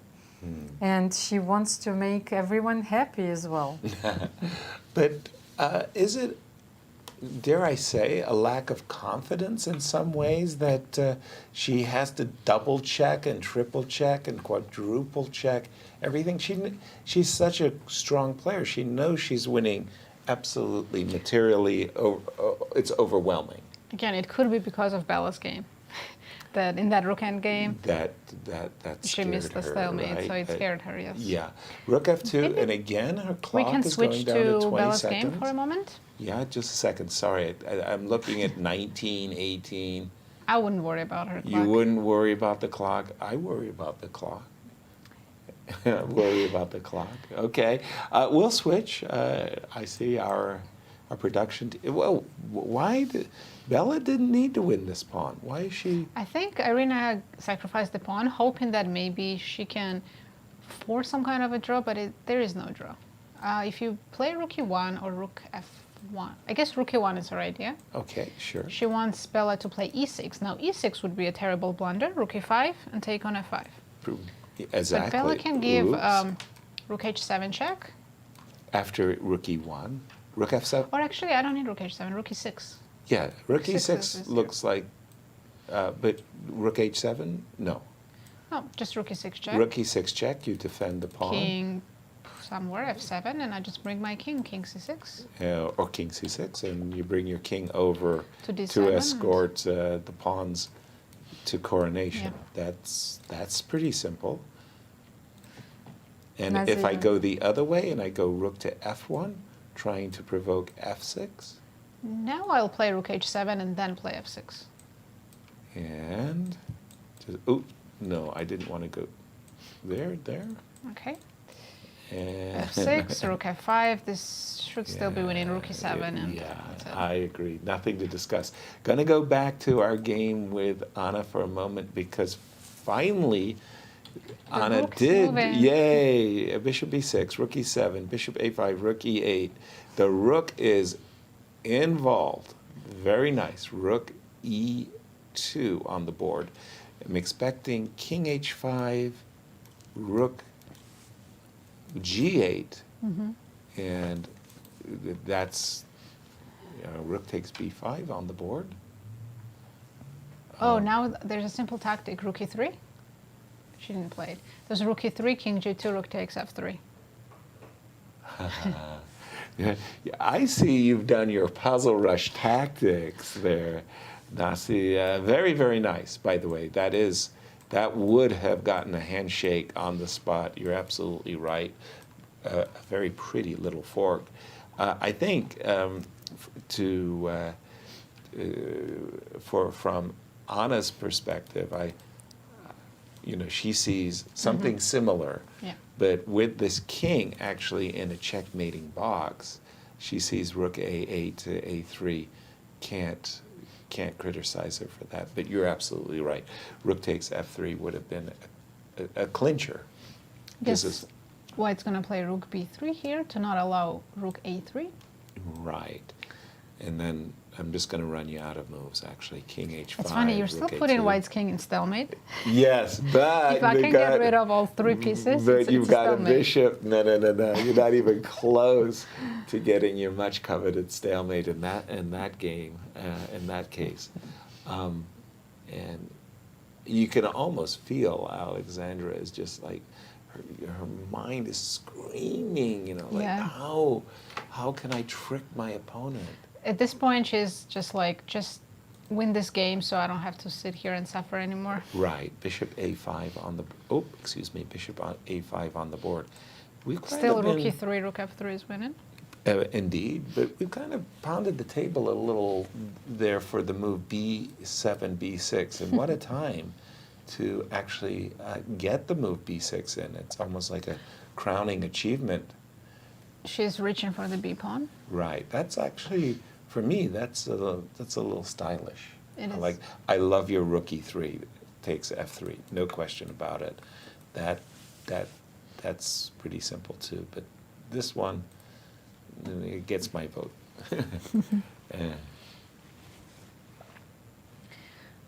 Wow, what a turnaround! And for Anna, just think what would have happened if Bella had made that rook takes a3. I think it would have been devastating. Anna would have like gone home and, you know, cursed her bad luck. And there we have it. B7, B6 has provoked. Oh, no, sorry, it's a new score sheet. I thought she was signing the score sheet. No, I think they reached move 60 and Bishop, ran out of this. B6, Bishop B4. And now just rook A2 or rook A1. When both of these rooks are playing, impossible to do anything. Exactly. Rook. Ooh. Oh, I think she says rook A3 now. She sees it, right. She's... Yes. Yes. Better late than never. Well, actually, in this particular case, she's probably seeing king G2 and rook A2. Resigned. Yeah, you don't even have king G2. I'm just going to take the knight. Our congratulations to Anna Zatonskih, which means that one of our tournament leaders has tumbled out of first, leaving Irina left. And there's nothing to say. Yeah. This is the only game left. It's a table-based win here for Bella after rook E1. We were expecting rook E6 check, and then the white king will come over after rook E6. I think rook H7 is also winning. After rook H7 check. Really? King somewhere, F8. Okay. She played it. And now I push E6. Okay. Rook E5, king C6. Wow. Giving away the pawn, and but you're just D6. You're just going to. Over? Yeah, I think you're right. I think that's also winning. But boy, I must say, I would have been content with the move rook E6 check and then bringing my king closer to, you know, escorting the pawns. Computer likes this move.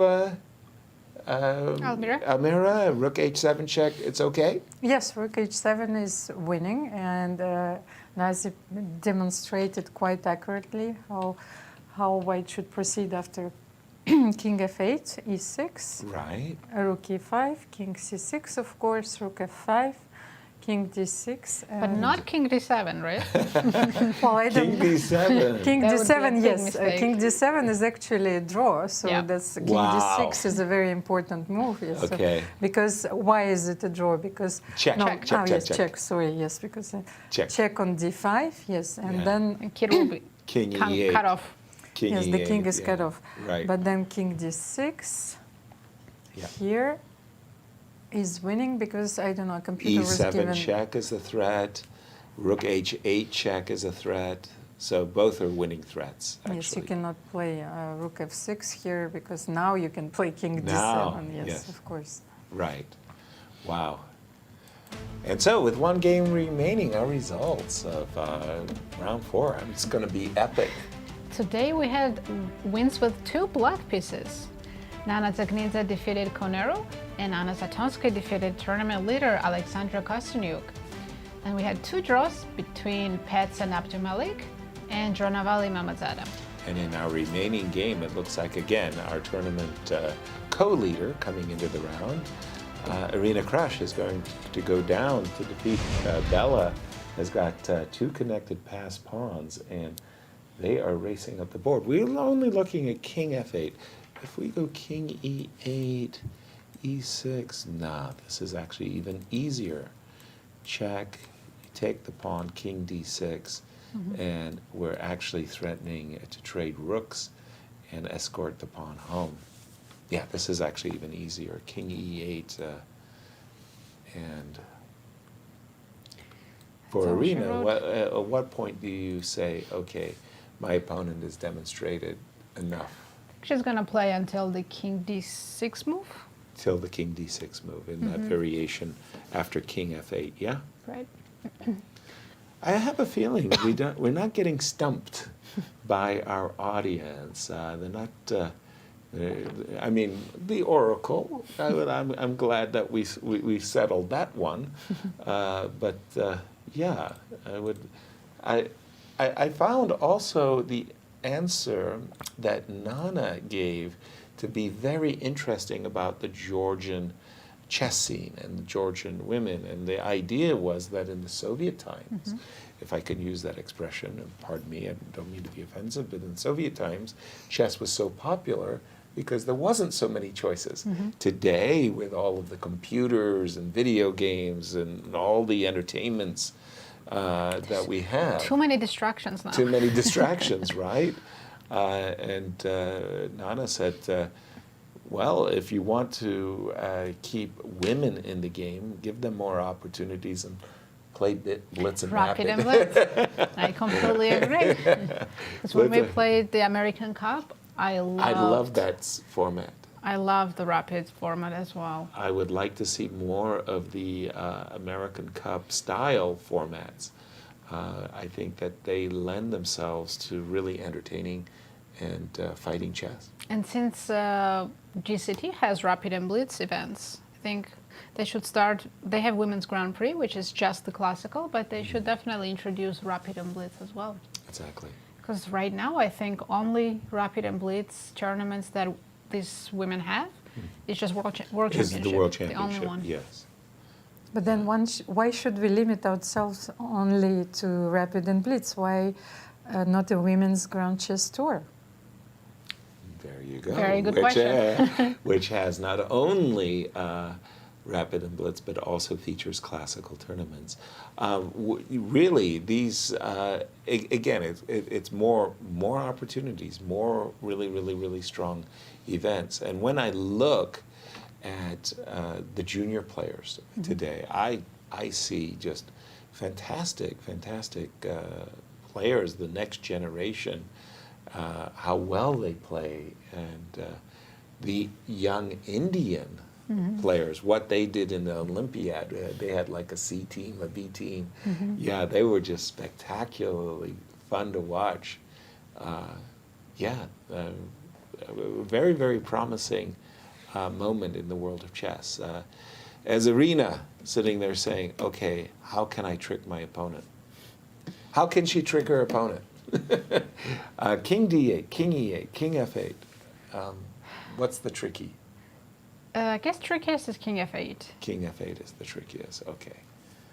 And, well, it's time, right? E6. I don't think Bella even has another option, so she's going to play E6. Exactly, check, and this is the moment. This is all forcing. All forcing, King D6. Let me see, King G8. E7. Oh, we don't want to play you that, will go into. I didn't know if you. I mean, it's winning. Queen versus why rook. go in that, right? Yeah, you kind of think to yourself, well, wait a minute. Rook A7. King G8, E7. You know, this requires some understanding. I wouldn't want to play this necessarily against a computer perfect. But you were about to take your move back and make a different move. Rook A7. And let's pause our analysis to go with Almira and our sole leader at the moment. Almira. Yes, I'm here with our sole leader, Zatonskih. Sole leader? Yes, sole Oh my leader. God. Wow. Congratulations. Well, you Thank you. beat Alexandra Kosteniuk with the black pieces. Tell us a little bit about, the game. How did you prepare? Somehow I'm not, I'm having very good score versus Alexandra. I don't know why. I think it's like 4.5. Before this game, I was +4. So I drew only one game. She has probably worse score versus me in her entire among all these Hoyfanian things. I don't know, I'm not comfortable opponent for her. And this game also proved, even in the beginning, it was very shaky for me. Yes, I don't know, she cannot play her best chess versus me. I don't know why. So Daniel was preparing you. No, of course, this was not preparation. Yes, he's helping me. It's very convenient. I have a husband who is a grandmaster, very strong, Daniel Friedman. I want to thank him for preparing me, for handling all my bad mood sometimes.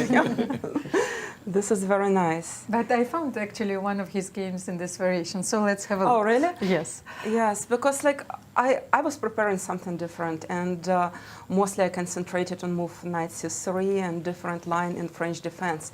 Alexandra played her recent game was bishop e2 here, so that's why I moved knight a3 was kind of surprise, even if I'm playing like French defense entire my career. I was sleeping here. I didn't know which line to choose and what to do. It is actually quite a rare line and very solid one.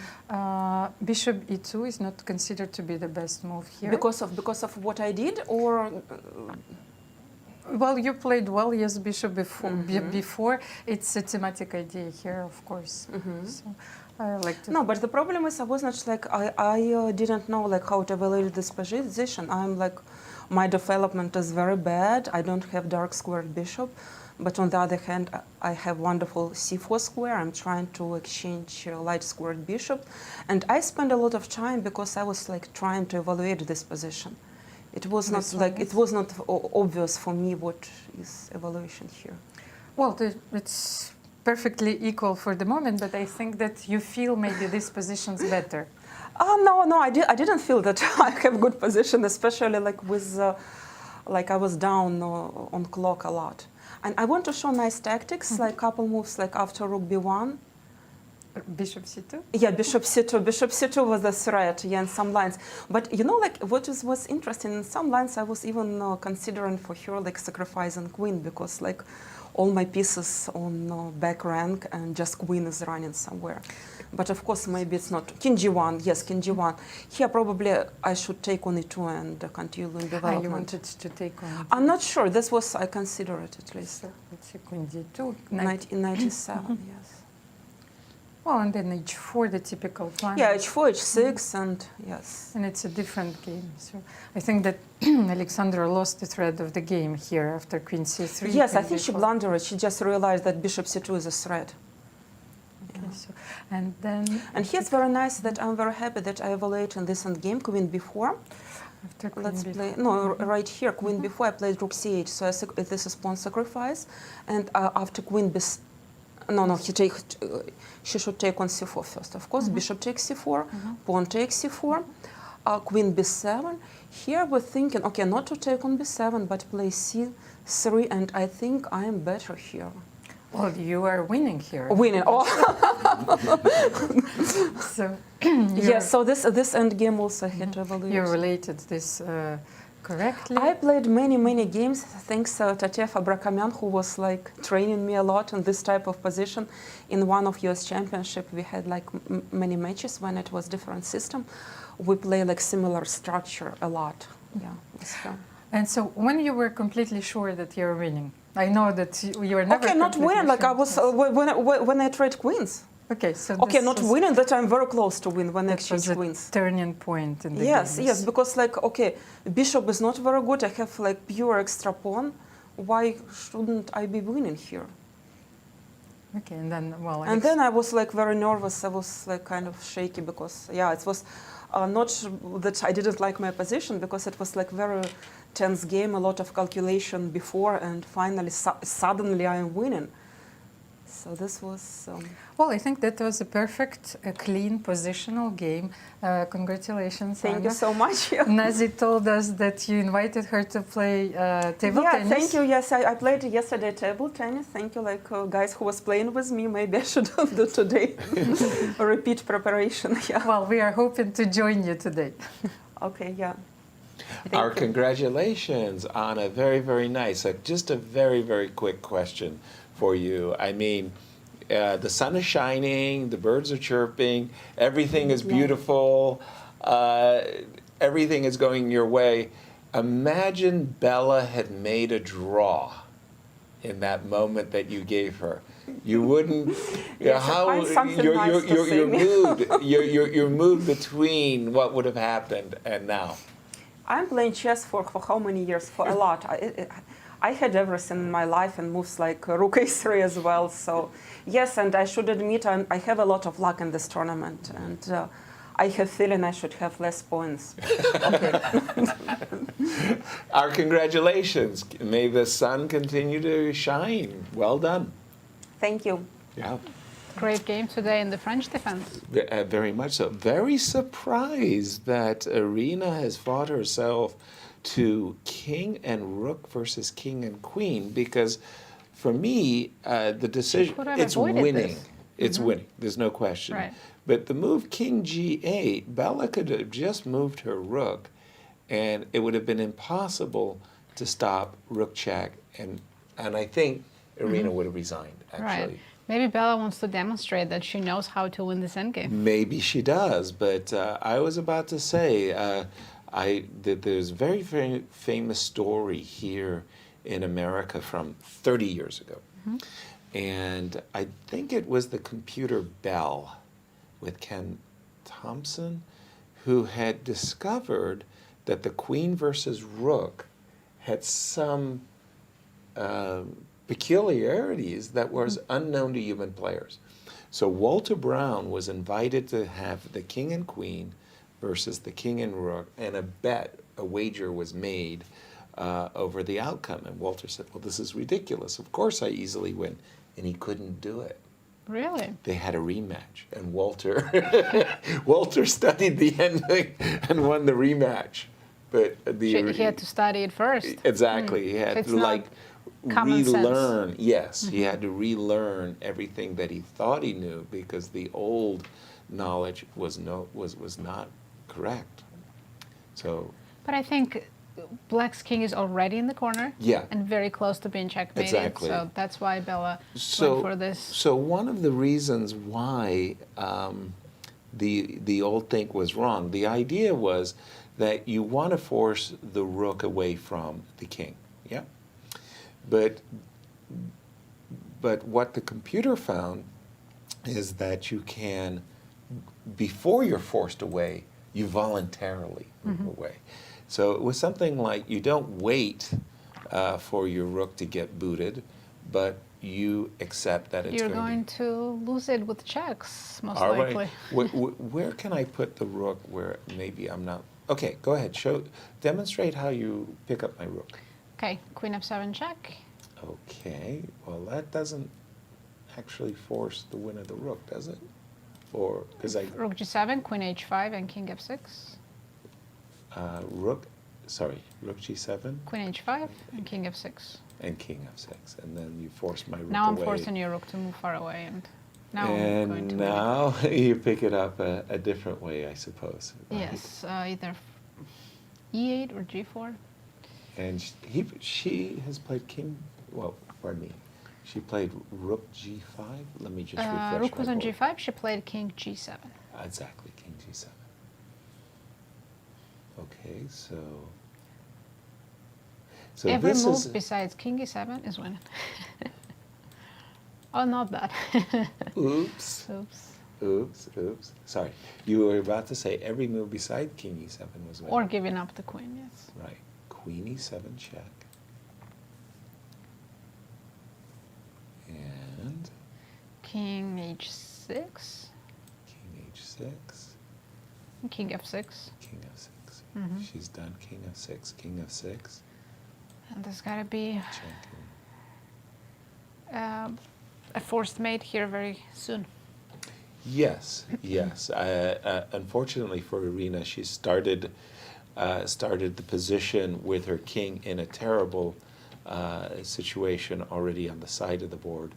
And let me just refresh my board. But in this queen and rook endgame, is the rule 50 moves? Or yes. Okay. 50 moves. Yeah.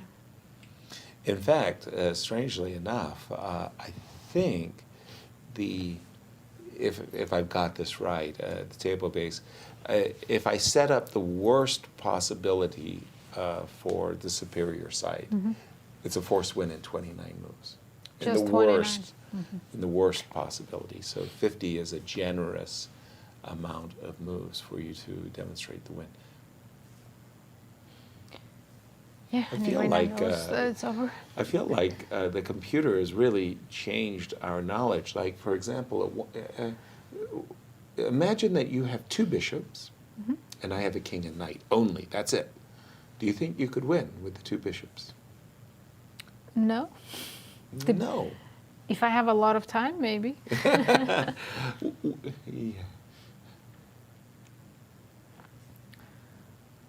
And after this game, after Irina loses this, Anna Zatonskih will be the only player in the tournament who still has not lost a single game. The only undefeated player. Interesting.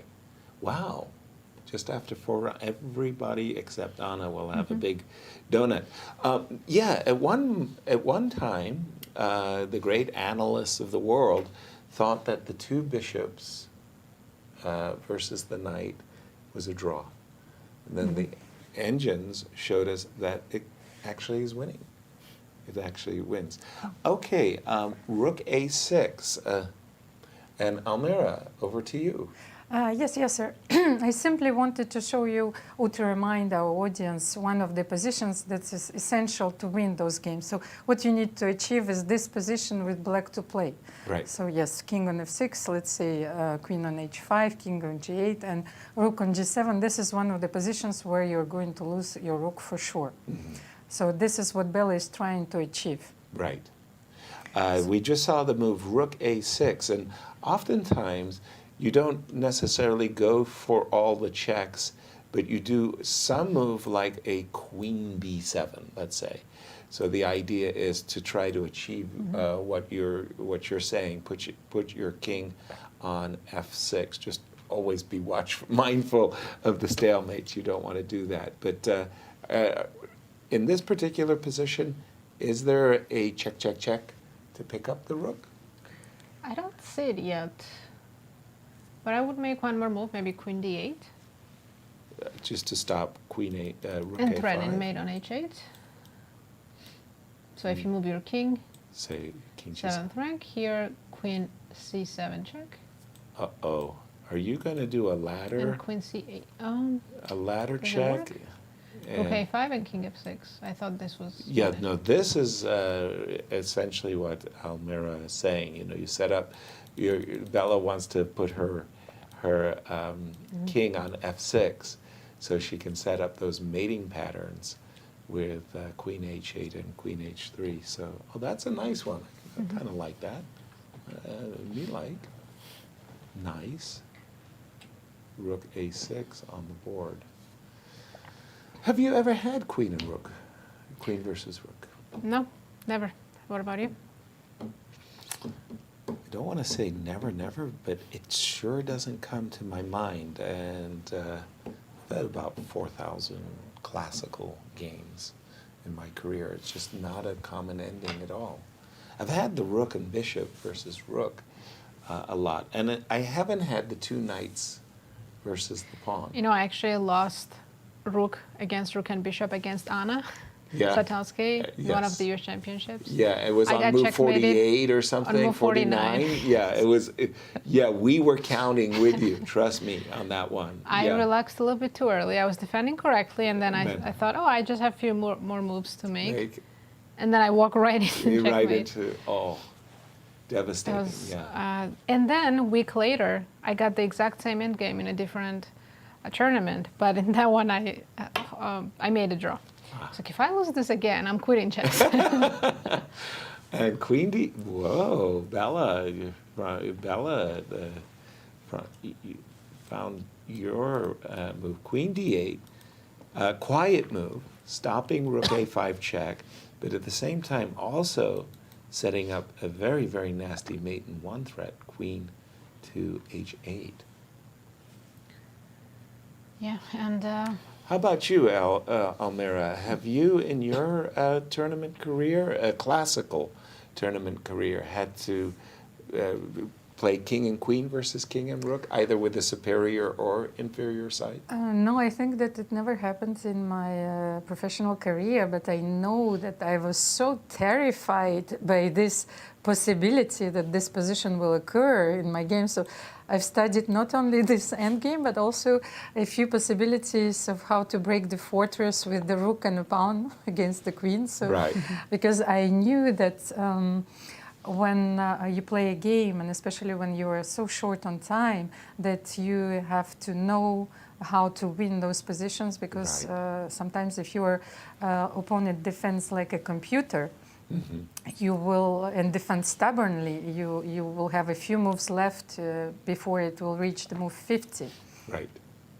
Yeah, absolutely. By the way, king g7, are the clocks a factor? Irina just made her last move with 2 seconds on her clock. We didn't count down. I was completely unawares. But Bella has 11 minutes. 11 minutes, 2 seconds. Okay. Queen d7 check. Now you can't go back to the 8th rank. You have to play king h6, which she did. Now Queen c8. Kind of that same thing, that laddering. Queen c8 again, threat of mate on h8, but now we're getting the position that Almira discussed. Put the king on f6 in opposition, and all of those checkmating patterns with queen h3 and queen h8, they just play themselves. So queen c8, key move right here. Queen c8. And apparently it's mate in 6. Would you feel confident enough to announce that? No. No, me either. No. Me either. Mate in 6, queen c8. Not with 10 minutes on the clock, no. Wow. She's done. C8. Yeah, Bella in the last 2 games has shown her. I was about to say, she really has. I'm impressed. The Georgian School of Endgames. I'm telling you, hat tip to her coaches who Actually, the training. Maybe we had the same coach, because I remember when I started to learn chess, I lived in Georgia at the time. They didn't teach me any openings. They taught me all the endgames. Wow, very, very nice, very impressive. I have a friend of mine passed away, Michael Fournette, champion of Washington State. He said to me, Yasser, studying the endgames is like cheating on an exam, because you know you're going to be tested. You know there's going to be an exam of, king and rook versus king and pawn. You've got to know these endings. So study your endings. 3 seconds, by the way. Okay. And, well, Irina knows that that move was it. That was the move right there. I would feel comfortable announcing mate here. Exactly. Exactly. Yeah. 3 seconds, 2 seconds, but I've seen Irina make a move with 1 second on the clock so calmly, so many times. Exactly. And very, very calmly pushing the clock. Right. I would be just banging 3 seconds. Okay, the last cheapo. Don't take with the queen. That's what we call a 50-50 shot, right? Queen takes, and there's the last gasp. Well, our congratulations to Anna Zatonskih defeating Alexandra, and tournament Bella. leader, and Bella as well. Defeating Irina. Wow. Wow. I think fine, she got used to the time zone. She's not jet lagged I anymore. think we can't use that as an excuse, that's for sure. But very nice. I just want to say that for Bella, quite a contrast to how she started the tournament. She started the tournament jet lagged. She made this terrible blunder, loses a piece, follows it up by missing a moment. So 0-2, and suddenly 2-2. Let's take a look at the standings. In fact, after 4 rounds in the history books. Congratulations to Anna Zatonskih. She's in a clear lead with 3 points. Exactly. Tied for 2nd place. The 3 players, Alexandra Kosteniuk, Nana Dzagnidze, and Irina Krush. But look at the chasing pack at 50% as well. Harika, Elisabeth, Bella, and Gunay with 50%. And our defending champion? Are you Humpy. kidding me? That's shocking. She was ready to come back today with the win, and she was very close, but terrible blunder, and now she's in the 9th place. Yeah, the time trouble, again, making a fool of all of us as we get ready for round 5 coming up tomorrow. The pairings. We have Mammadzada playing Koneru, tournament leader Zatonskih playing Harika Dronavalli, Exactly. Abdumalik playing Kosteniuk, Irina Krush against Elisabeth Paehtz, Important for our tournament standings, yes. and an all-Georgian matchup, Dzagnidze against Bella Khotenashvili. And it's sort of like Bella's getting into shape. Nana's kind of feeling Nana really, had a really very good. I mean, it's good pretty day exciting. today. Yeah. Yeah. And tomorrow is the last round before the rest day. Right. For So the we're schedule. going to see, I'm expecting a very, very long fight. Yes, me too. So tomorrow is round 5, and Thursday they'll have a rest day. Then we'll be back for 4 more rounds and possibly playoffs on June 13th.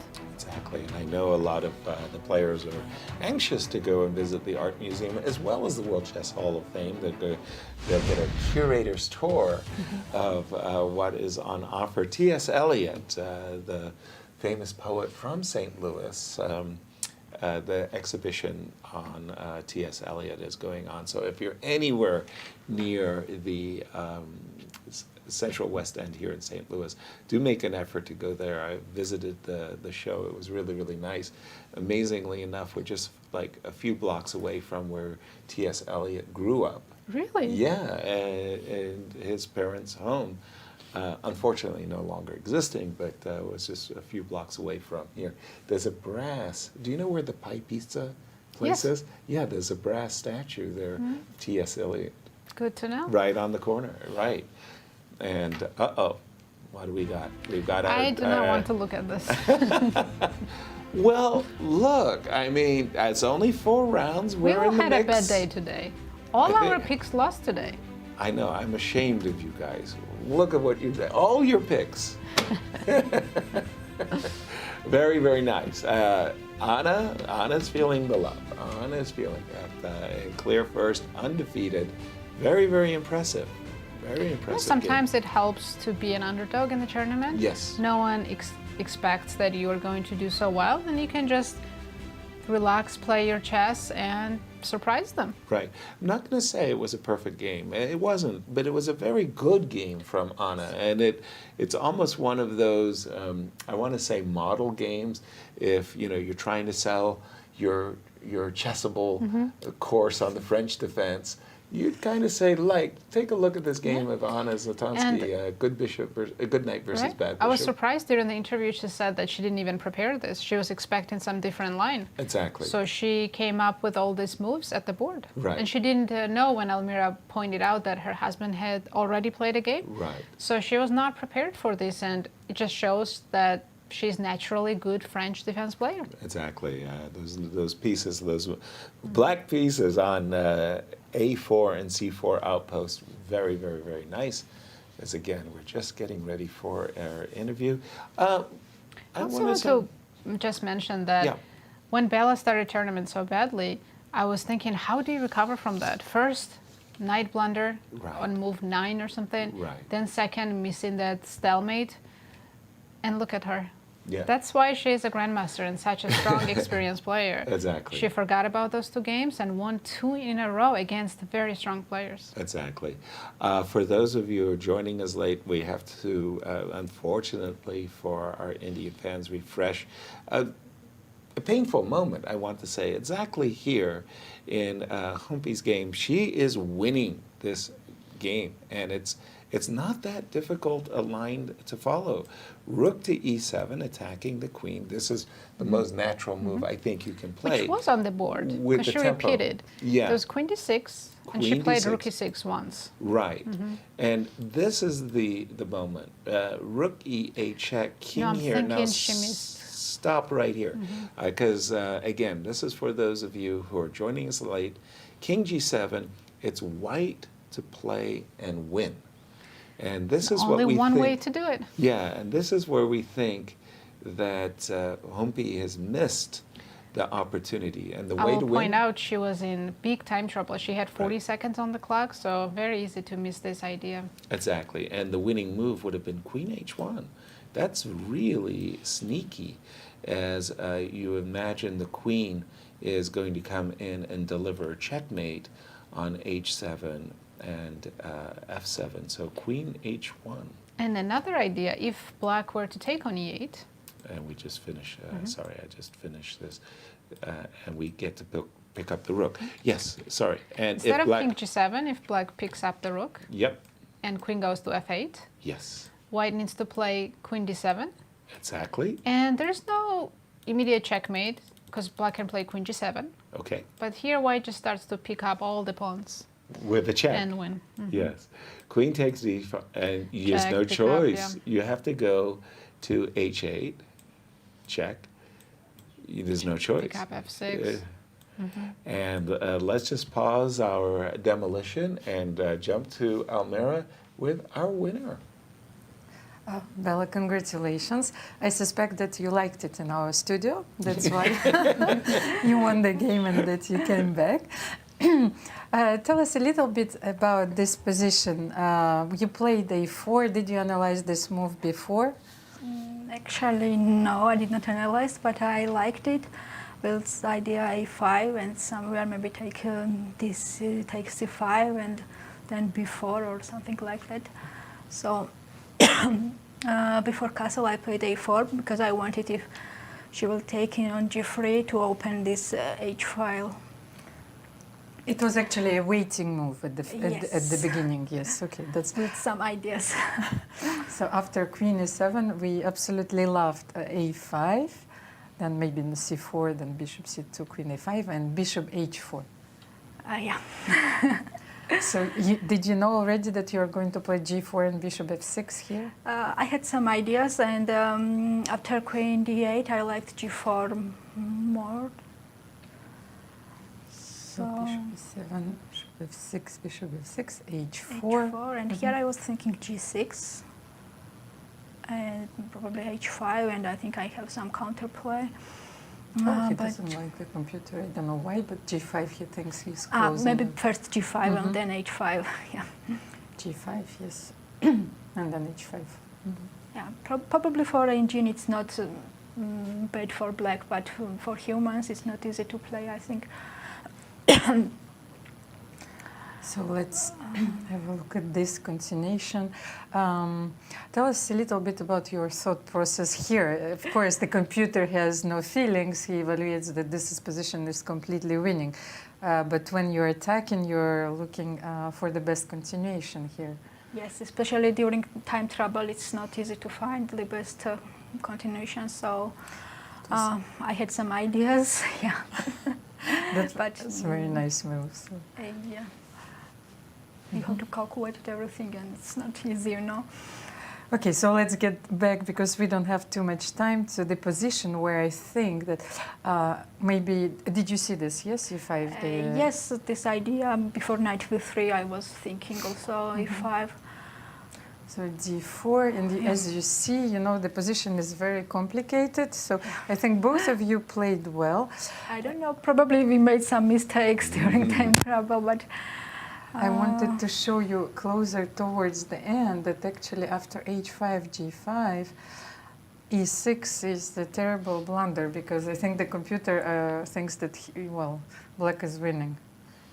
But we understood that your idea was, yes, to play. Did you want to play maybe first, D7, yeah, I wanted, but queen takes E5, I could not find. Move, takes, king, take, no, king, H8. King, H8. Well, probably. You're not winning, but I think there was some kind of a draw, which I found, I don't know, miraculously. It goes like this, then rook E7, you protect, and you use your geometry, and then the computer says that this is a draw. It's nice. But yes. After E6, it's better for black, yeah, I guess. Yes, I think.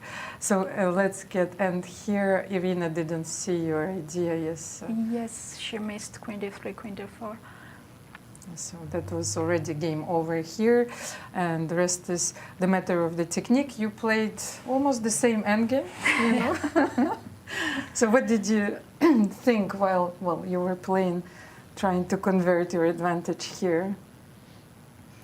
So did you know how to win? No. Yes, we saw that the technique was perfect. Well, congratulations once again. I was wondering if Yasser has a question, because he always has a question in store. No, on the contrary, we're not worthy. We thought your attack was great. We loved the intuitive play, A5, Bishop F6, and it really was a great attacking game. Our congratulations. Keep it up. And thank you for teaching us how to play rook endgame. Yeah, thank you for the lesson on the rook endings. And we are looking forward to seeing you tomorrow. Thank you, Bella. Thank you. Wow, what a round. I mean, talk about shaking up the tournament cross table once again as the standings, I mean, just flipped. Anna Zatonskih came in clear third. Well, guess what? She's living with clear first. It's nice to be in Seoul leadership. Right, Anna is in Seoul lead with 3 points, and then second place is shared by the 3 players, Kosteniuk, Dzagnidze, and Krush. Right. And we'll see if they can change things again tomorrow. Exactly. They will try. 4 players at 50%, Harika, Elisabeth, and it's been quite a topsy-turvy tournament, at least the first half. Tomorrow will be round 5, and we'll get the free date thereafter. But boy, final words, Almira. It's been fun. Well, it's been fun, and I'm so admirative of the spirit the players have during this tournament. They fight till the very end. We have a lot of combative games, and well, I don't even know what to expect tomorrow after this game. Right. You know, we were analyzing, it was incredibly complex, and we didn't know what the result is going to be. But that's what I wanted to say. It doesn't have to be perfect, you know. We just want to see the struggle, and that's it. Absolutely. Well, the struggle in practice, as David Bronstein might say. Thank you so much for sharing your day with us. It's been a lot of fun. Tell your friends where you're hanging out. Come and see us tomorrow, the same time, same channel, for the 5th round of the Cairns Cup. Thank you, and see you tomorrow.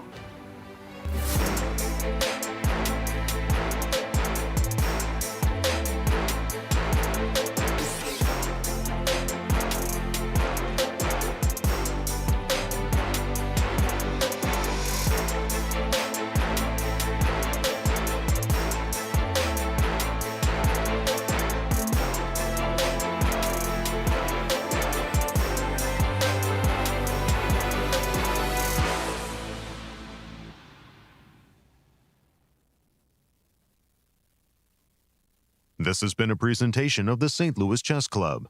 Any reproduction or distribution of this content without the express written consent of the St. Louis Chess Club is prohibited.